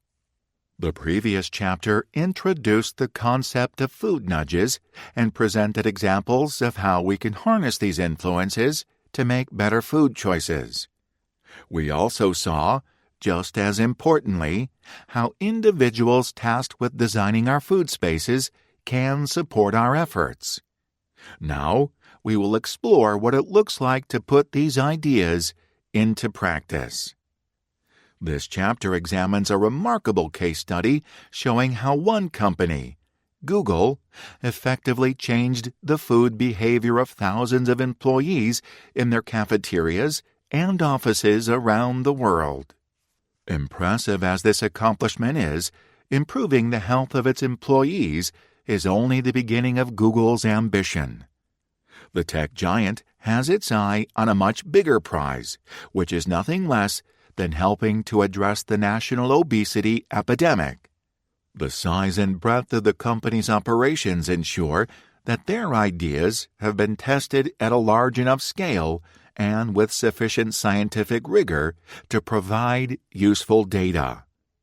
Feedback and analysis have revised and improved their plans and decisions, and now Google is in a unique position to provide useful guidance to other companies that would like to implement such positive changes.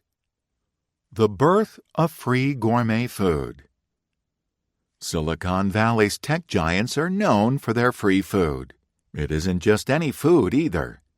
With their themed restaurants, gourmet menus, and stunning designs, the tech companies have elevated corporate dining halls above anything previously imagined.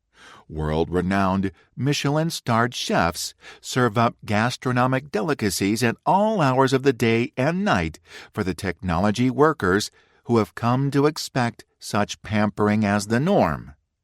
Google was at the forefront of this trend back in 1999 when the company hired its first chef, Charlie Ayers. With dishes like Sri Lankan chicken curry with roasted pumpkin served up fresh and hot to the rank-and-file employees at Google, it wasn't long before other Silicon Valley companies were compelled to compete with Google's legendary cornucopia of free food by offering up their own free smorgasbords. A man with a mission. Google didn't set out to build a healthier way of eating. Cynics would say that the free food and snacks facilitated a culture of long hours and overnighters that benefited the bottom line at Google while taking a toll on employees. By raising the bar on food, the company made the daily grind a bit more palatable. Google co-founder Larry Page describes a different motivation for the food program. He had hopes of orchestrating casual collisions over meals that would lead to conversations that might not otherwise happen. Such cross-pollination just might lead to new ideas and new products for the company. Over the next 15 years, the number of employees at Google exploded, and the company was accordingly expanding its food service, not just in Mountain View, but in Europe and Asia as well. With a global operation feeding tens of thousands of employees every day in every time zone, Google came to need more than talented chefs.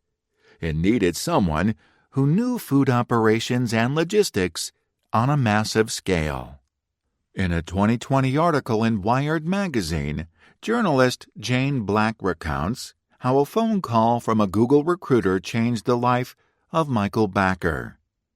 In 2012, Bakker was living in Brussels when the recruiter called about a new position the company was creating to oversee its corporate canteens, as the cafeterias were called. The position might not have seemed an obvious fit for Bakker, who had 15 years of experience opening and managing restaurants in ritzy hotels around the world, including St. Regis properties in San Francisco and the Pacific island of Bora Bora. He was nevertheless intrigued by the possibilities. The role was to think through how to take food to the next level, to define what that next level would be. Bakker joined Google's Director of Global Workspace Programs and has since been promoted to Vice President. His first step was to reimagine the sterile corporate cafeterias as restaurants with inviting lighting, comfortable seating, and even a chef's table as part of an open kitchen so that employees could watch their food being prepared. These changes made Page's casual collisions less forced and more enjoyable. The new environments encouraged employees to linger and chat rather than inhaling their meals on the way back to their desks. After the upgrading of the dining spaces, Bakker and his team spent the next year deciding what to do next. One problem they needed to contend with was the fact that employees loved the free food a little too much. New employees came to dread the Google 15, named for the number of pounds they could expect to gain from a diet filled with fabulous meals, amazing desserts, and unlimited snacking and sodas. It was about this same time that New Yorkers were engaged in a battle over soda cups. Then New York Mayor Michael Bloomberg was pushing for a ban on large soda containers and receiving pushback from soda manufacturers, consumers, and retailers who sell the products. It's easy to see why people who make, drink, or sell soda might hate the ban, but the proposal also struck a nerve even among New Yorkers who didn't drink soda. For many people, the ban came across as a paternalistic effort to control people and tell them what they should and shouldn't drink. The measure failed, but it did highlight the very real problem of obesity in America discussed at the beginning of this chapter. With this as a backdrop, Bakker and his team chose as their new focus the challenge of how to move Americans to a healthier diet. He knew it wasn't going to be easy, explaining the problem this way. The younger generation doesn't know food. They grew up in situations where family meals were not part of their daily lives because both parents worked or for any number of other reasons. Even people who want to make great food choices don't know how. So the question was, what can we do to help people make better choices, if they choose to do so? Intuitive brain. Bakker's experience setting up restaurants and designing menus led him to work with chefs and food scientists in search of ways to get employees to crave healthier food the same way we desire a monster shake. Anyone who has struggled to choose the fruit cup over the chocolate chip cookie during the coffee break at a meeting knows that good-tasting healthy food is often no match for our cravings for indulgent foods. For far too many people, the intuitive brain will opt for the bacon cheeseburger over the portobello burger nearly every time. This sad realization led Bakker to the conclusion that changing the food by offering tastier, healthy options was not enough. He needed to tackle the foodscape. This meant rethinking the entire menu to ensure that nearly every option was healthy, or at least reasonably so. But it also meant examining the spaces themselves and how employees used and maneuvered through them. In order to accomplish this, he was going to need help beyond the world of food operations and services. Behavioral science in action. In 2012, Google reached out to the Yale School of Management's Center for Customer Insights to explore ways of helping Google employees make healthier food choices by applying the learnings of behavioral science.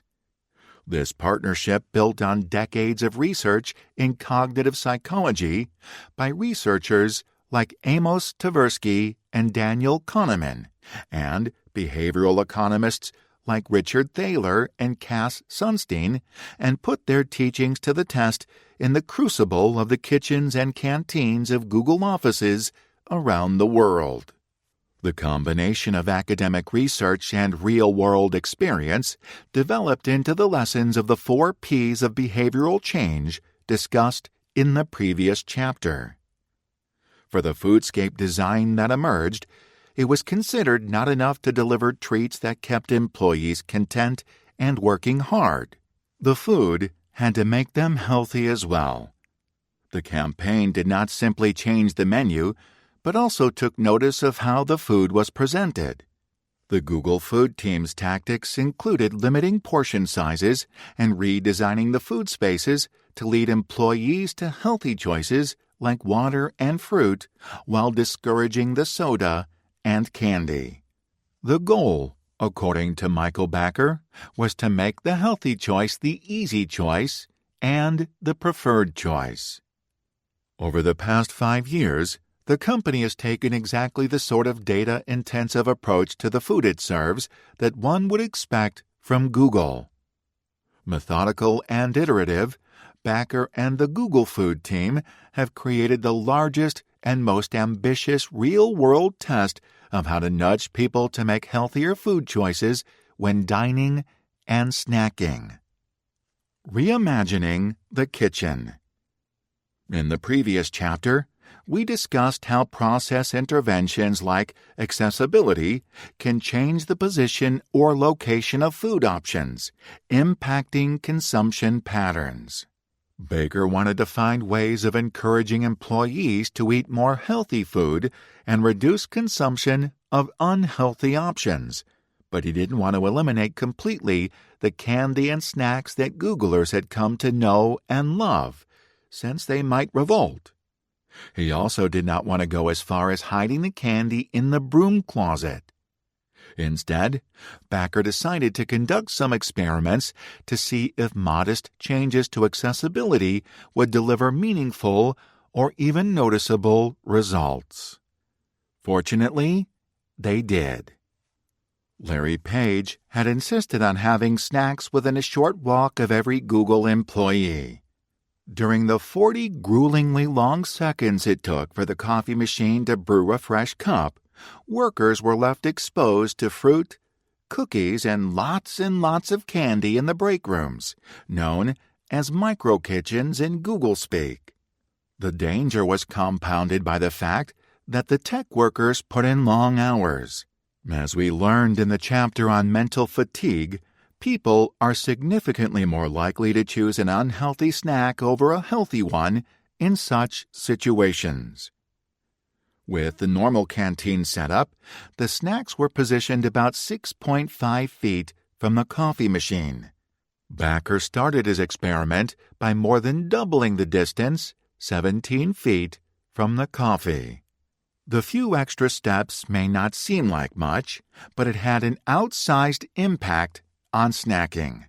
That modest increase in distance reduced the likelihood of snacking by as much as 23% for men and 17% for women. For people like me who drink several cups of coffee a day, this could be the difference between maintaining a healthy weight and adding a pound or two a year. It is exactly this slow trickle of weight gain year after year that has gotten most Americans to the place they are in terms of excess weight or obesity. In this straightforward experiment, Backer was able to measure the impact of subtle design choices. From the insights gained at the coffee station and from other experiments Backer conducted, Google remade the 1,450 micro-kitchens at all of its global offices, applying the lessons learned. As a result, the bonanza of unhealthy snacks was pared down to M&Ms and gummy bears, for the most part, which were positioned well away from the coffee machine. To further heighten the accessibility gap, they were concealed in opaque canisters or in a drawer. At the same time, healthy snacks were given primacy of place with a big bowl of fresh fruit sitting enticingly in the center of the counter nearest the coffee machine.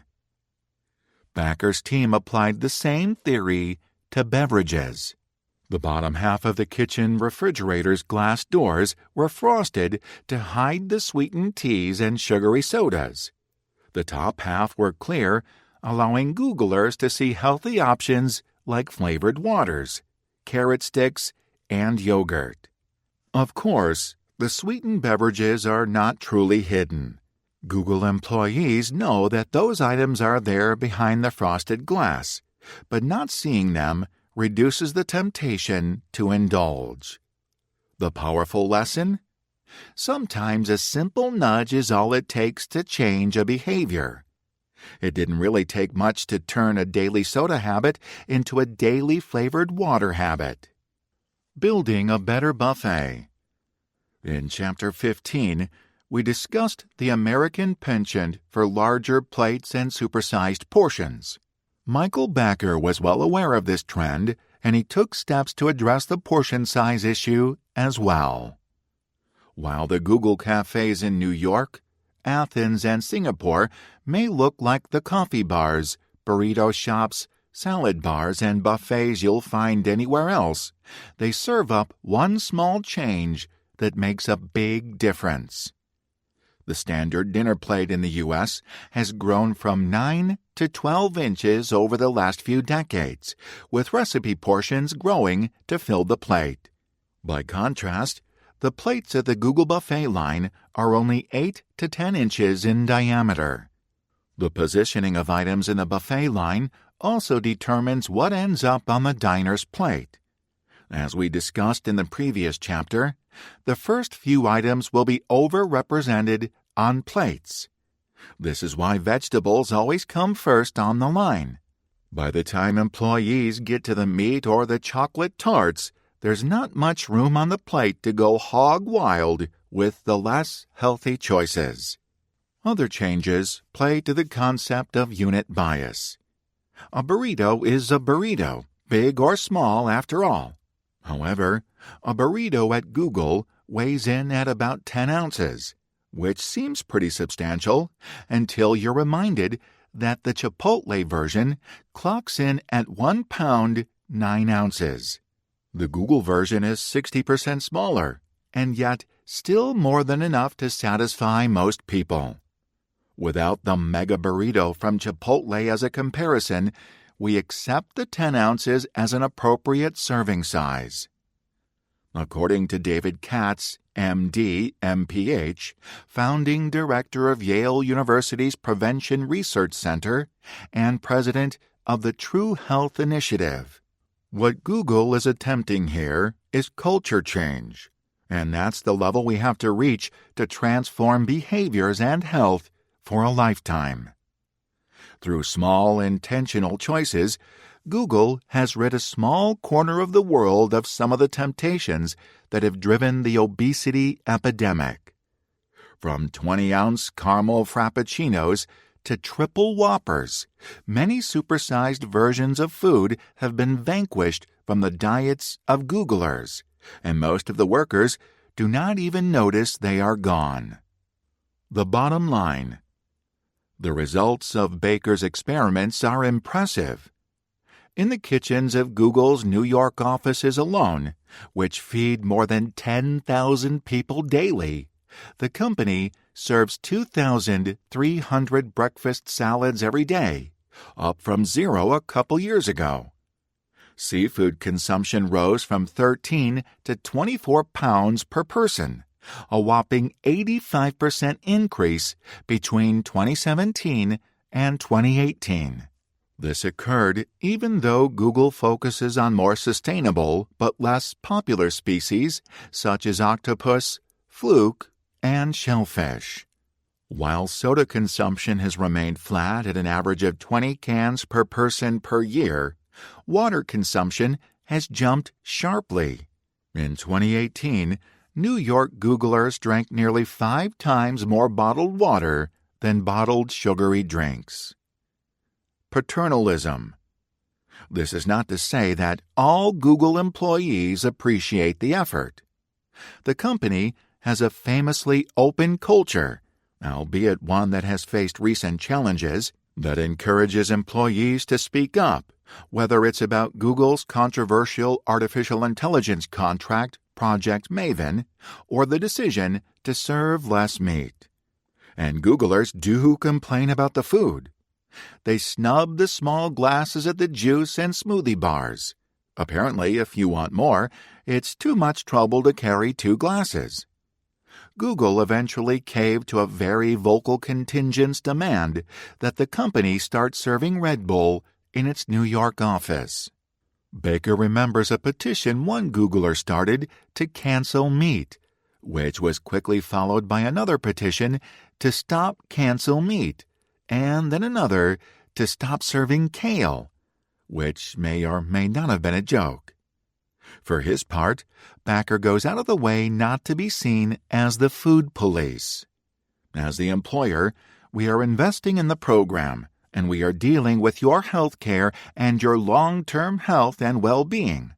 But we very much believe in freedom of choice, he said. So we're not taking things away. There is no prescriptive, thou shalt eat carrots. It's just that the environment has been subtly engineered to make carrots more appealing. The complexity of food choices. The idea of altering the environment to shift behavior is not new. Choice architecture, as we discussed in the previous chapter, is one of the foundations of behavioral science. Food choices, though, are infinitely more complicated than one-off decisions like whether to enroll in a 401k plan. What you decide to eat is intimate, complex, cultural, and mostly unconscious. It depends on your personal tastes, your budget, what you pass on your way to work, whether your kids or spouse are picky eaters, and what your peers deem socially acceptable. Most essentially, it's driven by habits, which, as we know, are hard to break. In a data-driven environment like the one at Google, we still think it's the right thing, Baker says. Anecdotally, you can see it, you can feel it.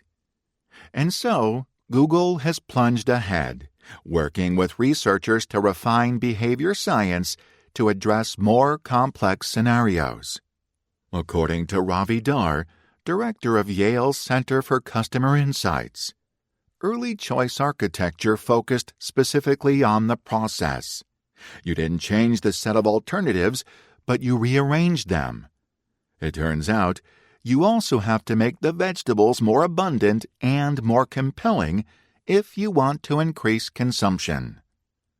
The strategy seems to be working for Google.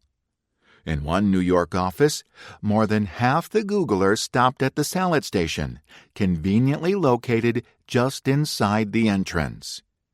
The buffet line overflowed with vegetable dishes, an okra coconut curry, followed by roasted cauliflower with cashews, paneer cheese with tomato and peppers, and a spicy tofu vindaloo. Sounds like heaven to me. The only meat dish was lamb korma, situated at the end of the buffet line. The majority of Googlers filled their plates with the vegetable dishes before they even arrived at the lamb. The employees acted as if they were on autopilot as they scooped out the aromatic Indian dishes, which is another way of saying they had formed a habit. A handful of people deliberately kept their plates empty to have room for the meat. A nudge is not about eliminating options or stigmatizing meat eaters. It is about encouraging better behavior while leaving ample room for choice and our inner sweet-toothed demons. Taste matters. In 2016, Google decided, for health and environmental reasons alike, to steer more employees to the vegetables. The early push was not as successful as Backer had hoped. He knew they had the placement of products right, and they could see progress that had come from making the vegetables more abundant. But the lesson that took Google the longest to learn is also the most obvious. If you want to motivate people to eat their vegetables and like it, then they sure better taste good. We eat the things we like and enjoy, not the things we know are good for us. Backer eventually realized that making vegetables delicious is not as easy. It takes a lot of peeling, chopping, and pureeing to coax out the flavor. By 2018, Backer was running out of patience, so he turned for help to Mark Erickson, provost of the Culinary Institute of America. Together, they created a plant-based cooking curriculum that Erickson believes is likely going to become the way we think about and teach food and cooking in the future. The course was rolled out in 2020. Instead of learning how to roast, fry, and sauté meat, cooks are taught to roast, fry, and sauté cauliflower, broccoli, Brussels sprouts, and carrots. Corporate wellness. Google is not your ordinary company, and its employees are not your average consumer. Google's parent company, Alphabet, is valued at nearly $1 trillion, and its workforce is educated, motivated, and sophisticated. Still, the company's big experiment matters to a larger population than just the employees.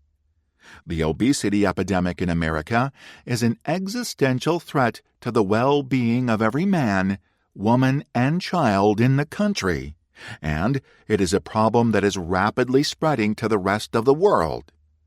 Public health campaigns to get Americans to eat more vegetables have failed miserably, and the food industry's marketing of diet foods, as we've noted, has benefited very little beyond the bottom line of the food companies themselves. Obesity and the associated health conditions that result from it are also overwhelming our healthcare system. Scientists, public health advocates, corporations, and schools are all desperately seeking ways to improve the American diet. Backer's approach at Google recognizes that there are no easy, one-size-fits-all solutions to the dietary challenges confronting employees or Americans. But to study the possibilities, Google has built the world's largest food laboratory, where they can experiment on 195,000 subjects. The experiment encompasses multiple meals a day, 5 days a week, in cities all around the world. Don't feel bad for these lab rats. This lab is filled with unlimited spa water, sea salt chocolate chip cookies, kale salads, and other dishes that would be equally at home in a Michelin-starred restaurant. Google does not brand its food program as corporate wellness, but its objectives do fit the definition. The broader wellness industry has largely focused on interventions like gym memberships and weight management classes toward their goal of reducing employers' health care costs. Employee health would be a side benefit. The results have been underwhelming, to say the least. A study published last year in the Journal of the American Medicine Association, JAMA, that tracked more than 32,000 employees at a large U.S. warehouse retail company found that the company's wellness program failed to do almost everything it set out to do. According to Catherine Baker, co-author of the study and dean at the University of Chicago's Harris School of Public Policy, if employers are launching a wellness program with hopes of a short-term or quick savings in health expenditures or absenteeism, this study should give them pause. So, are there any lessons to be applied from Google? Stephen Aldana, CEO of WellSteps, a corporate wellness vendor, notes that Google is unique in its ability to offer employees such extensive benefits. However, he agrees that to really improve health, you have to change behaviors long term, and to change behaviors long term, it takes a holistic, cultural approach. While the wellness programs did not translate into healthcare savings or reduced absenteeism as hoped, dietitians involved in the programs did describe dramatic changes in culture and perspective, such as healthier food choices in break rooms and more employees drinking water over soft drinks. Changes involved both employees and management of the company playing a role in facilitating the healthier options. Perhaps expecting the programs to deliver changes quickly is a mistake. A holistic approach to food and health might work on the time scale and at the same pace as the problem it is trying to address. In other words, people became overweight and obese over years and decades. Wellness programs might want to rethink the time frame necessary for the benefits to manifest themselves. A glimmer of hope. Google's strategy of emphasizing the good and de-emphasizing the bad through behavioral intervention seems simple, but is it replicable? The good news is that there are plenty of institutions that could follow Google's lead. That starts in Silicon Valley, where free food is the norm and where many Google Food alumni have taken up residence after absorbing a passion for healthy food from Michael Backer. But there also are ways these lessons could spread to the wider world. Google isn't doing it alone. Giant food service companies like Compass, the largest food service company in the world, procure food, write recipes, and employ cooks who work at Google. Compass's food operations are extensive and varied, including corporations, museums, hospitals, stadiums, universities, even public schools. The company is already applying Google strategies throughout its network. Maisie Gansler, Chief Strategy and Brand Officer for a Compass subsidiary that operates food service at the Google headquarters, explains, Google's research on the behavioral economics of naming plant-based menu items has directly influenced the guidance we give chefs throughout all our locations.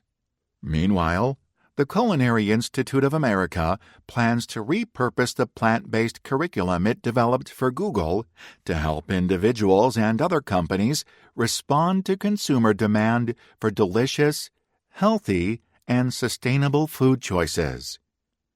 Behavior change strategies are spreading quickly to a variety of organizations beyond the walls of corporate America. School cafeterias may not be as famous as Google for offering the most appealing food selections, but if one considers the number of children involved, it is easy to see that the responsibility of these cafeterias in shaping the health of the American future is tremendous. Forward-thinking school food policy planners, who are seeing more and more obese students, are beginning to consider new approaches demanded by the unhealthy trends.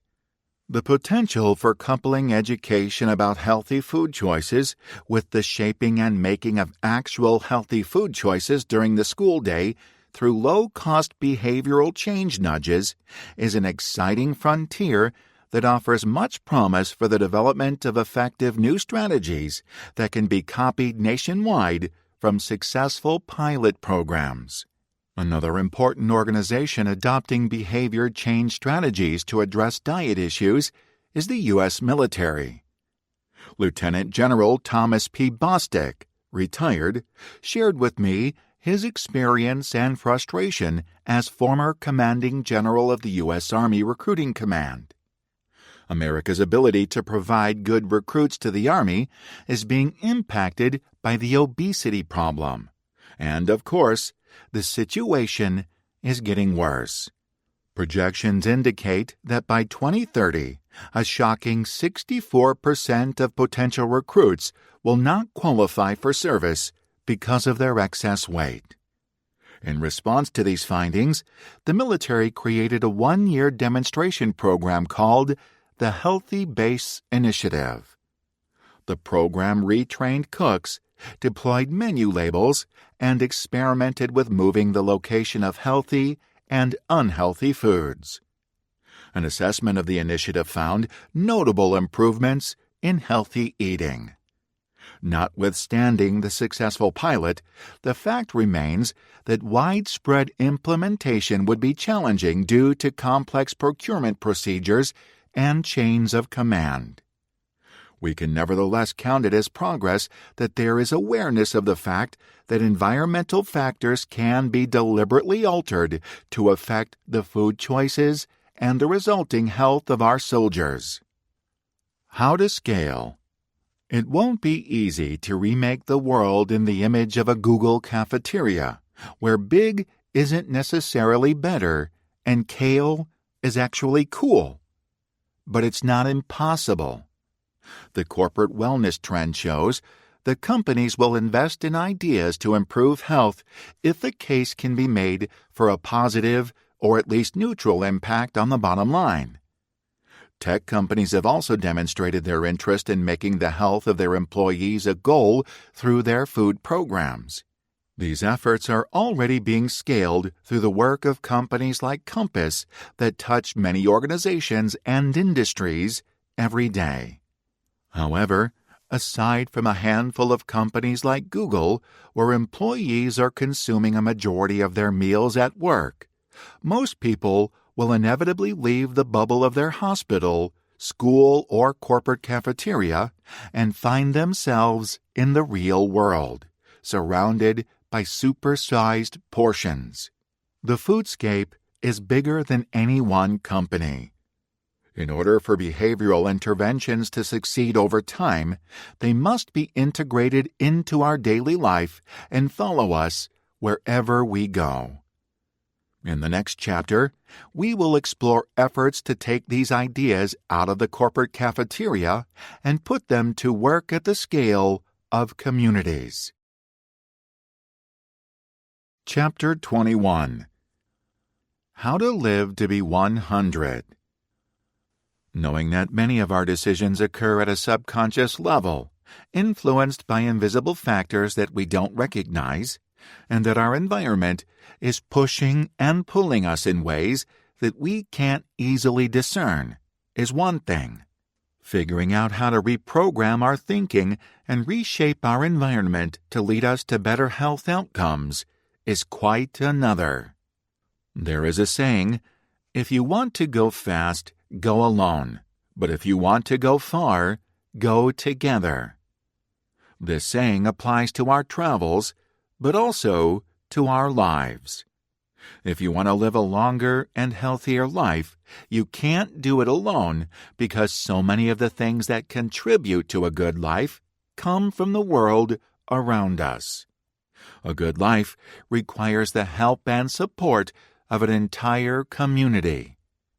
What steps can we take to surround ourselves or embed ourselves in an environment that promotes health?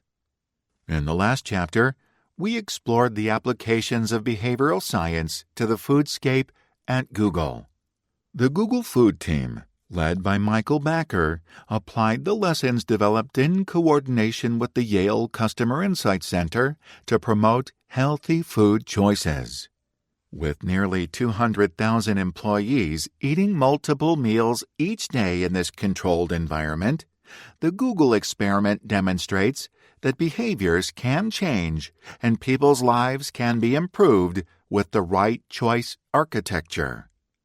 While not everyone will agree with all the actions taken by the food team, it's clear that the majority of employees are happy with the food options available and see the benefits of the program. While their companies are taking notice of the potential of choice architecture to move consumers and customers toward healthier choices, including food service companies like Compass. Each new kitchen and cafeteria that applies these lessons increases the chances that the changes that occur will lead to the formation of new and better eating habits. The more people who shift their habits, the more likely social influence is to work in support of healthier behaviors rather than against them, which is the case today. So, how do we go from a handful of tech companies with deep pockets providing healthy food to communities of healthy people? It won't be easy. The trend toward unhealthy diets and more people overweight and obese is strong and has been moving in the wrong direction everywhere in the world for decades. Fortunately, there are some examples out there that provide a glimpse of what an environment could look like that is working on our behalf and nudging us to be our best selves. One intriguing approach is the Blue Zones Project, which grew out of two simple questions. Where do people live the longest, and why? Blue Zones Project. The village of Villagrande in the province of Ogliastra on the Italian island of Sardinia sits more than 2,100 feet, 700 meters, above sea level. On January 1st, 2010, there were 3,441 inhabitants of the village living the same traditional lifestyles and engaged in the same agro-pastoral activities they had for decades. Despite the fact that until the 1960s, the region was among the poorest on the island, the people shared one common trait. They lived a very long time. Demographers Michel Poulin and Giovanni Pes and their co-authors published research on their findings in 2004, naming the regions with extreme longevity Blue Zones.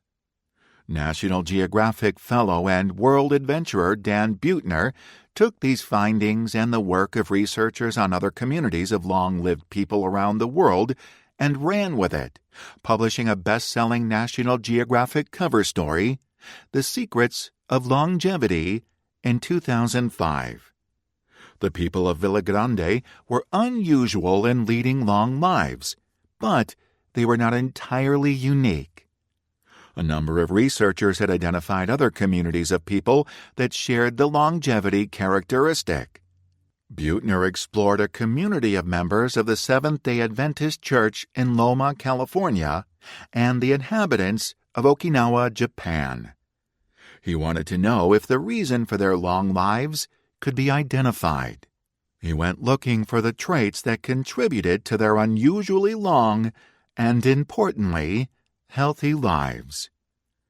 Over the last decade, Buettner has elaborated on these findings in a series of best-selling books, starting with The Blue Zones, Lessons for Living Longer from the People Who've Lived the Longest, that examine the behaviors of people living in the Blue Zones, and continuing with books that focus on traits like happiness and diets. As Buettner explains in his books, people living in these Blue Zones are outliving us not because they have figured out some secret to a long life that is hidden from the rest of us, but because they are actually doing the things we all know we should do. This means consistently eating a healthy diet and moving around about every 20 minutes or so during each day. All we have to do is eat right and move more. It sounds simple, but Buettner says it took him years after that initial discovery to understand why the rest of us, who have heard this advice many times, are getting the simple diet and exercise formula so wrong. Longevity happens. In an interview with Hilary Bruick in Insider, Buettner explains, people start thinking that the entrance way to a healthier lifestyle for most Americans is through their mouths. But the core tenet of Blue Zones, and it took me about 10 years to realize what I'm about to tell you, none of them have better discipline, better diets, better individual responsibility. They don't have better genes than us. Instead, they live a long time because longevity happens to them, Buettner says. What does longevity happens mean? It sounds a bit like New Age hippie mumbo-jumbo. Not that there is anything wrong with that. Up until now, we have mostly been talking about the ways our brains and our environment conspire to deliver bad decisions despite our good intentions. Buettner suggests that the people living in these blue zones are not gifted with superior genes or willpower that allow them to reject the supersize option at McDonald's. They aren't leaving half the food on their plate when they feel full or opting for the kale salad over the rack of ribs. They aren't relying on choice architecture to keep them on the path to a healthy diet. Blue Zone residents in Italy, Japan, Costa Rica, Greece, and California live in a world where healthy choices are the easy choice or the default choice. They move consistently through each day because they have things to do and places to be that require them to walk and move. Importantly, they also live lives with purpose and surround themselves with friends and families they help and who help them in return. They do not need to be choice architects because they live in worlds that already possess a healthy architecture. Changing our behaviors in isolation is hard. Our environment tests us at every turn, enticing us to return to our old habits. According to Buettner, if you want to live longer and be healthier, don't try to change your behaviors because that never lasts for the long run. Think about changing your environment. Of course, that's what the choice architects at Google are doing, but they don't have control over their employees' foodscapes when they walk out the front door of the office. Putting theory into practice. Buettner wondered if it was possible to reverse engineer a blue zone based on the lessons he gleaned investigating the original sites. In other words, could a community reshape itself into a place that made people healthier rather than sicker by making the right choice the easy choice? In 2009, he put his ideas to the test in his first Blue Zones project in Albert Lea, Minnesota.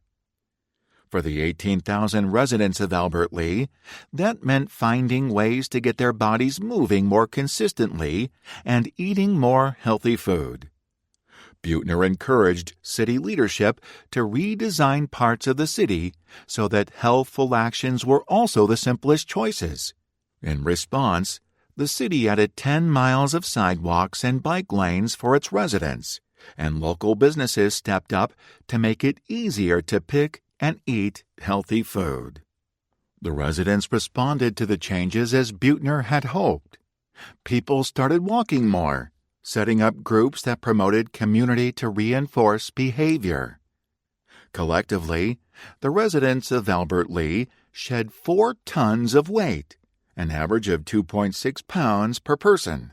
Similarly, a smoking cessation program led to a decline in smokers from 23% of adult residents in 2009 to 14.7% in 2016, resulting in $8.6 million in savings in annual healthcare costs for employers. The outcomes were not merely the result of broader societal trends as the county surged to 34th place in the Minnesota County Health Rankings, up from 68 out of 87 counties. Buettner has now successfully trialed this environment-focused approach in a number of cities and towns across the United States. The results have been equally impressive. From his initial success in Albert Lea, Buettner went on to consult with dozens of other Blue Zone project cities around the country.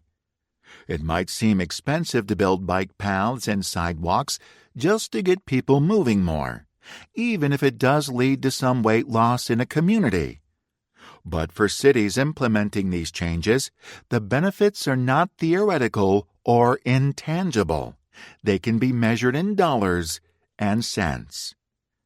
In 2013, Buettner championed an ecosystem approach in the city of Fort Worth, Texas, that reduced the smoking rate by 6%. This single outcome saves Fort Worth an incredible $268 million annually. Related Blue Zone initiatives throughout the city likely save tens of millions of dollars more in other health care costs. America's fattest city. Blue zones and the work of Buettner with American cities may seem like an anomaly, despite the success in a number of locales, but similar programs implemented by other organizations have found similar success. Sometimes the same idea will pop up in different places at the same time. Around the same time that Buettner was launching his project in Albert Lea, Huntington, West Virginia, had the distinction of being America's fattest city, with an obesity rate over 45%. British chef Jamie Oliver showed up to fix the town as part of his television series, American Food Revolution.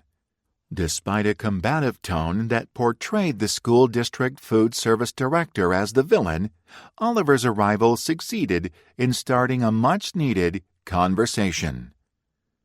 Recognizing that the city could take a more active leadership role in the health of the community, it installed more walking and running paths. The mayor helped set the pace and encouraged others to join him during his walks with Mayor around town. While Oliver crafted recipes the school district could not afford, and by some estimates students didn't like, the school district stepped up and revamped lunches and nutrition education in ways that worked for the community. A new farmers market featuring local produce became a community staple. Promoting change by shaming local leaders is not an approach that should be replicated. However, Oliver did nudge the city of Huntington to find their own path. The city and community bought into the need for change, and 10 years later, the rate of obesity had dropped to 32.6%, a meaningful improvement. Wellville. Founded by tech investor Esther Dyson and led by health impact innovator Rick Brush, Wellville is a 10-year nonprofit project focused on equitable well-being. Dyson and Brush are supporting the efforts of 5 U.S. communities in their efforts to improve health and well-being. The project has broader ambitions as well, as the two founders look to inspire other communities and promote change in how the nation invests in people, institutions, and systems to achieve equitable well-being for all Americans. It is a bold vision. Wellville deploys advisors to support local teams in each community as they develop shared, long-term investment in people, institutions, and systems. The project also seeks to forge national partnerships to improve local capacity and advocate for policies, actions, and investments. The project conducts social and economic impact analysts to evaluate progress and a learning system that cuts across the communities so they can share lessons learned. Contagious behaviors. There are many other projects operating at various scales around the world, from a researcher-led community-wide program in Somerville, Massachusetts, to a long-term project in France involving school and community, kids and parents, food and physical activity, education, and action. When an idea's time has come, it is often hard to hold it back. The projects share a similar focus on the power of people coming together with their community to create change.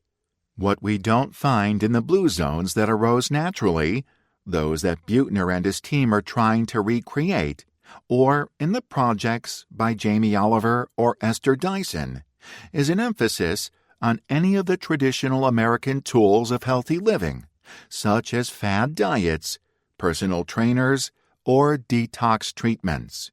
There are no calls for greater self-discipline or the counting of calories or steps.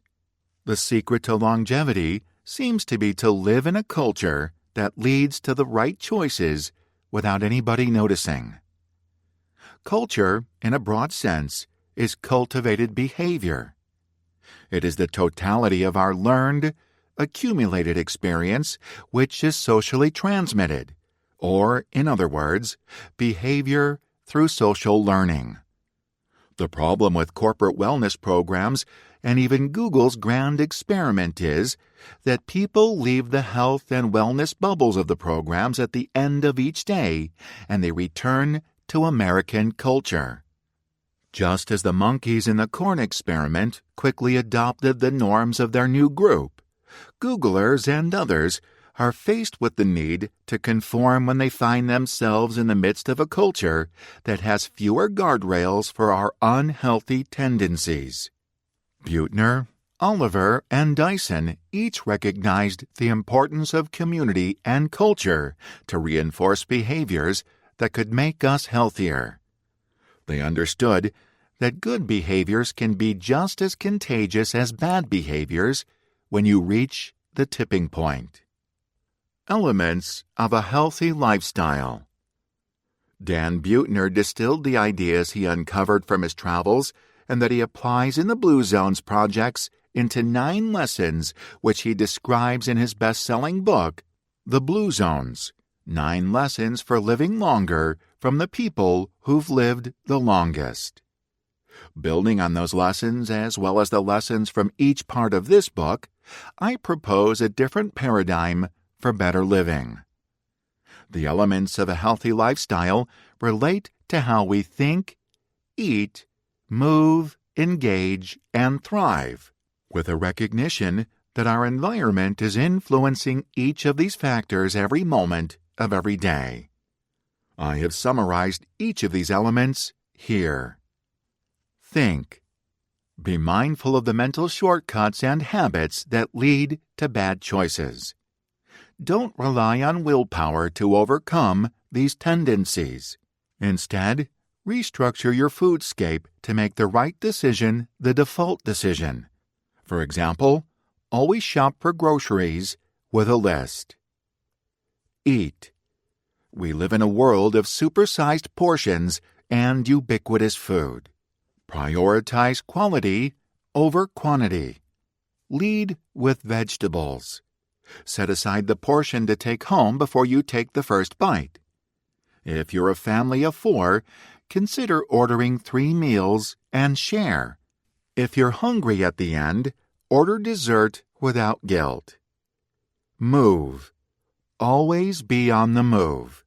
Walk to the store. Garden. Do housework. Do stuff. Fill your days with activity.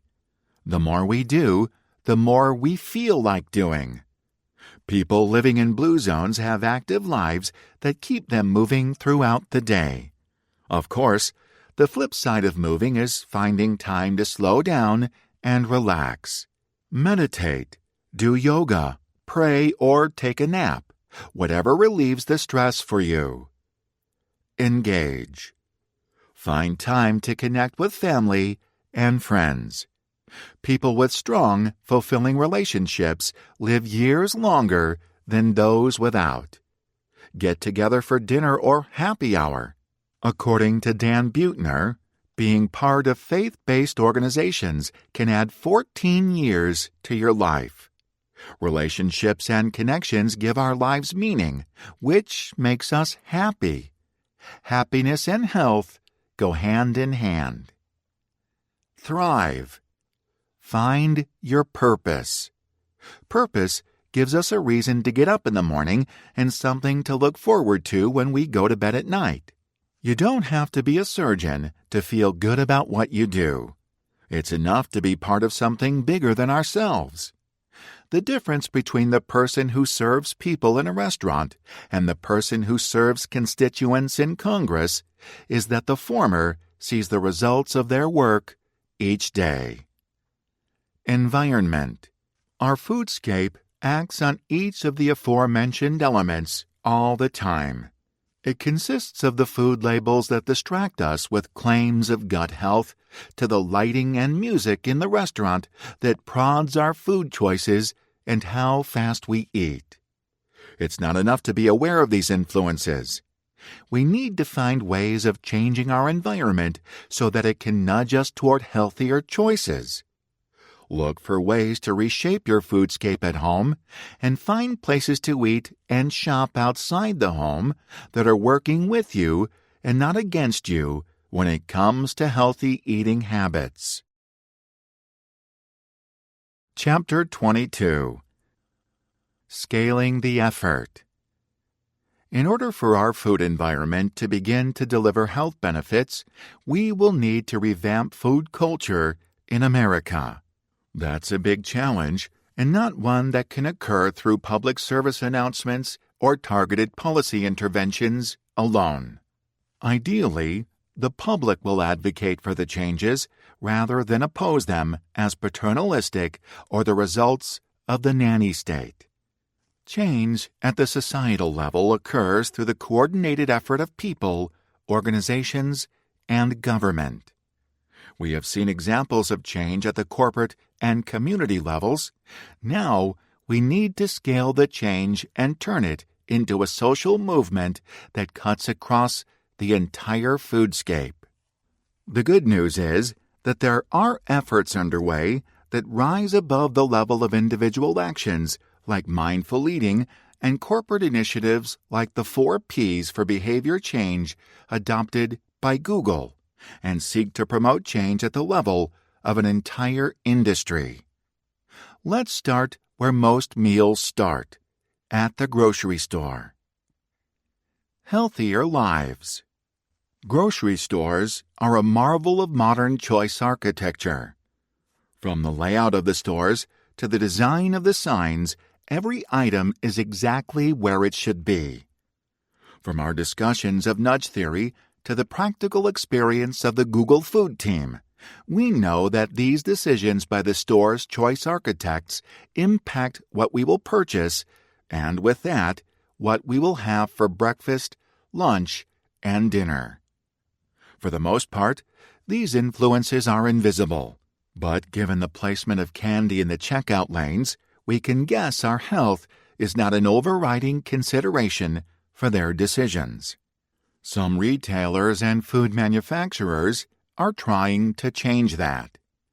In 2018, a number of these companies came together in the United Kingdom to form a coalition, led by manufacturers and retailers and in partnership with public health authorities, local communities, academia, and other stakeholders, to explore new ways of addressing the obesity epidemic in the UK. Together, the organizations established the Collaboration for Healthier Lives, CHL, to empower people to make positive changes to their health and well-being. The CHL Coalition's mission is to inspire healthier behavior in stores, online, and throughout communities around the world. The Coalition committed to helping people make healthier decisions every day in communities around the world. Recognizing the limitations of interventions based on information sharing and education, and understanding that eating behaviors are largely automatic, the Coalition turned to behavioral science for ideas. In other words, the Coalition encountered the same research discussed in the last 2 chapters, that what we buy and eat is an instinctive response to the environment around us. They targeted some of the same factors discussed in the 4 Ps of behavioral change related to pricing and promotions, availability, choice architecture, and shelf and nutritional labeling, as well as social feedback techniques. They wanted to apply the latest in behavioral science to improve consumer diets, not just in theory, but in a real-world grocery setting. The results were impressive. Coalition companies trialed a total of 34 interventions, using a number of the approaches to improve the healthiness of consumers' food baskets. The results showed a significant and positive impact on purchases. Following a year of interventions, stores observed consumers buying 13% more fruit and vegetables, 72% more beans, 19% fewer standard chips, and 22% fewer packets of confectionery. The coalition intends to continue and expand the interventions in more stores and more regions. This project not only shows that it is possible to nudge consumers to make healthier purchases under real-world conditions, but that businesses are willing to take steps to promote such outcomes. This runs counter to the common narrative that big food companies and grocery store chains want consumers to overeat to pad the bottom line, and demonstrates that food retailers and food companies can be part of the solution. The power of words. Words are important, as we learned in the first part of the book. Consumers are often seduced by words like natural, that carry a health halo that convince them to buy products that don't deliver on the health promise. While words can be used by marketers to convince us to buy products that aren't really healthier, like organic cookies or candy, words can also be used to promote healthy foods, following the lesson of persuasion from the 4 Ps.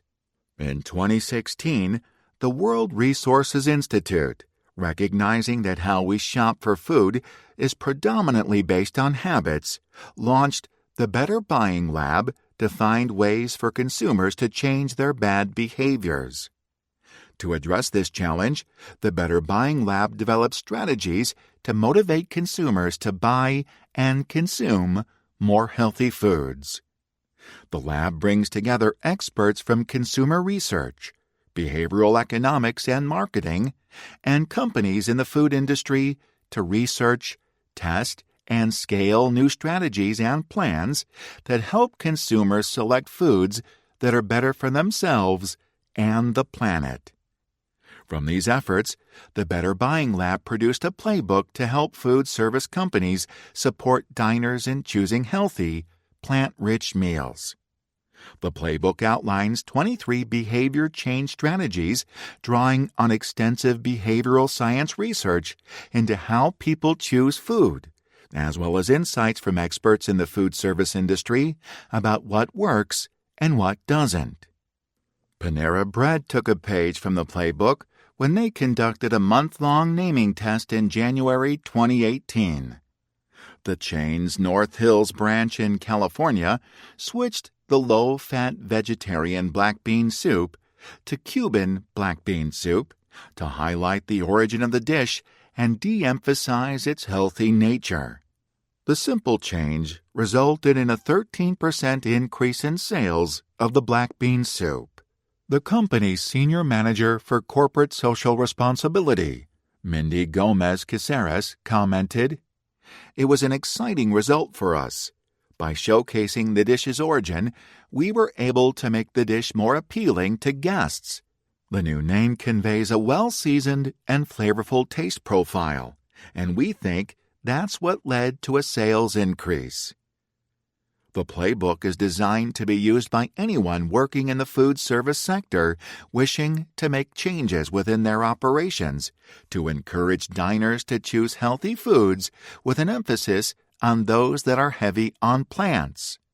The lab takes an approach similar to the Yale Center for Customer Insights, focusing on product, placement, presentation, promotion, and people.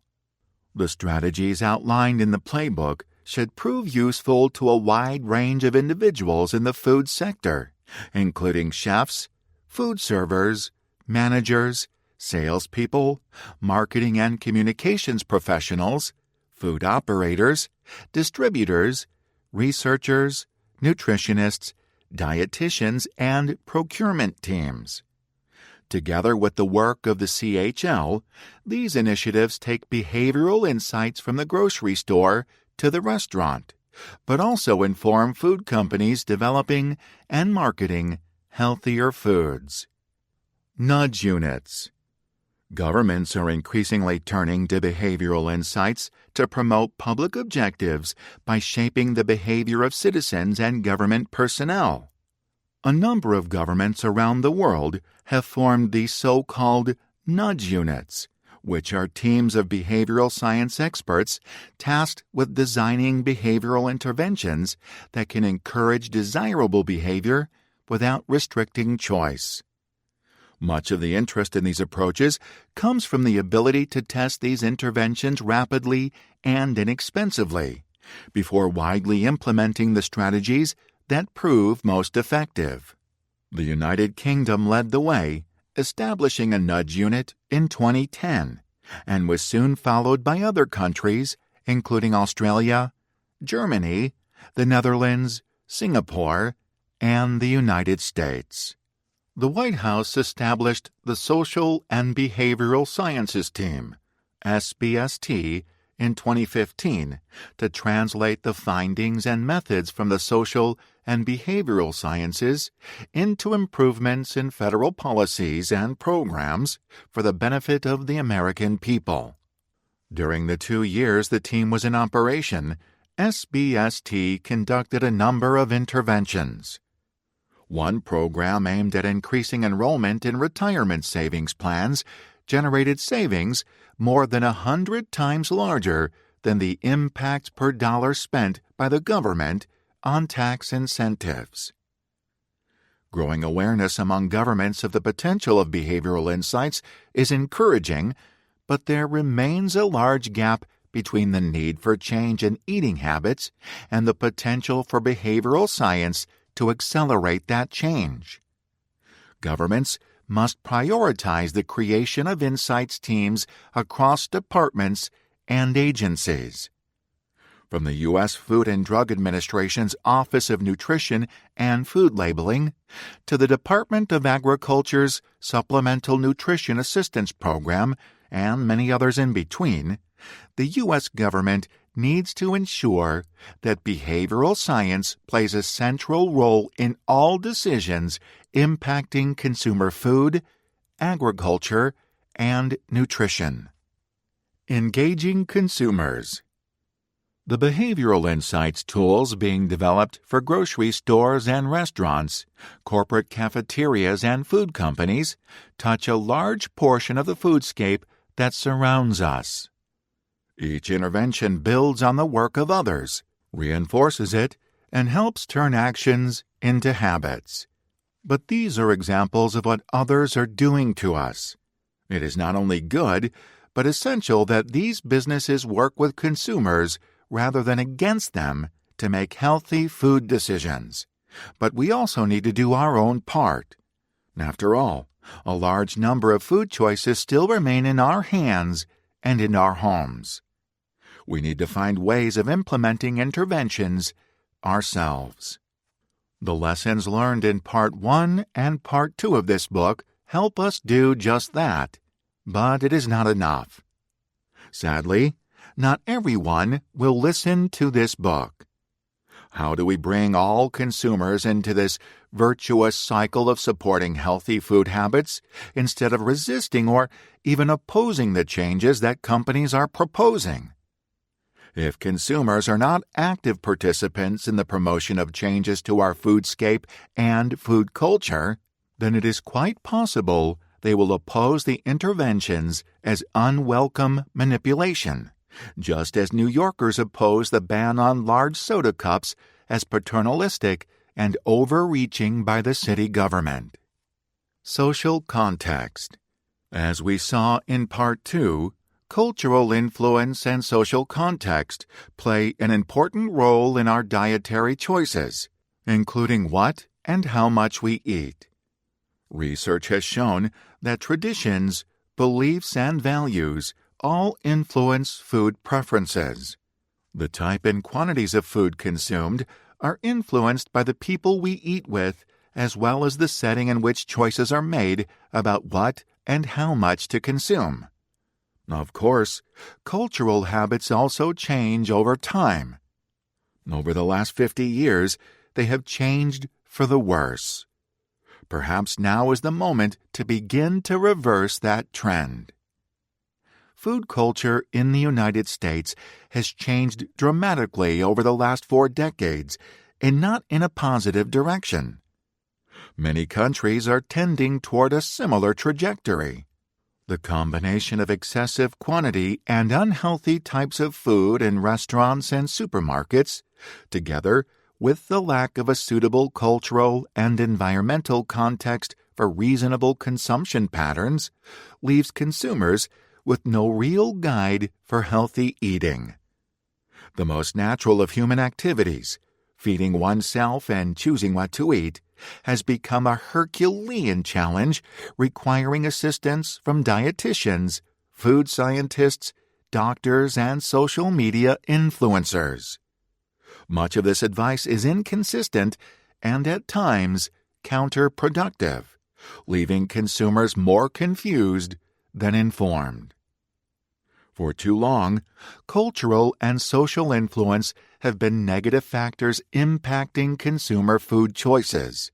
In order to reinforce the efforts of grocery stores, restaurants, wellness programs, and other organizations that are crafting behavioral interventions outside the home to promote healthy choices, we need to find ways of bringing these interventions into our homes.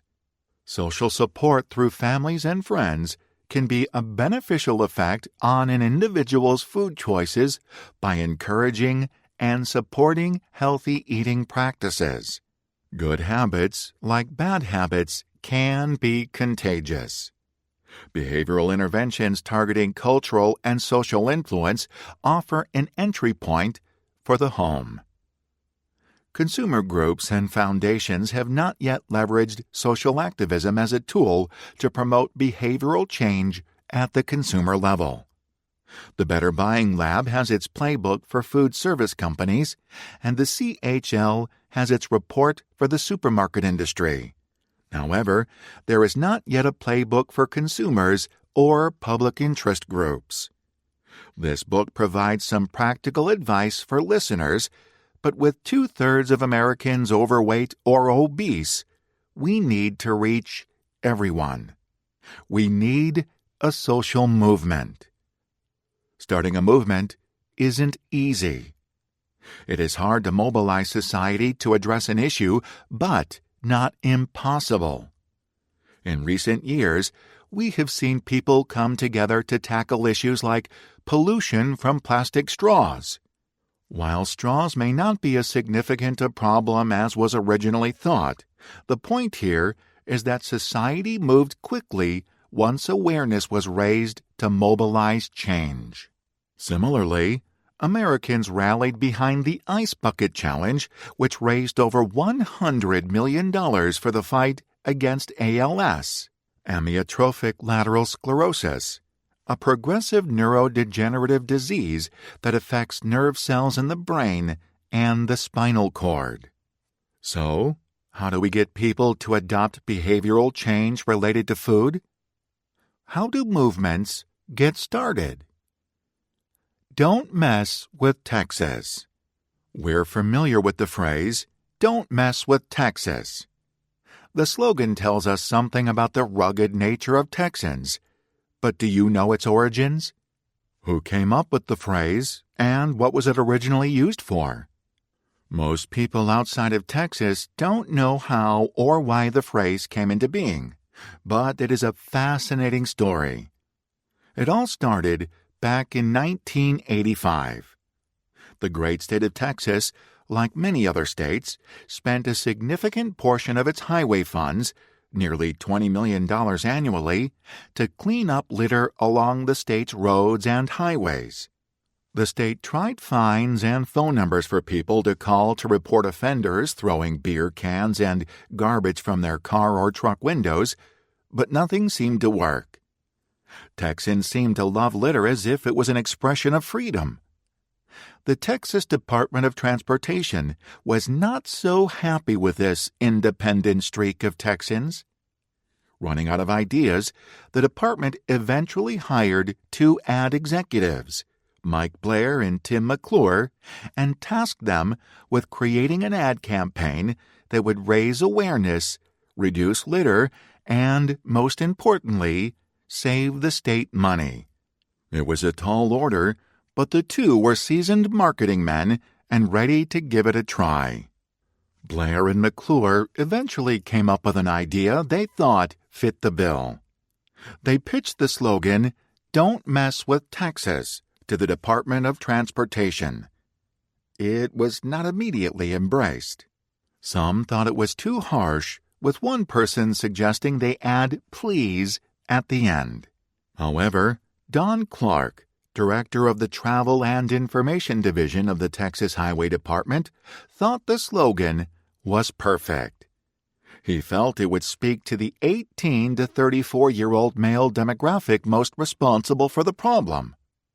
The in-your-face approach seemed destined to draw attention to the cause in a way that a more polite entreaty would not. Despite the Transportation Board's reluctance, Clark pushed ahead with the campaign, printing bumper stickers and highway signs, and producing several television commercials. The rest is history. Since its introduction 35 years ago, the slogan, "Don't Mess with Texas," has taken on greater meaning for Texans, becoming a part of their identity, though the trademark of the Texas Department of Transportation.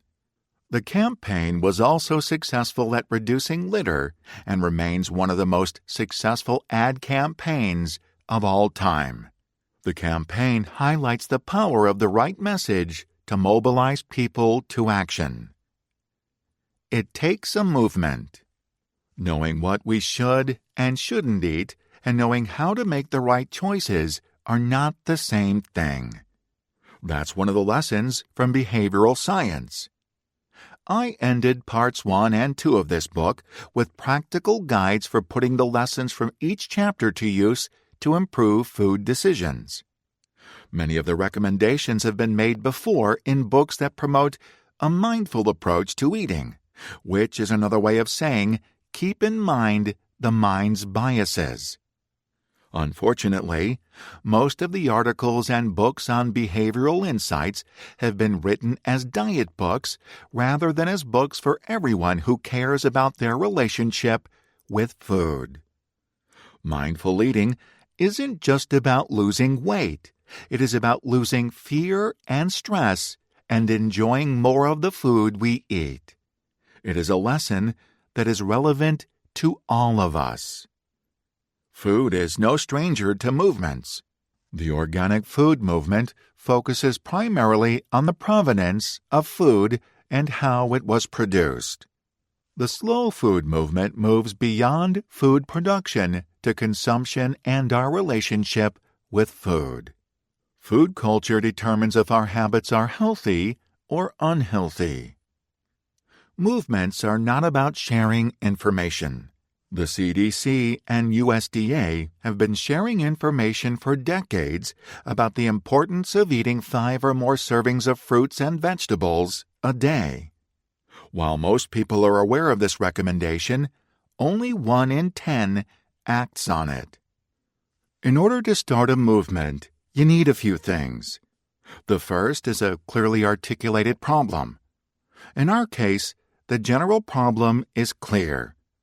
Too many people overweight or obese. But that is really a symptom of the problem created by a foodscape that is making us sick. It is the cause that needs to be addressed, not the symptom. The second step is to identify the relevant stakeholders. This is also straightforward, as we are all stakeholders in this problem since we all eat food.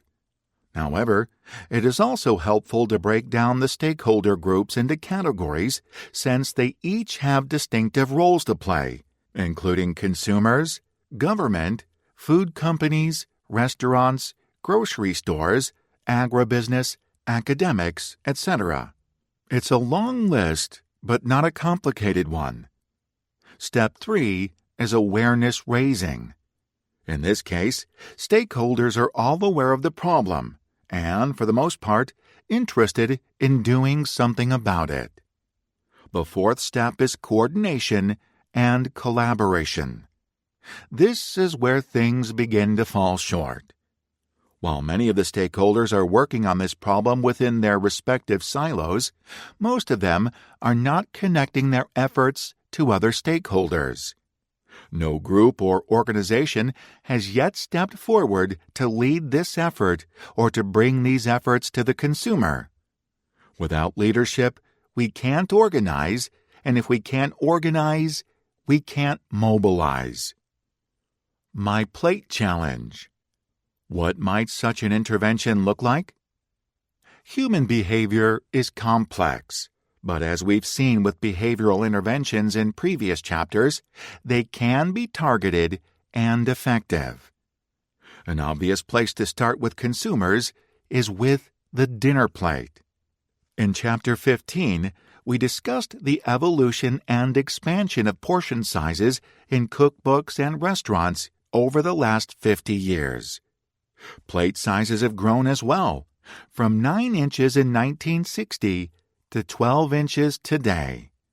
That's more than a 75% increase in the area of the plate.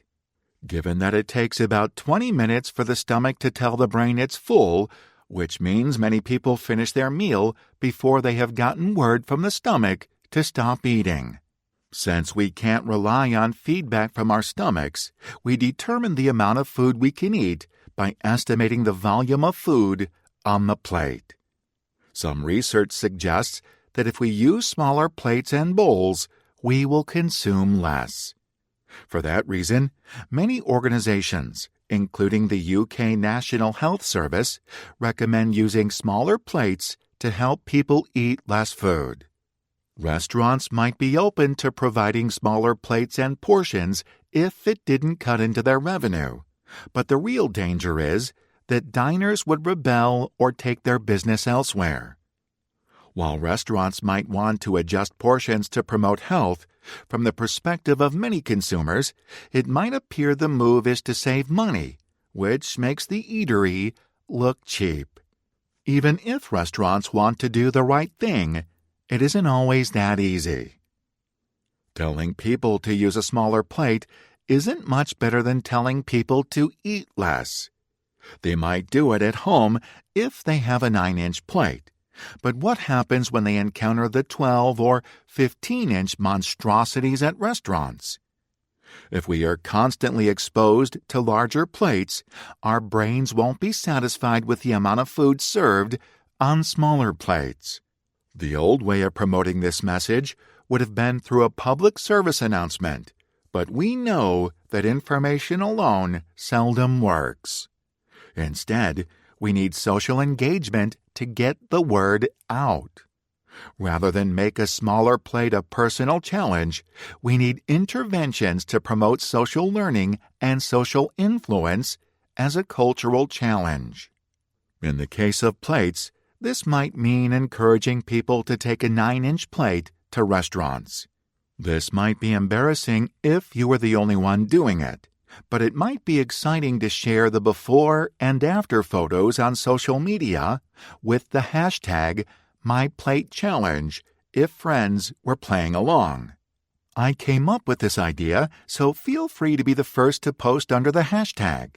By coordinating such a campaign with organizations like the Academy of Nutrition and Dietetics, food influencers and others in the challenge could reach a broad audience.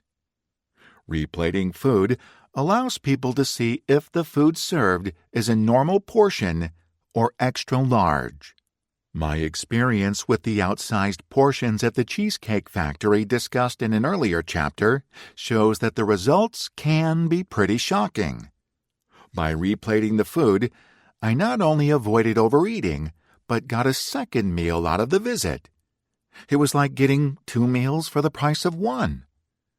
Now, you might be thinking, is replating food really necessary? Perhaps you already divide your food into 2 on the plate, then take half home. It is a good practice, but we can do better. One limitation of leaving half the food on our plate is that our brains never get the signal that we're done eating. As we discussed previously, our brains need that signal to know it is time to start burning calories. By replating the food and then cleaning the plate, we signal the brain that we have, indeed, finished our meal. Second, if we simply eat half the food on our plate, we miss out on the opportunity to promote social learning and apply a little social influence of our own, which could nudge others to do the same thing. Raising awareness of large portions could lead more people to set aside food to take home before taking the first bite. Restaurants might be more likely to participate in an effort driven by consumers. They could support the effort by offering diners the option of a half portion or perhaps a half portion on the plate and half to go served at the same time. The My Plate Challenge is just one example of how to mainstream behavior change. There are many more, but they must be scaled to be effective. The point is that a small intervention that draws attention to an important issue could generate interest in the broader issue of portion sizes in a more constructive manner than shaming people for eating too much or shaming restaurants for serving too much. The current foodscape often leads us to eat twice as much as we need. This outcome makes us less healthy and less wealthy. By tweaking the foodscape, we could find that we get 2 meals for the price of one, or 1 full meal for half price and a healthier experience. Now, that's a good value. An idea whose time has come. Over the last 5 decades, Americans have been inundated with nutrition information and overwhelmed by so-called health food products. The rise in obesity has coincided with the rise in diet books, cleanses, and food supplements, all purporting to offer solutions while the problem continues to grow. And yet, as challenging as the problem certainly is, I see reason for optimism. The history of science is replete with examples of breakthrough discoveries that arose in different places at the same time. Charles Darwin and Alfred Russel Wallace independently advanced the theory of evolution, while Sir Isaac Newton and Gottfried Wilhelm Leibniz developed calculus. The phenomenon is even more common with many inventors sharing Nobel Prizes for their simultaneous discoveries. A little over a decade ago, behavioral science made its way into the mainstream with books by Malcolm Gladwell, Richard Thaler, and Cass Sunstein, and Daniel Kahneman. Fast forward to today, and nudge theory has moved from the lab room to the boardroom. At last, these ideas are making their way to government nudge units and organizations like the Better Buying Lab, intent on applying behavioral interventions to public health. When it comes to bringing these efforts together to spark the cultural change necessary to deliver healthy outcomes, it seems like a question of when, not if. The Lone Nut. I see the beginning of a movement, and I know this because I watched Derek Sivers' TED Talk, How to Start a Movement. It outlined the trajectory of a movement. Sivers' talk is perhaps the greatest 3 minutes on the TED platform. I encourage you to watch it, but if you don't have a computer close by, I will describe it. Sivers shows a short video of a man in a park doing a crazy dance. The man dances alone for a while, but eventually someone joins in. Shortly after, the first two are joined by a trickle. Then a flood of people join the crazy dance. Within the span of the 3-minute video, the park goes from relaxed sunbathing to hundreds of people frenetically dancing. Sivers points out that the first few people who join are taking a chance, but by the time a group is formed, it becomes clear that something exciting is happening. As more people join in, it becomes less risky. Sivers explains, They won't stand out. They won't be ridiculed, and they won't be left out if they hurry. Eventually, as more join, it becomes risky to stand on the sidelines since you might be ridiculed for not taking part. And that's how you form a movement. Perhaps the most meaningful insight from the short video is when Sivers explains the importance of that first follower. Sivers puts it this way: the difference between a lone nut and a leader is the first follower. We often underestimate the role played by the first follower, but later followers will be emulating that person, not the leader. None of us have to be leaders in behavioral science. We just need to be willing to follow the science and become part of a movement. The trickle of resources currently flowing into these efforts will surge over the next few years, accelerating the pace of change. Governments, companies, and foundations that have been standing on the sidelines will begin to rush to be a part of this movement. After all, if they arrive too late, they risk being ridiculed. It is up to each of us to look around and see how we can be part of the cultural change that will lead us as a nation to a new foodscape that promotes the healthy lifestyles we all want. By promoting nudges in our own lives and in the organizations and institutions that surround us, we can be a positive social influence on our friends, family, and community. The habits that changed to get us where we are today can change again. No willpower or grit required. Chapter 23. The Billion-Calorie Project.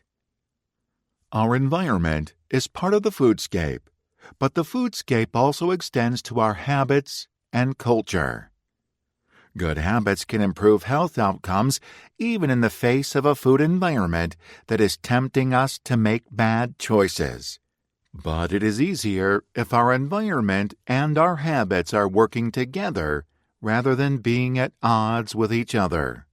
In the last chapter, we looked at how social activism can scale behavioral interventions to the societal level. Ensuring that interventions are widely distributed is critical because that is how habits and culture change over time. One of the limitations of the behavioral interventions I've described so far is that it is often difficult to measure the impact in real-world settings. Even the Google Food team has found it difficult to measure the results of their nudges. If it were easy to identify one or two nudges that would have significant impacts on health, we would have identified them by now. The fact is that there are no silver bullets. We are subjected to hundreds, if not thousands, of invisible influences every day. Each nudge is guiding us to consume a few more or less calories. It is the aggregate of all of these nudges that determines if we consume too much or just enough. Too often, we try to lose 5 or 10 pounds over the course of weeks or months, forgetting that that is not how we gain the weight, aside from the Google 15 or the Freshman 15. Weight gain generally occurs slowly over the course of many years, 1 or 2 pounds a year for decades. If we make enough small nudges to our foodscape, we can reverse the trend without even noticing the positive change and without any effort. 1 billion calories a day. The Billion-Calorie Project is an idea I had that was born from the notion that easy nudges that might have a tiny impact on each person can scale across society when implemented. More importantly, though, is the ability to quantify the reduction in calories consumed. The project aims to identify simple behavioral changes that have the potential to reduce global calorie consumption by 1 billion calories a day.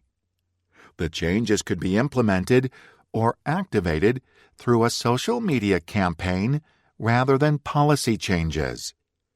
As a result, change could occur on a much faster timescale than what is normally required for nutrition interventions. The movement to ban soda straws demonstrates the potential of a social media campaign to ignite public engagement that can then be harnessed to effect change.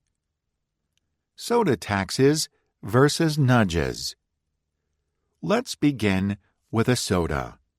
Every day, consumers around the world visit hundreds of thousands of fast food restaurants and consume tens of millions of cups of soda. If each person were to drink a few ounces less each day, billions of calories could be eliminated from our diets. Taxes on sugar-sweetened beverages, SSB, are a popular recommendation for reducing consumption.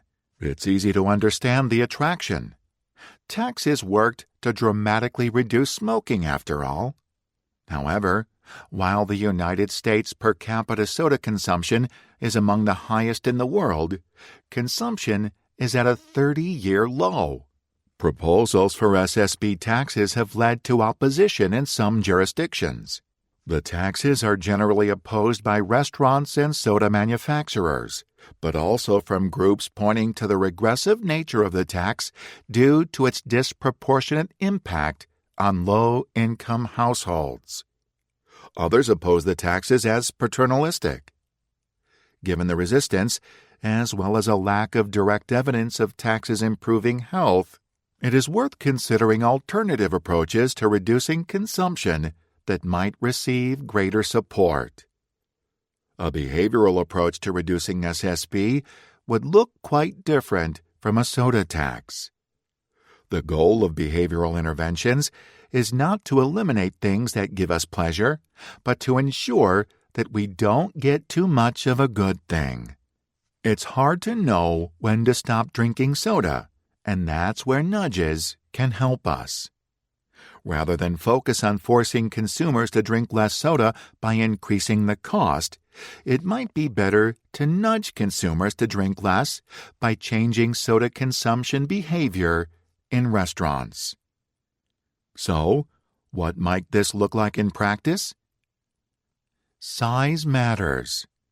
Instead of focusing on the price of soda, behavioral science offers other options. One of the most effective nudges relates to defaults.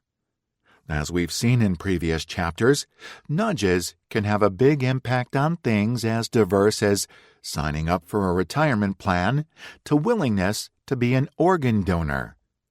In the case of soda, the amount we drink comes down to the size of the cup. We also know that people tend to consume the food that is placed in front of them. That means if you drink from a big cup, you will drink more than if you had a small cup.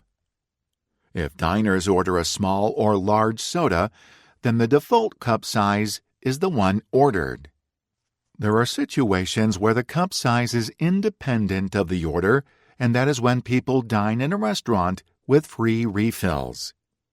If the default size is small, then diners will drink less. Having the small size as the default is different than banning large cups, as was tried in New York City. The option to request a larger cup remains. Doing the math. So what would it look like in practice if a restaurant chain switched the default cup size? Let's run the numbers on Subway, the largest restaurant chain in the world with more than 40,000 locations. McDonald's has about 37,000, if you're wondering. Subway restaurants commonly offer free refills to the 7.6 million diners served each day. For the sake of argument, let's assume they serve the same number of sodas. The common default cup size at Subway is 21 ounces, 621 milliliters. A 21-ounce Coca-Cola contains nearly 16 teaspoons of sugar, compared to 9 teaspoons in a 12-ounce cup. By switching to a 12-ounce cup as the default size, customers would reduce consumption by up to 9 ounces, 266 milliliters, per cup. Of course, customers will often refill their cup once before leaving. If customers only get half a cup, there would be 10 more ounces, 296 milliliters, for the big cup and 177 milliliters, for the small one. The difference between the big and the small is 9 plus 3 equals 12 ounces, 355 milliliters. A 12-ounce Coca-Cola has 140 calories. If Subway's 7.6 million customers were to receive the 12-ounce cup as a default instead of a 21-ounce cup, that would result in a reduction of more than 1 billion calories every single day. And that's only for one chain. Counting calories. A behavioral approach to the SSB problem offers some advantages over a tax. First, consumers may be more likely to support the smaller cup approach since they can easily request a larger cup if they prefer. Control remains in their hands. Second, restaurants may also be more likely to support this approach since they will actually save money by giving away less soda. One of the limitations of soda taxes is that it is difficult to tell if the taxes are leading to health gains. You never know if consumers who drink less soda will switch to other sugary beverages or other snacks. Taxes in some cities have led to increased soda purchases in surrounding communities. Small default cup sizes are unlikely to result in compensating behaviors since consumers are unlikely to notice that they consumed less soda. This intervention would improve the bottom line for the company and the waistline for the consumer. Win-win scenarios. Behavioral interventions offer unique opportunities to provide win-win outcomes for restaurants and consumers. The more you look for these interventions, the more obvious they become. Another easy intervention for Subway would be to separately wrap the two halves of their foot-long sub. Consumers who finish the first half of the sandwich would be confronted with an unopened second half. Unit bias, discussed in Chapter 15, kicks in during such situations. Instead of viewing two half sandwiches, they would be more likely to view the meal as made up of two sandwiches. After finishing the first half, consumers would give serious thought to whether they should open the other half or simply take it home. Getting two meals for the price of one is good value. Tackling portion control through defaults and other behavioral interventions holds great promise for our fight against obesity. Hopefully, others will be inspired by these straightforward ideas to propose and implement others. Together, we can begin to take a bite out of the obesity epidemic. Conclusion. Parting thoughts. Why do smart people make bad food choices? We've spent most of this book looking at the invisible forces that shape our thinking, from the biases at work within us to the foodscape that surrounds us. Most of the diet advice we get is focused on what and how much to eat. It's all about us as individuals. Food is deeply personal, after all. But we are not islands, and what we eat also affects those around us. We can readily see that our eating habits impact the choices and habits of our family and friends, but as we increasingly must recognize, the costs of overeating are also imposed on society as a whole. They can be measured in lives lost as well as in dollars and cents. According to the New England Journal of Medicine, nearly 50% of Americans are expected to be obese by 2030 if current trends aren't reversed.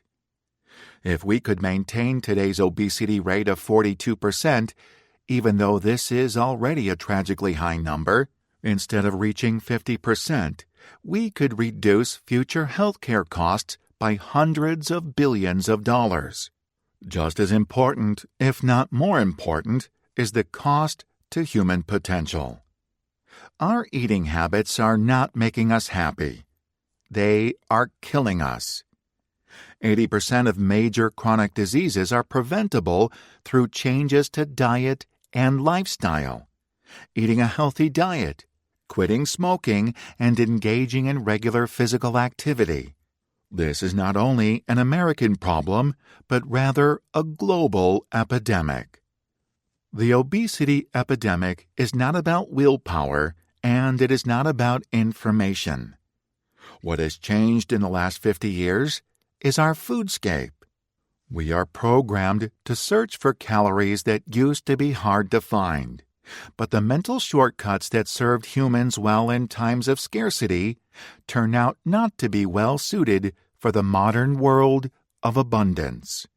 Everywhere we go, we are confronted with nudges to supersize our food or add bacon to our milkshake, an option at Five Guys. And our brains simply shrug and think, good value. No individual person or organization is responsible for the mess we find ourselves in today.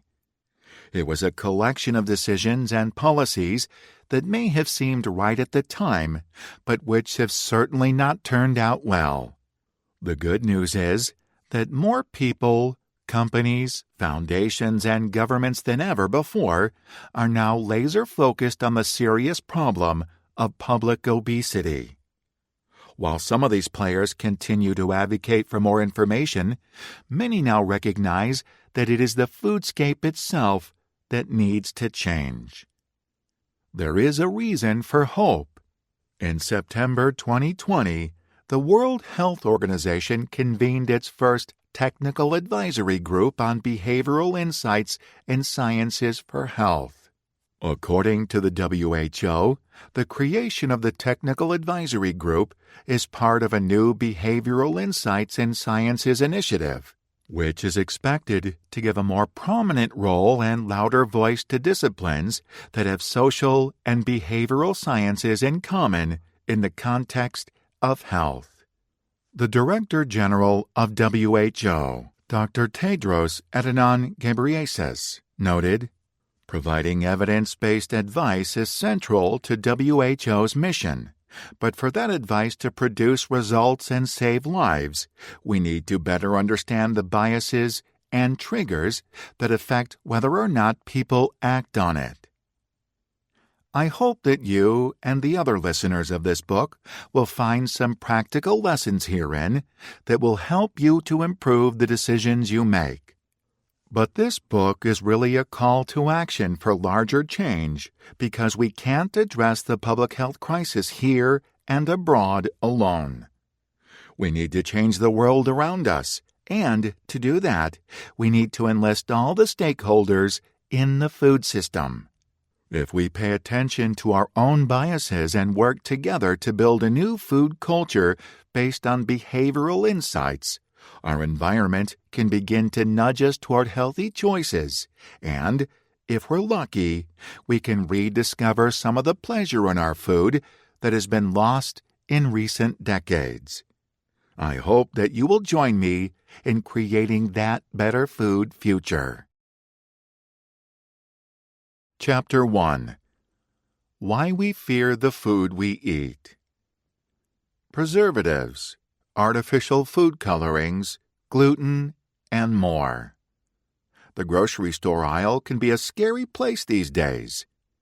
It seems like there are news stories from social media influencers every day about potent food additives or ingredients that will either kill you or make you live forever.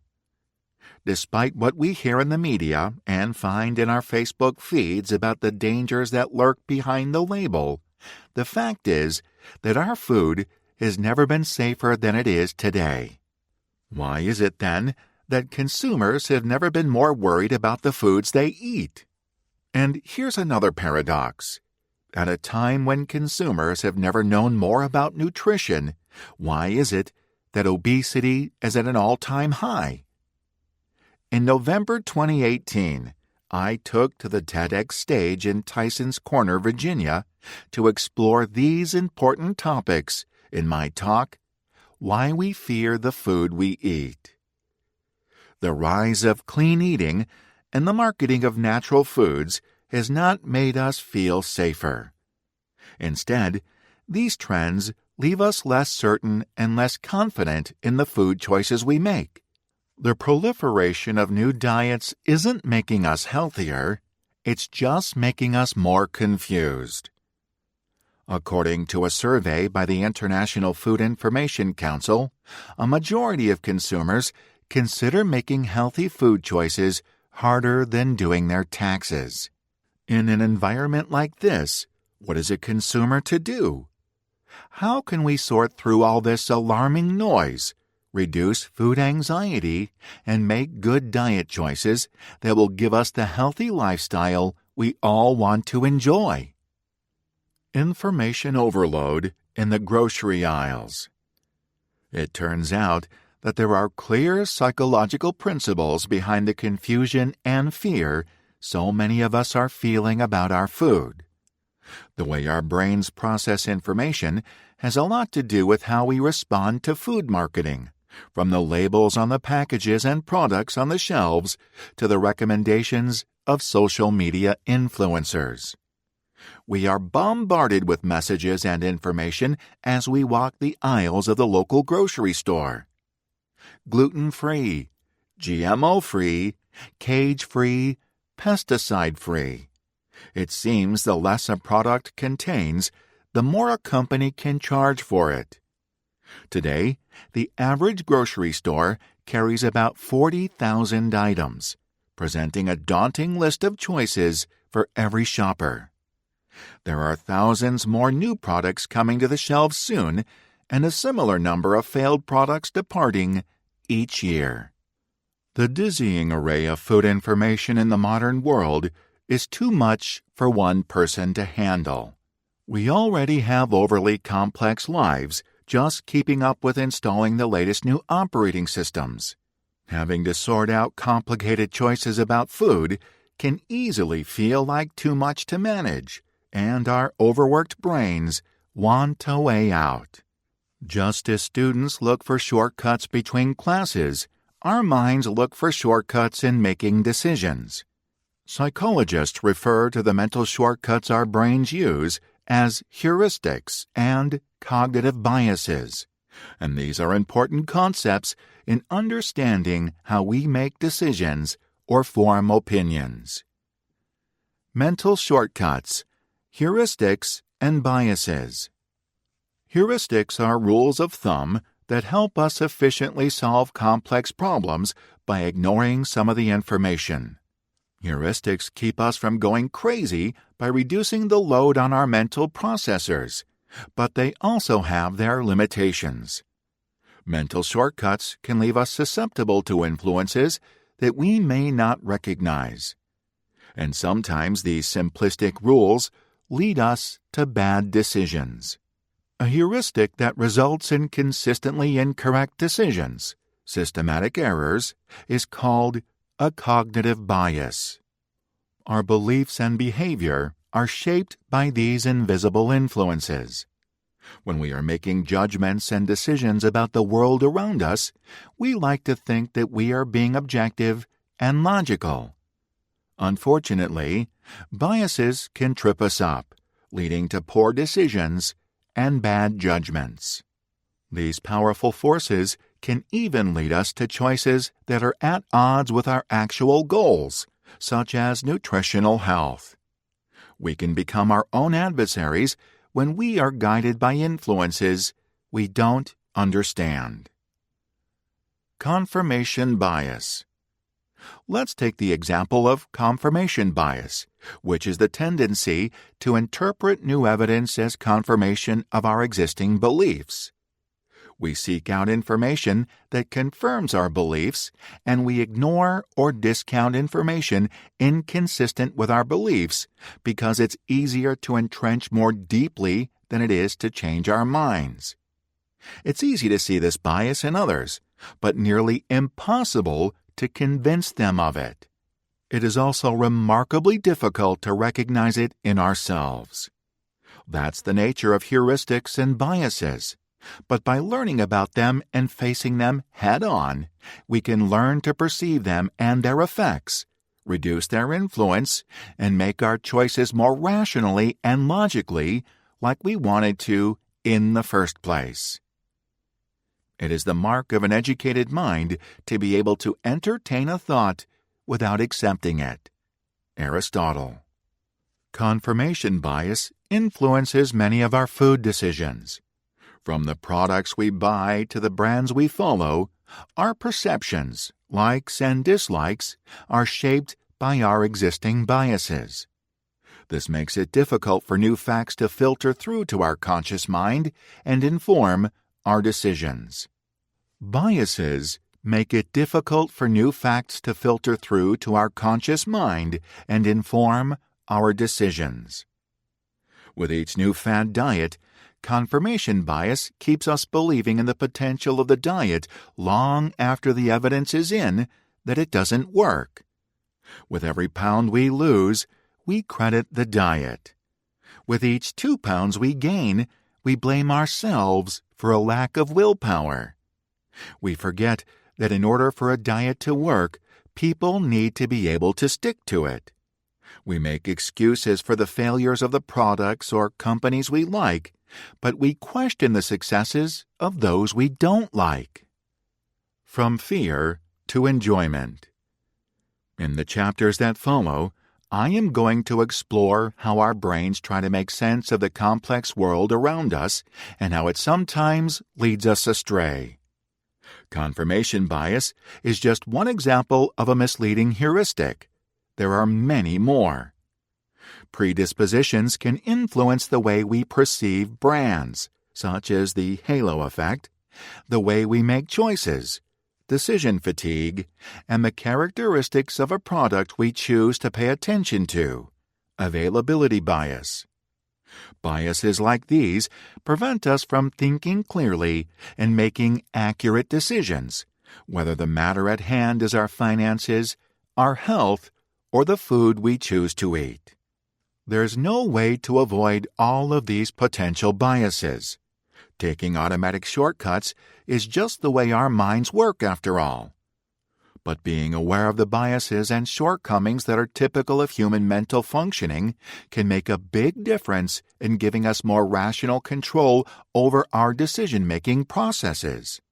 My goal is that as you learn how your brain processes information, you will fear less and enjoy more the food you eat. And this is an achievable goal. We will get there by learning some curious facts about how our minds work, and I'll illustrate them with some interesting stories along the way. Afterword. My goals for this book cannot be met without interaction and connection with those who share my vision for a foodscape that works for us, not against us. In the effort to further a movement, every voice is valuable, encouraging others and pointing the way. A comment from you would strengthen the discussion, and I hereby invite you to post your own thoughts, however brief or lengthy, on my Facebook group page at Our Foodscape. I welcome feedback and would very much like to know what you think. If you have enjoyed this book or have ideas or suggestions to offer, please let me know at jack@futurityfood.com and help others find this material by posting a review on Amazon.com. You really can make a difference this way. It is by engaging with one another and sharing our experiences views, and concepts that we can move forward and create a healthier world. Thanks for your time. This concludes Why Smart People Make Bad Food Choices by Jack Bobo. Narrated by Al Kessel. Copyright 2021 by Jack Bobo. This unabridged audiobook is published by arrangement with Mango Media Incorporated and was produced in the year 2021 by Tantor Media Incorporated, a division of Recorded Books which holds the copyright thereto. Please visit tantor.com for more information on our growing library of unabridged audiobooks.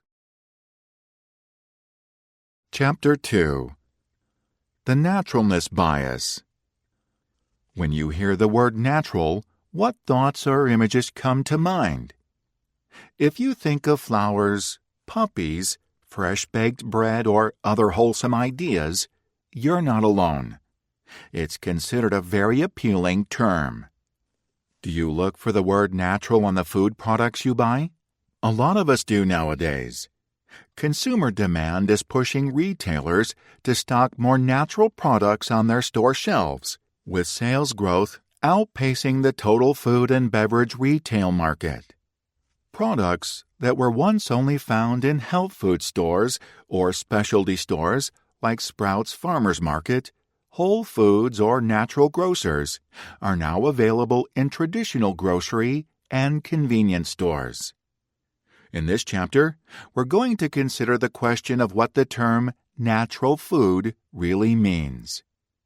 Natural, as applied to food, is a term that we are apt to use casually.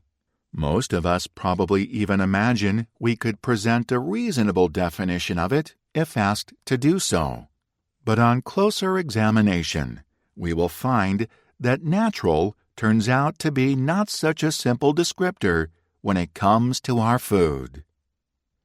The natural label sells.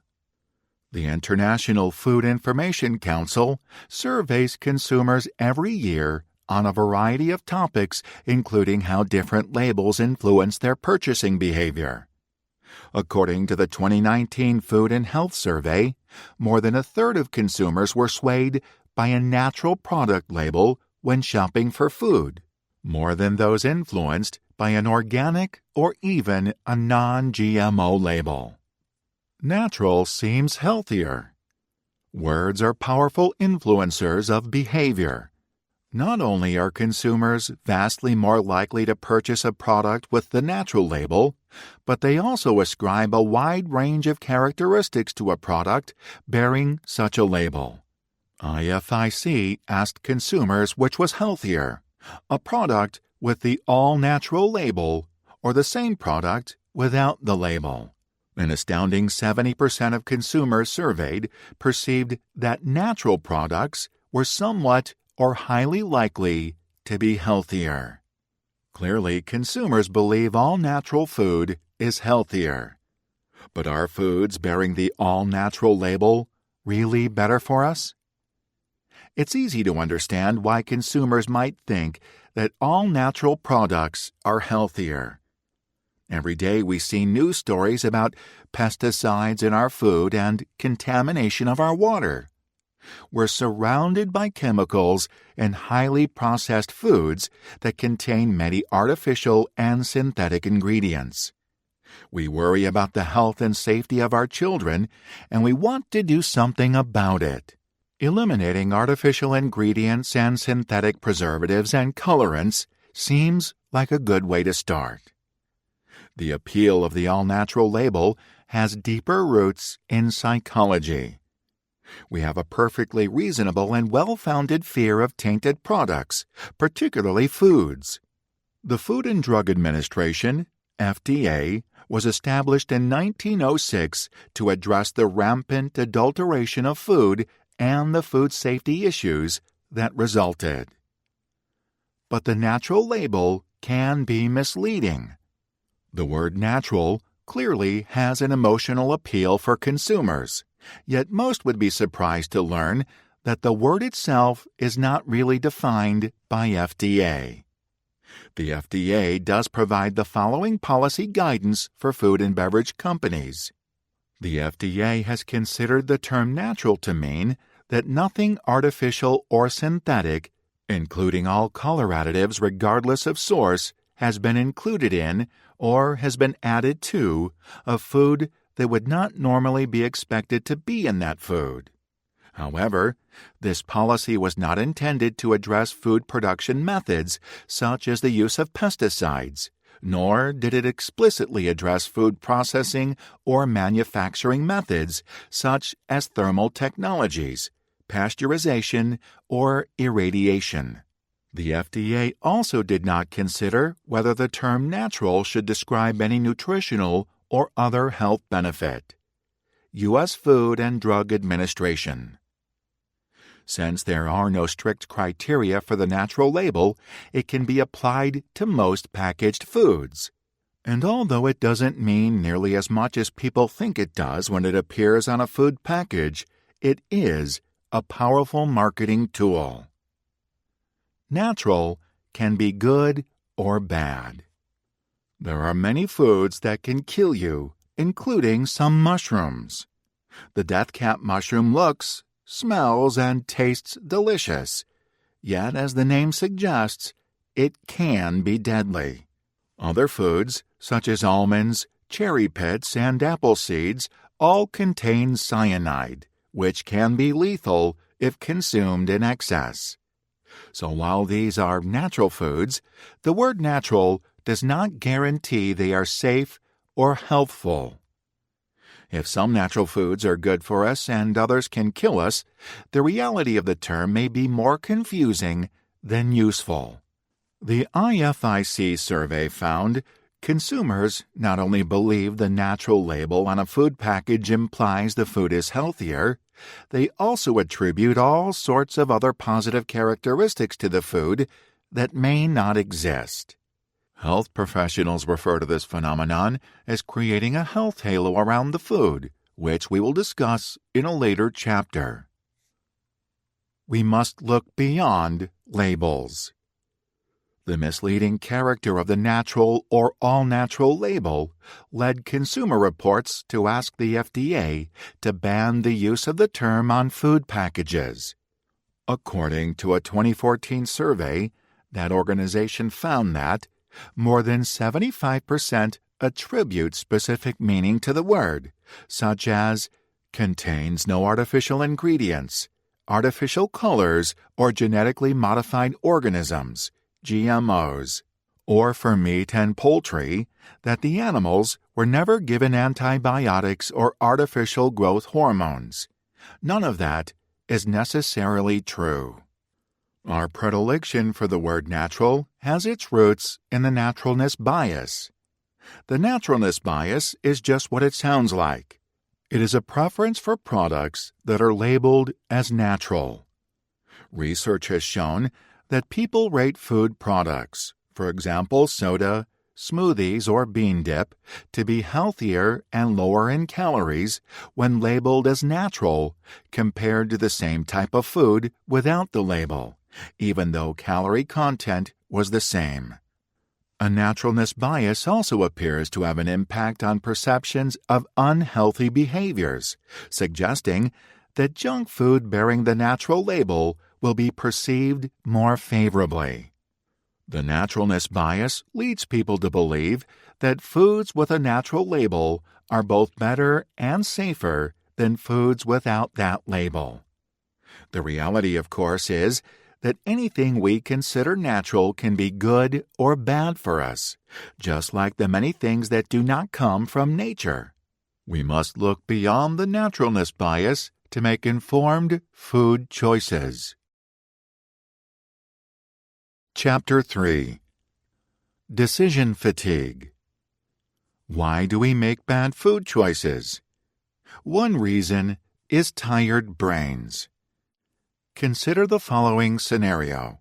It's 7 o'clock in the evening, and you make your way through the grocery store aisle, trying to remember the items on the shopping list that you left on the door of the refrigerator. Half the items in your cart weren't on the list, you're pretty sure of that. But it's dinner time and the snacks are looking pretty good. As you check out, you drop a Snickers on the belt. You haven't had one in a long time, so you treat yourself. As you pay the cashier, you vaguely recall there's a reason you're not supposed to shop for food when you're hungry. Reflex decision-making. Nobody wants to overeat. We all understand that overeating can lead to weight gain, obesity, and chronic diseases, and that we should be thoughtful and deliberate in our choices of what to buy and consume. Many of us think that the decisions we make are under our control, but the truth is that they often aren't. In the real world of our daily lives, many important decisions are made automatically or by reflex without much thought. Too often, these quick decisions actually run counter to our stated goals or deepest desires. We can blame it on our brains. According to Daniel Kahneman, Nobel Prize laureate and author of Thinking Fast and Slow, we have a fast-thinking part of our brain and a slow-thinking part. The fast-thinking part gets us through our days, making gut decisions about most of the choices we have to make. The slow-thinking part does the heavy lifting when it comes to deep consideration and hard decisions. It also does the math. The slow-thinking part is lazy. It won't do the deep thinking unless it has to. It is also easily fatigued. We will come back to these ideas in Part 2. Healthy food choices require careful thought. Making choices about what to buy and eat may not be as tough as designing nuclear reactors or calculating the flight trajectory of a rocket, but it still takes a mental toll. The human brain gets tired after an intense round of decision-making or after a long day of making choices. When this happens, our brain leans toward whichever option feels easiest, and this is seldom the best choice for our health. The good, healthy choices tend to require thoughtful consideration. We all have a lot on our minds these days, and we are already overwhelmed with too many choices. Who's going to pick up the kids, drop off the dry cleaning, get the gas, decide on dinner? The list is endless. When it comes to shopping, it's often too difficult to check all the labels and research each product we put in our cart at the grocery store. If it feels like things are getting harder, it's because they are. And it's not just because our lives have gotten busier, though they have. It's because we are faced with so many more choices today than we ever had in the past. Food choices today are more complex than ever. In 1980, consumers went into the grocery store and faced no more daunting challenge than whether to buy Prego tomato sauce or Ragu tomato sauce.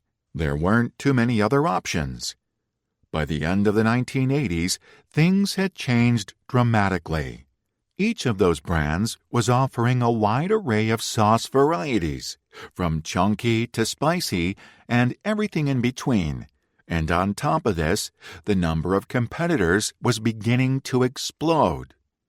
The story was the same for barbecue sauces, salad dressings, and dozens of other products. In fact, more than 112,000 new items reached the supermarket's shelves during the 1980s, including many new sizes and flavors of existing products.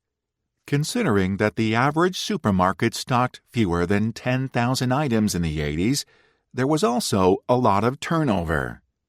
Even now, the challenge gets harder every day because the number of options we have is constantly growing. More than 40,000 grocery items today.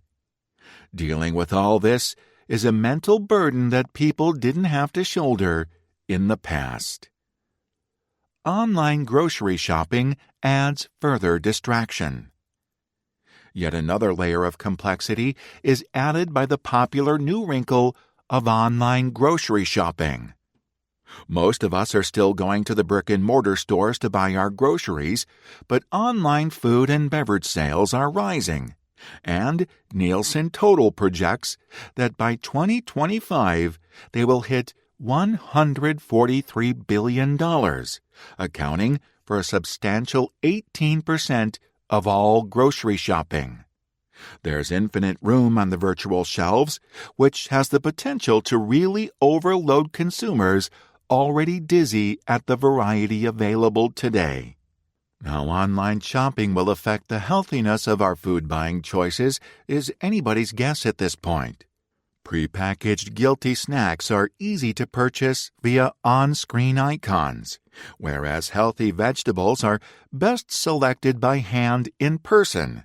So online buyers may be more likely to delay their vegetable purchases until they have time to visit the stores themselves. Our social behavior has fundamentally changed with the advent of the Internet, altering the ways that we connect as humans and impacting our herd behaviors in ways that definitely affect our diet choices. Social media floods the online space with information, misinformation, and disinformation, contributing to the decision-making dilemma. We far too often choose our diets because they are popular rather than because they are effective, a point we will return to in Chapter 6, The Folly of the Crowd. Tired brains make poor decisions.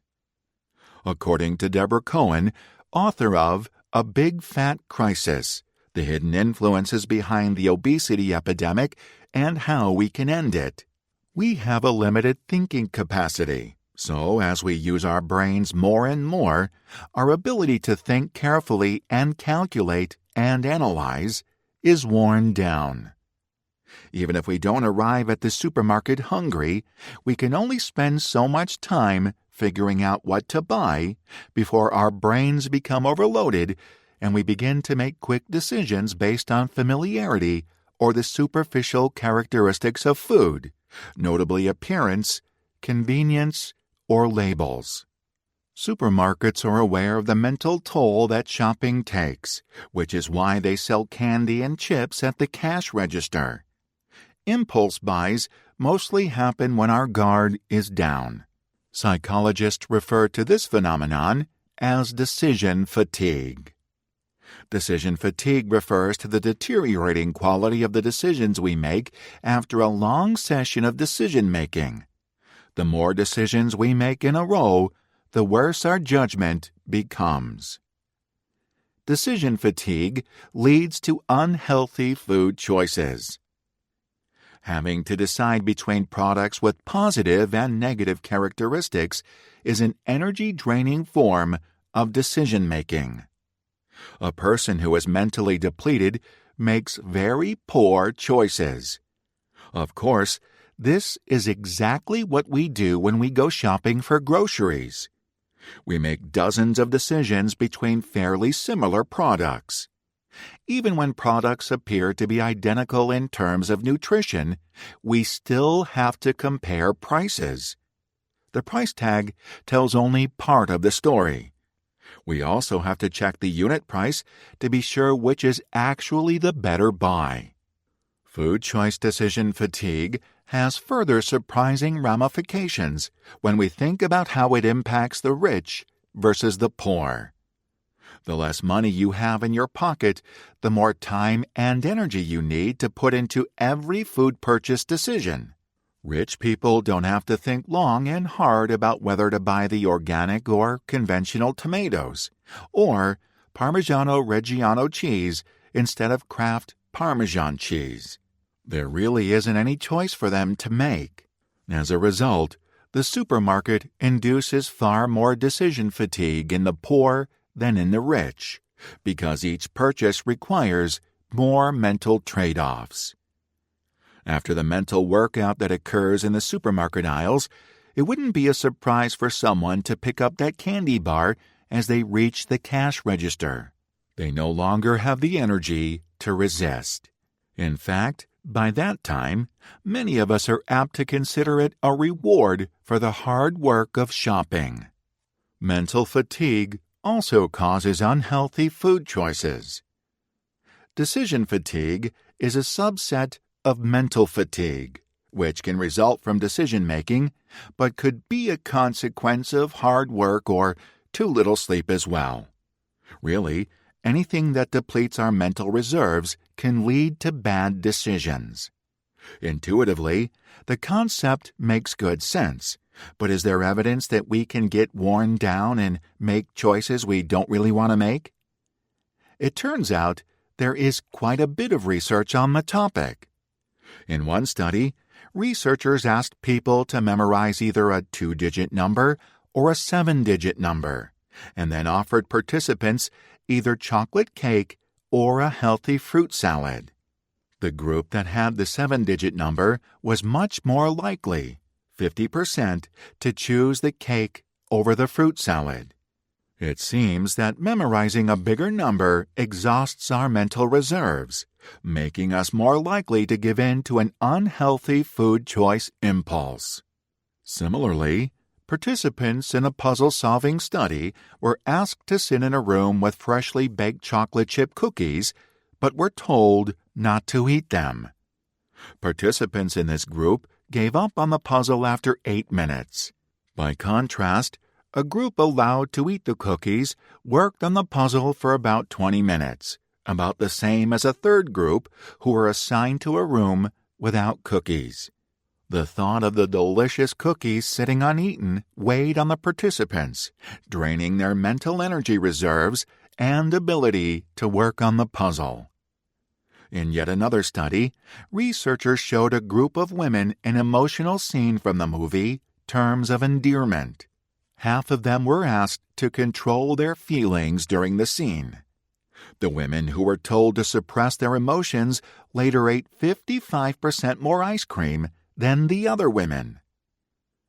We often make poor food choices unintentionally. Decision-making, thinking, concentrating, and exerting self-control uses up our mental energy and makes us more vulnerable to choices we wouldn't ordinarily make, Deborah Cohen says.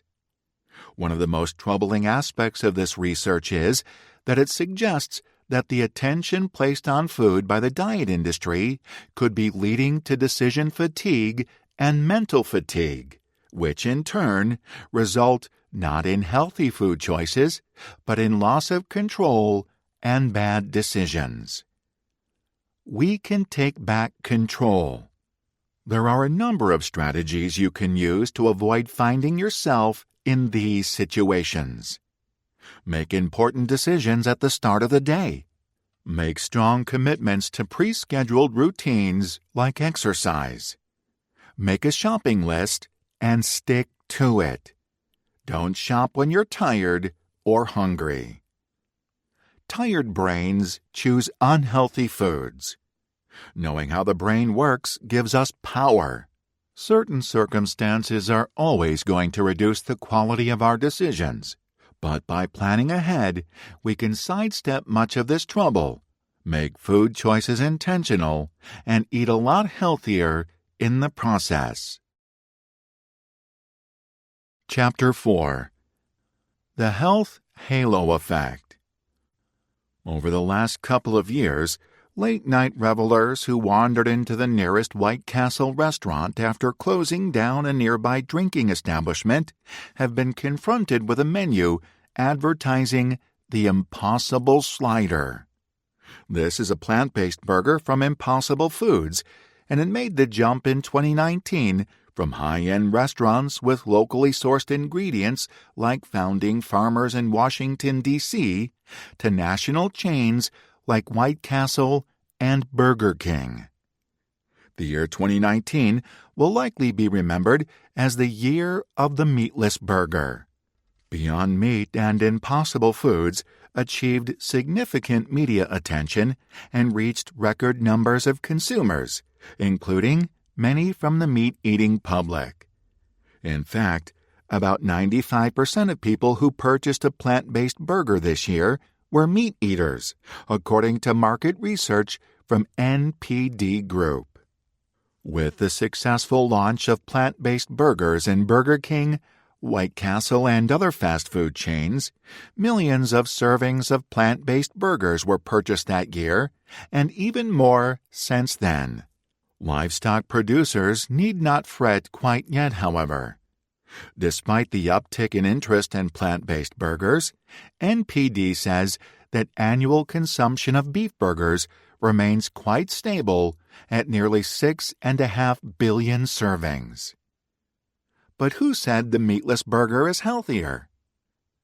Despite the fact that most American adults get plenty of protein in their diet, 61% told NPD they want even more protein. Interest in plant-based burgers builds on the years-long trend of consumers searching for higher protein diets. The meatless burger delivers protein with a perceived plus. According to NPD, many people believe plant-based proteins to be better for you. A meatless burger sounds like a healthy choice, but is it really? Did the manufacturers even claim that it was healthy, or did we all just assume it?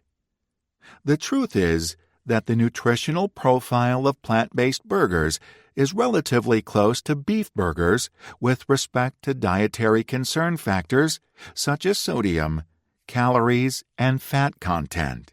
It really isn't particularly healthier. Turning to plant-based protein may appeal from an environmental or moral standpoint, but it does not suddenly solve all our diet problems. One virtue doesn't mean all virtues. Many consumers today are buying plant-based foods for health reasons, just as consumers have long bought salads because they want to make the healthy choice. Unfortunately, our brains often have other plans for us. Good diet decisions are not quite as simple as we'd like them to be. As we discussed in the previous chapter on decision fatigue, we use mental shortcuts to get through our busy days and make our numerous decisions more efficiently, especially when it comes to food.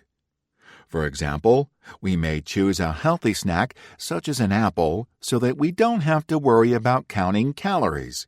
But the fact is that the apple still has calories. We may virtuously choose the salad rather than a burger, but a salad with dressing may still carry a lot of fat and sugar. When we consider a particular food to be healthy in some respect, our brains all too often completely disregard its other dietary baggage. When it comes to our diets, we tend to treat healthy foods as if they can do no wrong. This is called the health halo effect, or simply the halo effect. It's another classic mental shortcut that sometimes short-circuits our efforts to build a truly beneficial diet. The halo effect, a natural bias. The halo effect is, in general, an important type of error in perception that distorts how we see other people, companies, or products. More specifically, the halo effect is the tendency for positive impressions of a person, company, brand, or product in one area to positively influence one's opinion or feelings in other areas. The halo effect helps explain why first impressions are so important. We all have experienced and been influenced by the halo effect at one time or another. When we see a photograph of an attractive person, we tend to ascribe other positive qualities or traits to the person as well, perhaps thinking of them as a good, smart, or successful person. Juries are more likely to go easy on an attractive person, and companies are more likely to hire them. As we discussed in Chapter 2, the naturalness bias, a single word can have a powerful halo effect. We tend to impute positive qualities to food that features the word natural in its labeling, even if those qualities are imaginary. The halo effect comes from our brain wanting things to be nice and simple, so its endless decisions about what to do can be easier. Our brain wants to hurry up and classify things as good or bad, beneficial or harmful. Unless we pay attention, it will take the quickest and easiest way to get there. Our mental autopilot will overlook complicated truth in favor of a reassuring simplification. When this happens, accurate perception gets left behind. We simplify the truth as a shortcut. When applied to food, the health halo effect refers to the way we overestimate the healthfulness of an item based on a single factor or claim, ignoring other relevant information. This may occur when we see a food labeled as natural, gluten-free, or low-fat. For example, studies have shown that consumers sometimes confuse low-fat with low-calorie, which can lead them to overconsume foods labeled low-fat. The low-fat label gives us permission to eat more than we otherwise would because we feel better, or less guilty, about the decision since we assume the food is also low in calories.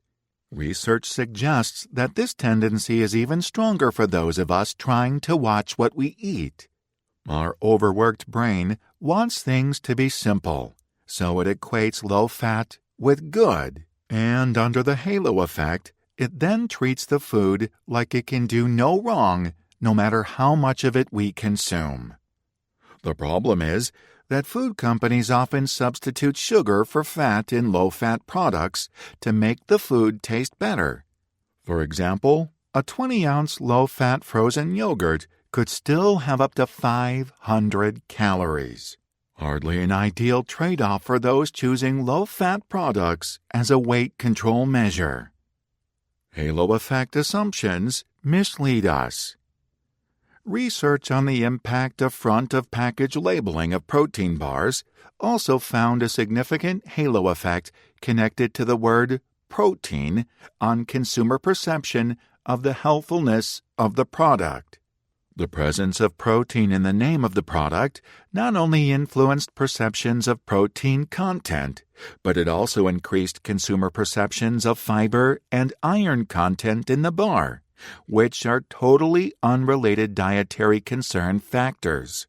The presence of a halo effect was quite clear. Health halos also influence our judgments about restaurants. If we believe we are eating at a healthy restaurant, we tend to assume all the food they serve is healthy. For example, consumers associate Subway with fresh and healthy food, which is how the company positions itself in marketing. By contrast, consumers would not tend to associate McDonald's with healthy food choices. Researchers have found that people buying food at Subway were less accurate at estimating the calorie and sodium content of their meals. The same study found that when people thought they were making healthy meal choices, they were more likely to add toppings, drinks, and desserts, which in some cases doubled the calorie count of the meal. This tendency or bias occurred even for consumers who reported that they were trying to make healthy food choices. Seeing the truth beyond the halo. The virtue of mental shortcuts is that they remove the drudgery of making innumerable decisions each day. The problem, of course, is that many decisions that are made on autopilot should be given more attention because the default choice often is not the best for our health or happiness. Buzzwords like natural, protein, plant-based, and organic are regularly used in food marketing campaigns as key features or selling points of a product because they have a health halo. Such words can fool consumers into thinking that a product is healthier than it really is, which can lead people to make less healthy choices. It is important to remember that a salad smothered in ranch dressing, topped with bacon bits and eggs, may have more calories and fat than the burger you wanted, but didn't buy.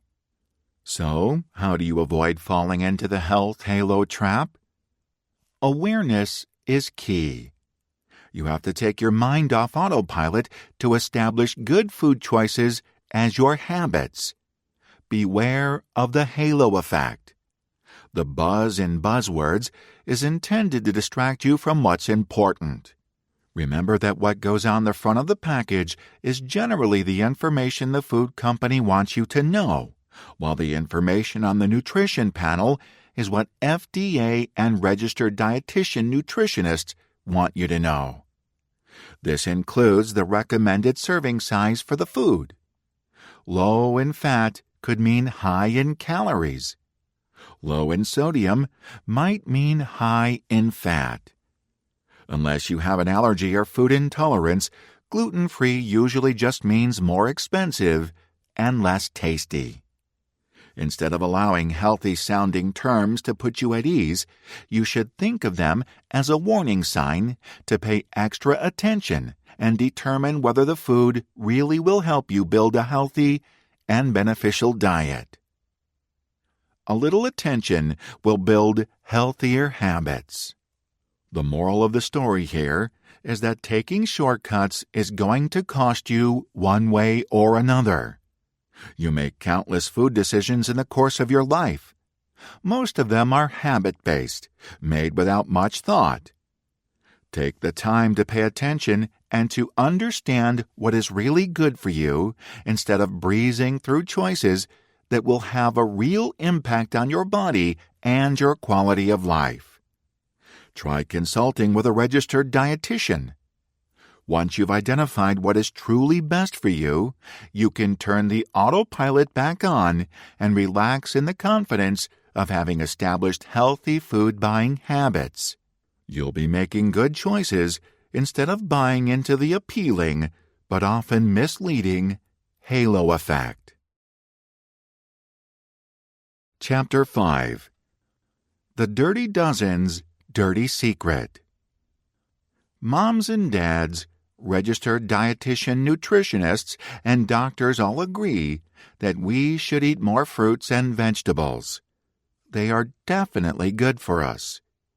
The U.S. Department of Agriculture and the Centers for Disease Control and Prevention spend a lot of time, energy, and money trying to convince us to increase our consumption of these healthy foods.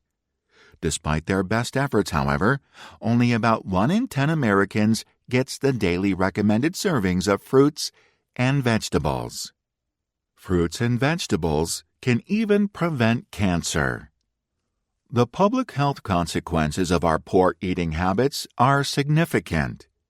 According to Teresa Thorne, Executive Director of the Alliance for Food and Farming, if only half of all Americans increase their fruit and vegetable intake by 1 serving a day, an estimated 20,000 cancers could be prevented every year. Both organic and conventional production methods yield safe and healthy foods that experts everywhere agree we should all eat more of each day. But good news doesn't get media airtime. The scientific consensus in favor of eating more fruits and vegetables doesn't get much airtime on national or local news stations or on social media. Consumers are far more likely to be confronted with news stories about the dangers of pesticide residues on fruits and vegetables.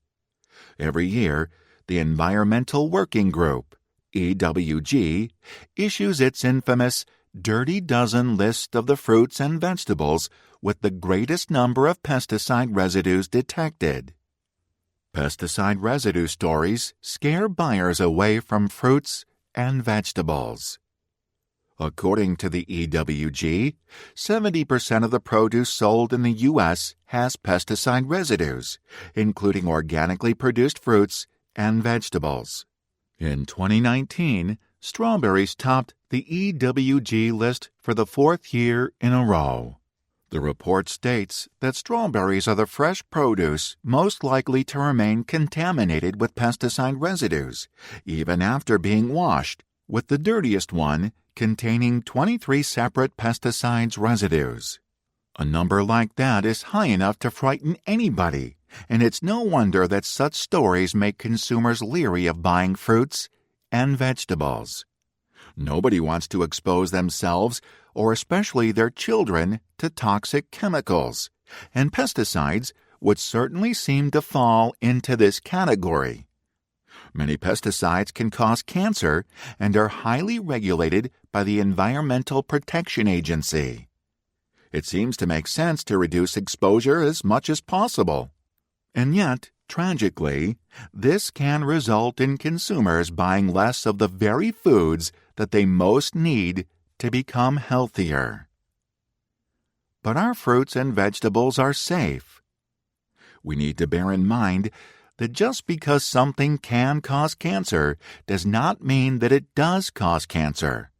As the Swiss physician and philosopher Paracelsus so aptly put it 500 years ago, the dose makes the poison.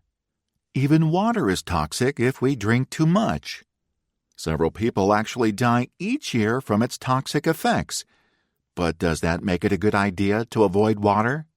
Certainly not. Paracelsus was right.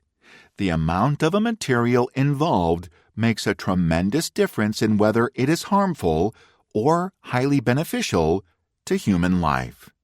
We are much safer than the EWG Dirty Dozen food pesticide residue list might lead us to believe at first glance. A 2015 analysis of dietary exposure to pesticides in the International Journal of Food Contamination concluded that pesticides in the diet continue to be at levels far below those of health concern. The paper's author, Dr. Carl Winter, Department of Food Science and Technology, University of California, Davis, stated, "Consumers should be encouraged to eat fruits, vegetables, and grains, and should not fear the low levels of pesticide residues found in such foods." Notwithstanding good research proving that our food is safe, reports like that from EWG and marketing campaigns by some food producers continue to influence public perceptions about the safety of conventional food compared to food labeled natural or organic. Hundreds of articles are written and news stories presented each year on the purported dangers of pesticides in our food. Consumers are paying attention, but media scare tactics leave consumers afraid rather than informed. Pesticide fear hurts low-income shoppers the most. Yunchui Huang, at the Center for Nutrition Research at the Illinois Institute of Technology, wondered how these types of communications might be impacting fruit and vegetable consumption in populations that cannot purchase organic produce because of lack of accessibility, budget constraints, or other barriers. Huang and his co-authors conducted a study to see if campaigns like the Dirty Dozen could be discouraging low-income shoppers from purchasing fruits and vegetables. What he found was that low-income individuals were indeed less likely to purchase any fruits and vegetables after receiving information about the 12 fresh fruits and vegetables with the highest pesticide levels. This is particularly concerning because, as Huang wrote, low-income individuals constitute a financially vulnerable group of people with challenges to meet many daily household needs, including consuming a healthy diet. Stories about the Dirty Dozen and pesticides can be confusing and demotivate shoppers to purchase safe and nutritious fruits and vegetables. These findings are consistent with the challenges we discussed in Chapter 3's treatment of decision fatigue, wherein we learned how tired brains make bad food choices.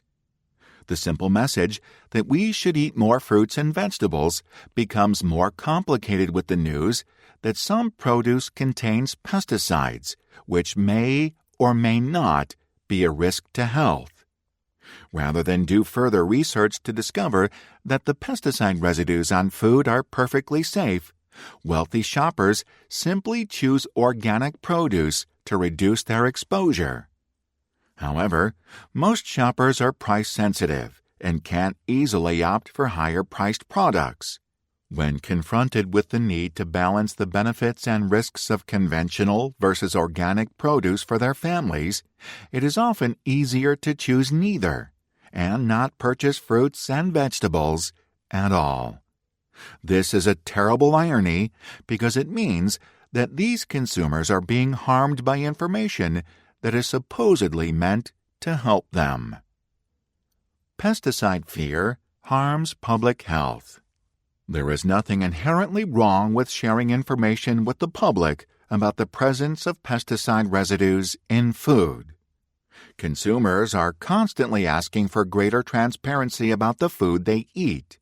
However, it is also critical to provide consumers with context for such information.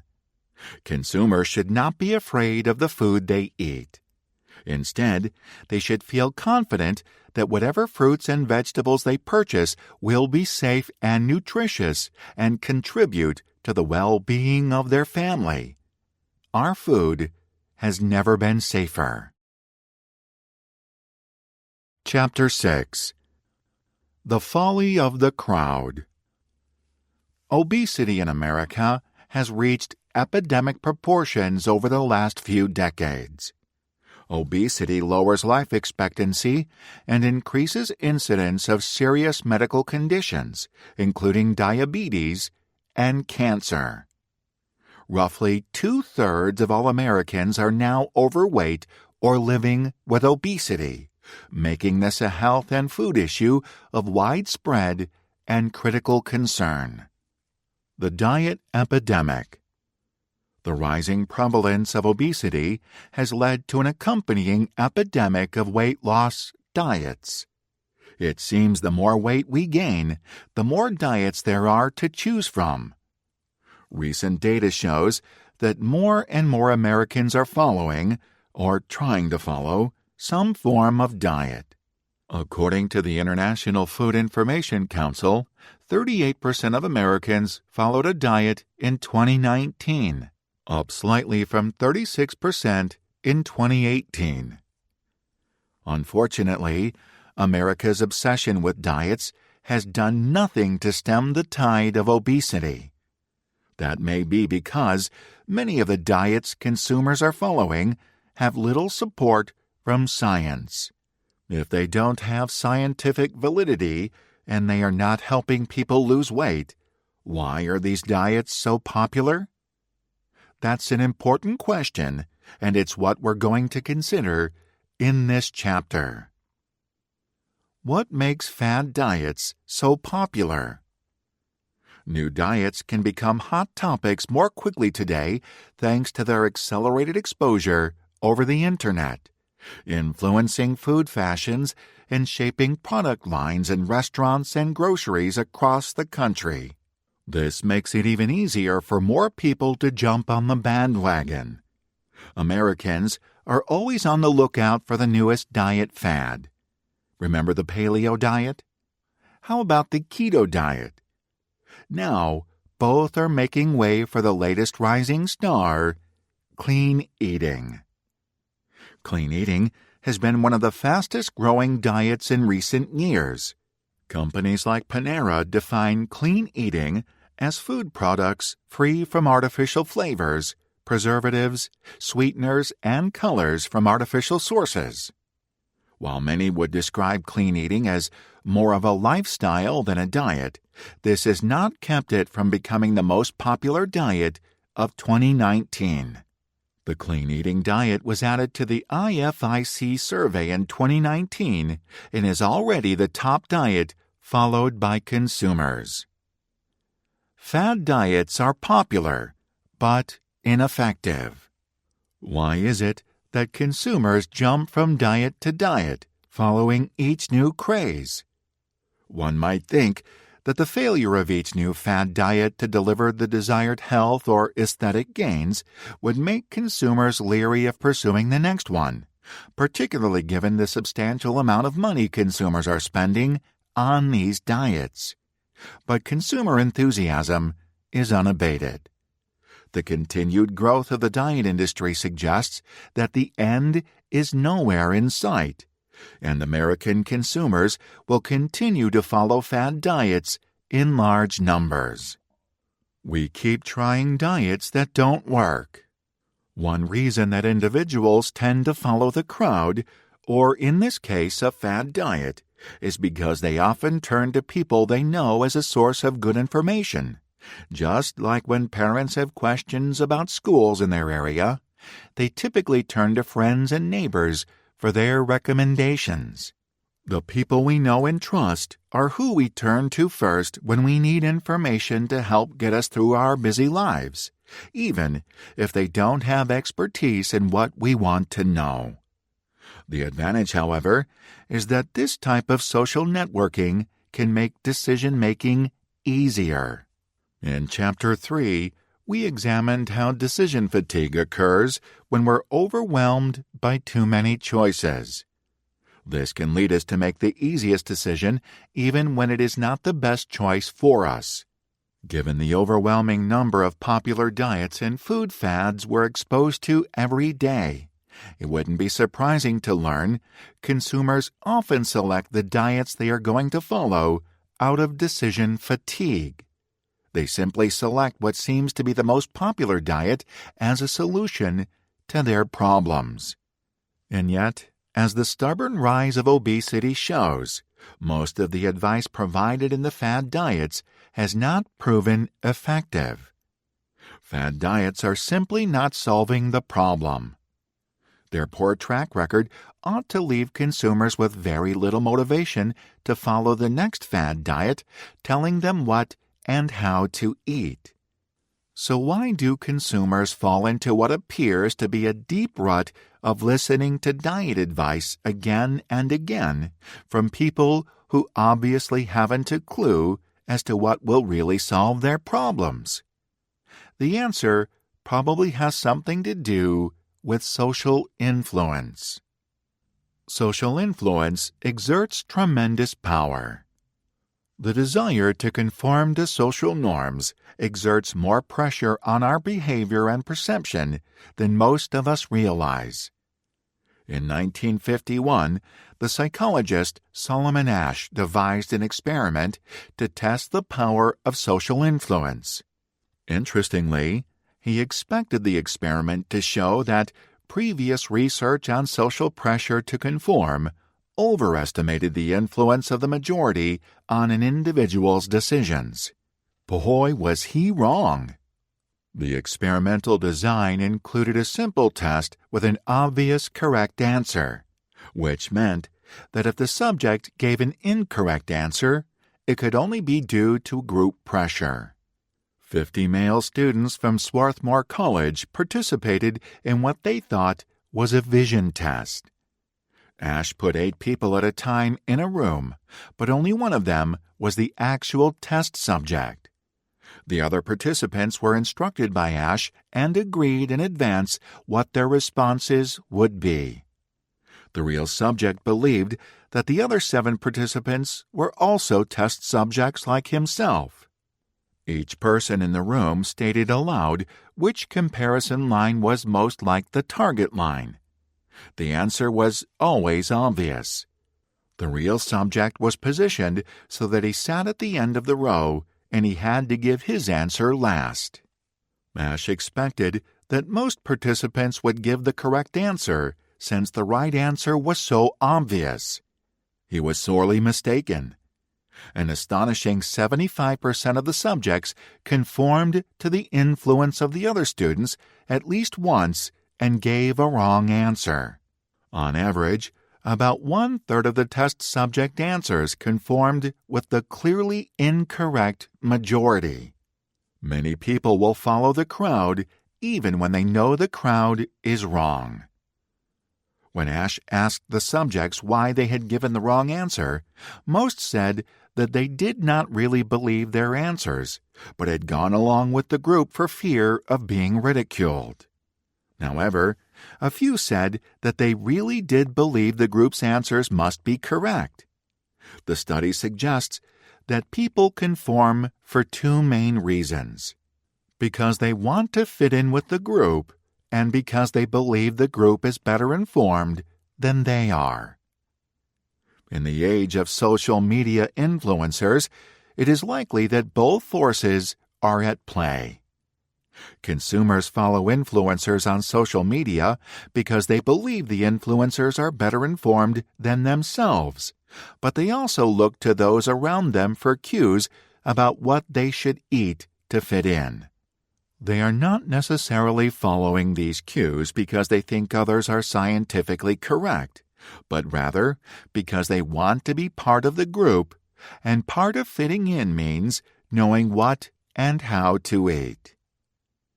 Informed diet choices don't rely on the crowd. When it comes to selecting the diet that is right for you, keep in mind that the record shows there is very little wisdom in the crowd. If our goal is to eat healthier, most of us would be better off following the advice of registered dietitians and doctors and avoiding the advice of social media influencers, particularly those with something to sell.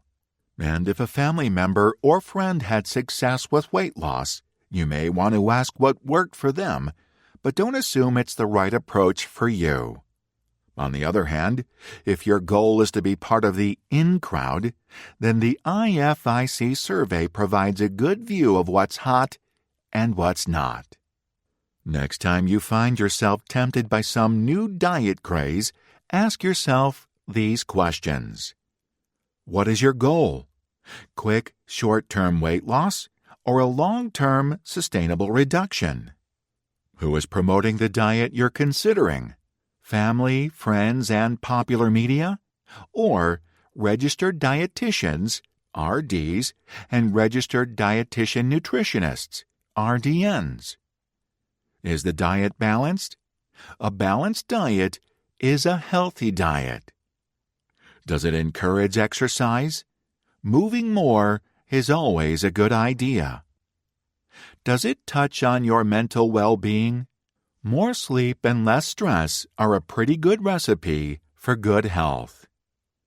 The bottom line is clear. Don't crowdsource your diet wisdom. Chapter 7. Clean Food Fables. In the spring of 2014, Jordan Younger, a wellness blogger based in New York City, noticed that her hair was falling out. She was following the clean diet she promoted on her Instagram page to her 70,000 followers under the hashtag #EatClean. Younger described herself as a gluten-free, sugar-free, oil-free, grain-free, legume-free, plant-based raw vegan. She believed she was eating the healthiest of diets. She shared her wisdom through social media and books, and despite Younger not having any qualifications as a nutritionist, her message was popular. 40,000 people bought copies of her $25 5-day cleanse program. Unfortunately for Younger, her dedication to clean eating had veered into an obsession, and the diet she was hawking was not improving her health. In fact, as her hair loss visibly attested, the food she ate was actually making her extremely ill. Put another way, the food she avoided could have made her healthy. Jordan Younger eventually realized her error. My issue didn't fall into the traditional categories of anorexia, bulimia, or binge eating. Mine was an obsession with healthy, pure, clean foods from the earth, and a fear of anything that might potentially cause my body harm. As it turned out, there was a name for it: orthorexia. In 2015, she wrote a memoir, Breaking Vegan, that chronicled her self-destructive fixation with clean eating and her obsessive focus on healthy, unprocessed foods. Just because her foods were free from this or that didn't mean that she was eating a healthy diet, and she certainly was not achieving the balance that registered dietitians consistently recommend for good health. Jordan Younger is not alone. Her problem is one we are seeing more often nowadays. Doctors and psychologists warn of a rise in eating disorders linked to taking healthy eating to an unhealthy extreme, similar to what happened to Younger. In this chapter, we will take up the siren song of the food fad. Clean eating is today's big food trend. As mentioned in the last chapter, clean eating was the most widely cited diet in 2019, despite the fact that it isn't really a diet at all. Everywhere you look, companies are touting their clean products with clean labels, and social media influencers are promoting their latest book to teach you how to eat clean. Powered by social media, clean eating has been more popular in its reach than any previous school of nutrition or dieting thought. Clean eating is hard to define. So, what is clean eating? It means different things to different people. According to Clean Eating magazine, the soul of eating clean is consuming food the way nature delivered it, or as close to it as possible. It is not a diet, it is a lifestyle approach to food and its preparation, leading to an improved life, one meal at a time. Still not clear on what clean eating means? Panera Bread decided that for them, it was about eliminating additives. In 2017, Panera announced that it was making its entire menu of food products free from artificial flavors, preservatives, sweeteners, and colors as a part of its commitment to clean eating and clean labels. Panera is hardly the only company following this trend. Companies like Campbell's Soup and PepsiCo have implemented food transparency through clean labels, and there is a rise in food startups applying clean labels to their new products. Clean eating is mostly about fear of food additives. Panera's definition of clean eating follows a strong trend. In its 2019 Global Clean Label Consumer Study, ingredient company Ingredion noted that consumers are increasingly looking for products free from additives and artificial ingredients, consistent with the findings in the IFIC survey. The study found that 78% of U.S. consumers find it important to recognize the ingredients in the products they buy, an increase from 66% in 2011. Interestingly, only about half of consumers consider common ingredients like flour, vegetable oil, and sugar natural. Of course, anything with a chemical-sounding name immediately raises red flags for consumers. Our society has come a long way since we followed the post-war industrial mantra of better living through chemistry. On the other hand, food fears are not new. A Peanuts comic strip from 1966 had the young character Linus deciding he did not want to use a box of chocolate mix after reading on the side that the product was full of ingredients. Consumers no longer trust food companies. Clean eating builds on two separate trends. The first is transparency. Consumers want companies to communicate clearly and understandably about what ingredients are in their products. The second is natural, with a strong dose of simplicity. Consumers want to be able to recognize ingredients, and they want as few of them as possible. Companies are catching on, reformulating old products and developing new ones that aim to leverage this trend. For consumers, a clean label on a product flags the transparency and simplicity of the ingredient list for the product. The concept of clean label food products that contain simple and recognizable ingredients reflects a growing desire over the past few years for health-conscious consumers to know what they are putting into their bodies. A survey by the PR agency Ingredient Communications found that as many as 73% of consumers will pay a higher retail price for a food product made with ingredients they recognize and trust. The findings underline the growing importance of clean labels and the use of ingredients that are familiar to consumers. The promise of clean eating is simplicity. Simple foods with ingredients that consumers recognize have the implication that such foods are safer and better for you. While the idea may be simple, the list of foods and ingredients that are forbidden can be quite extensive. In fact, the list is longer than that of most diets.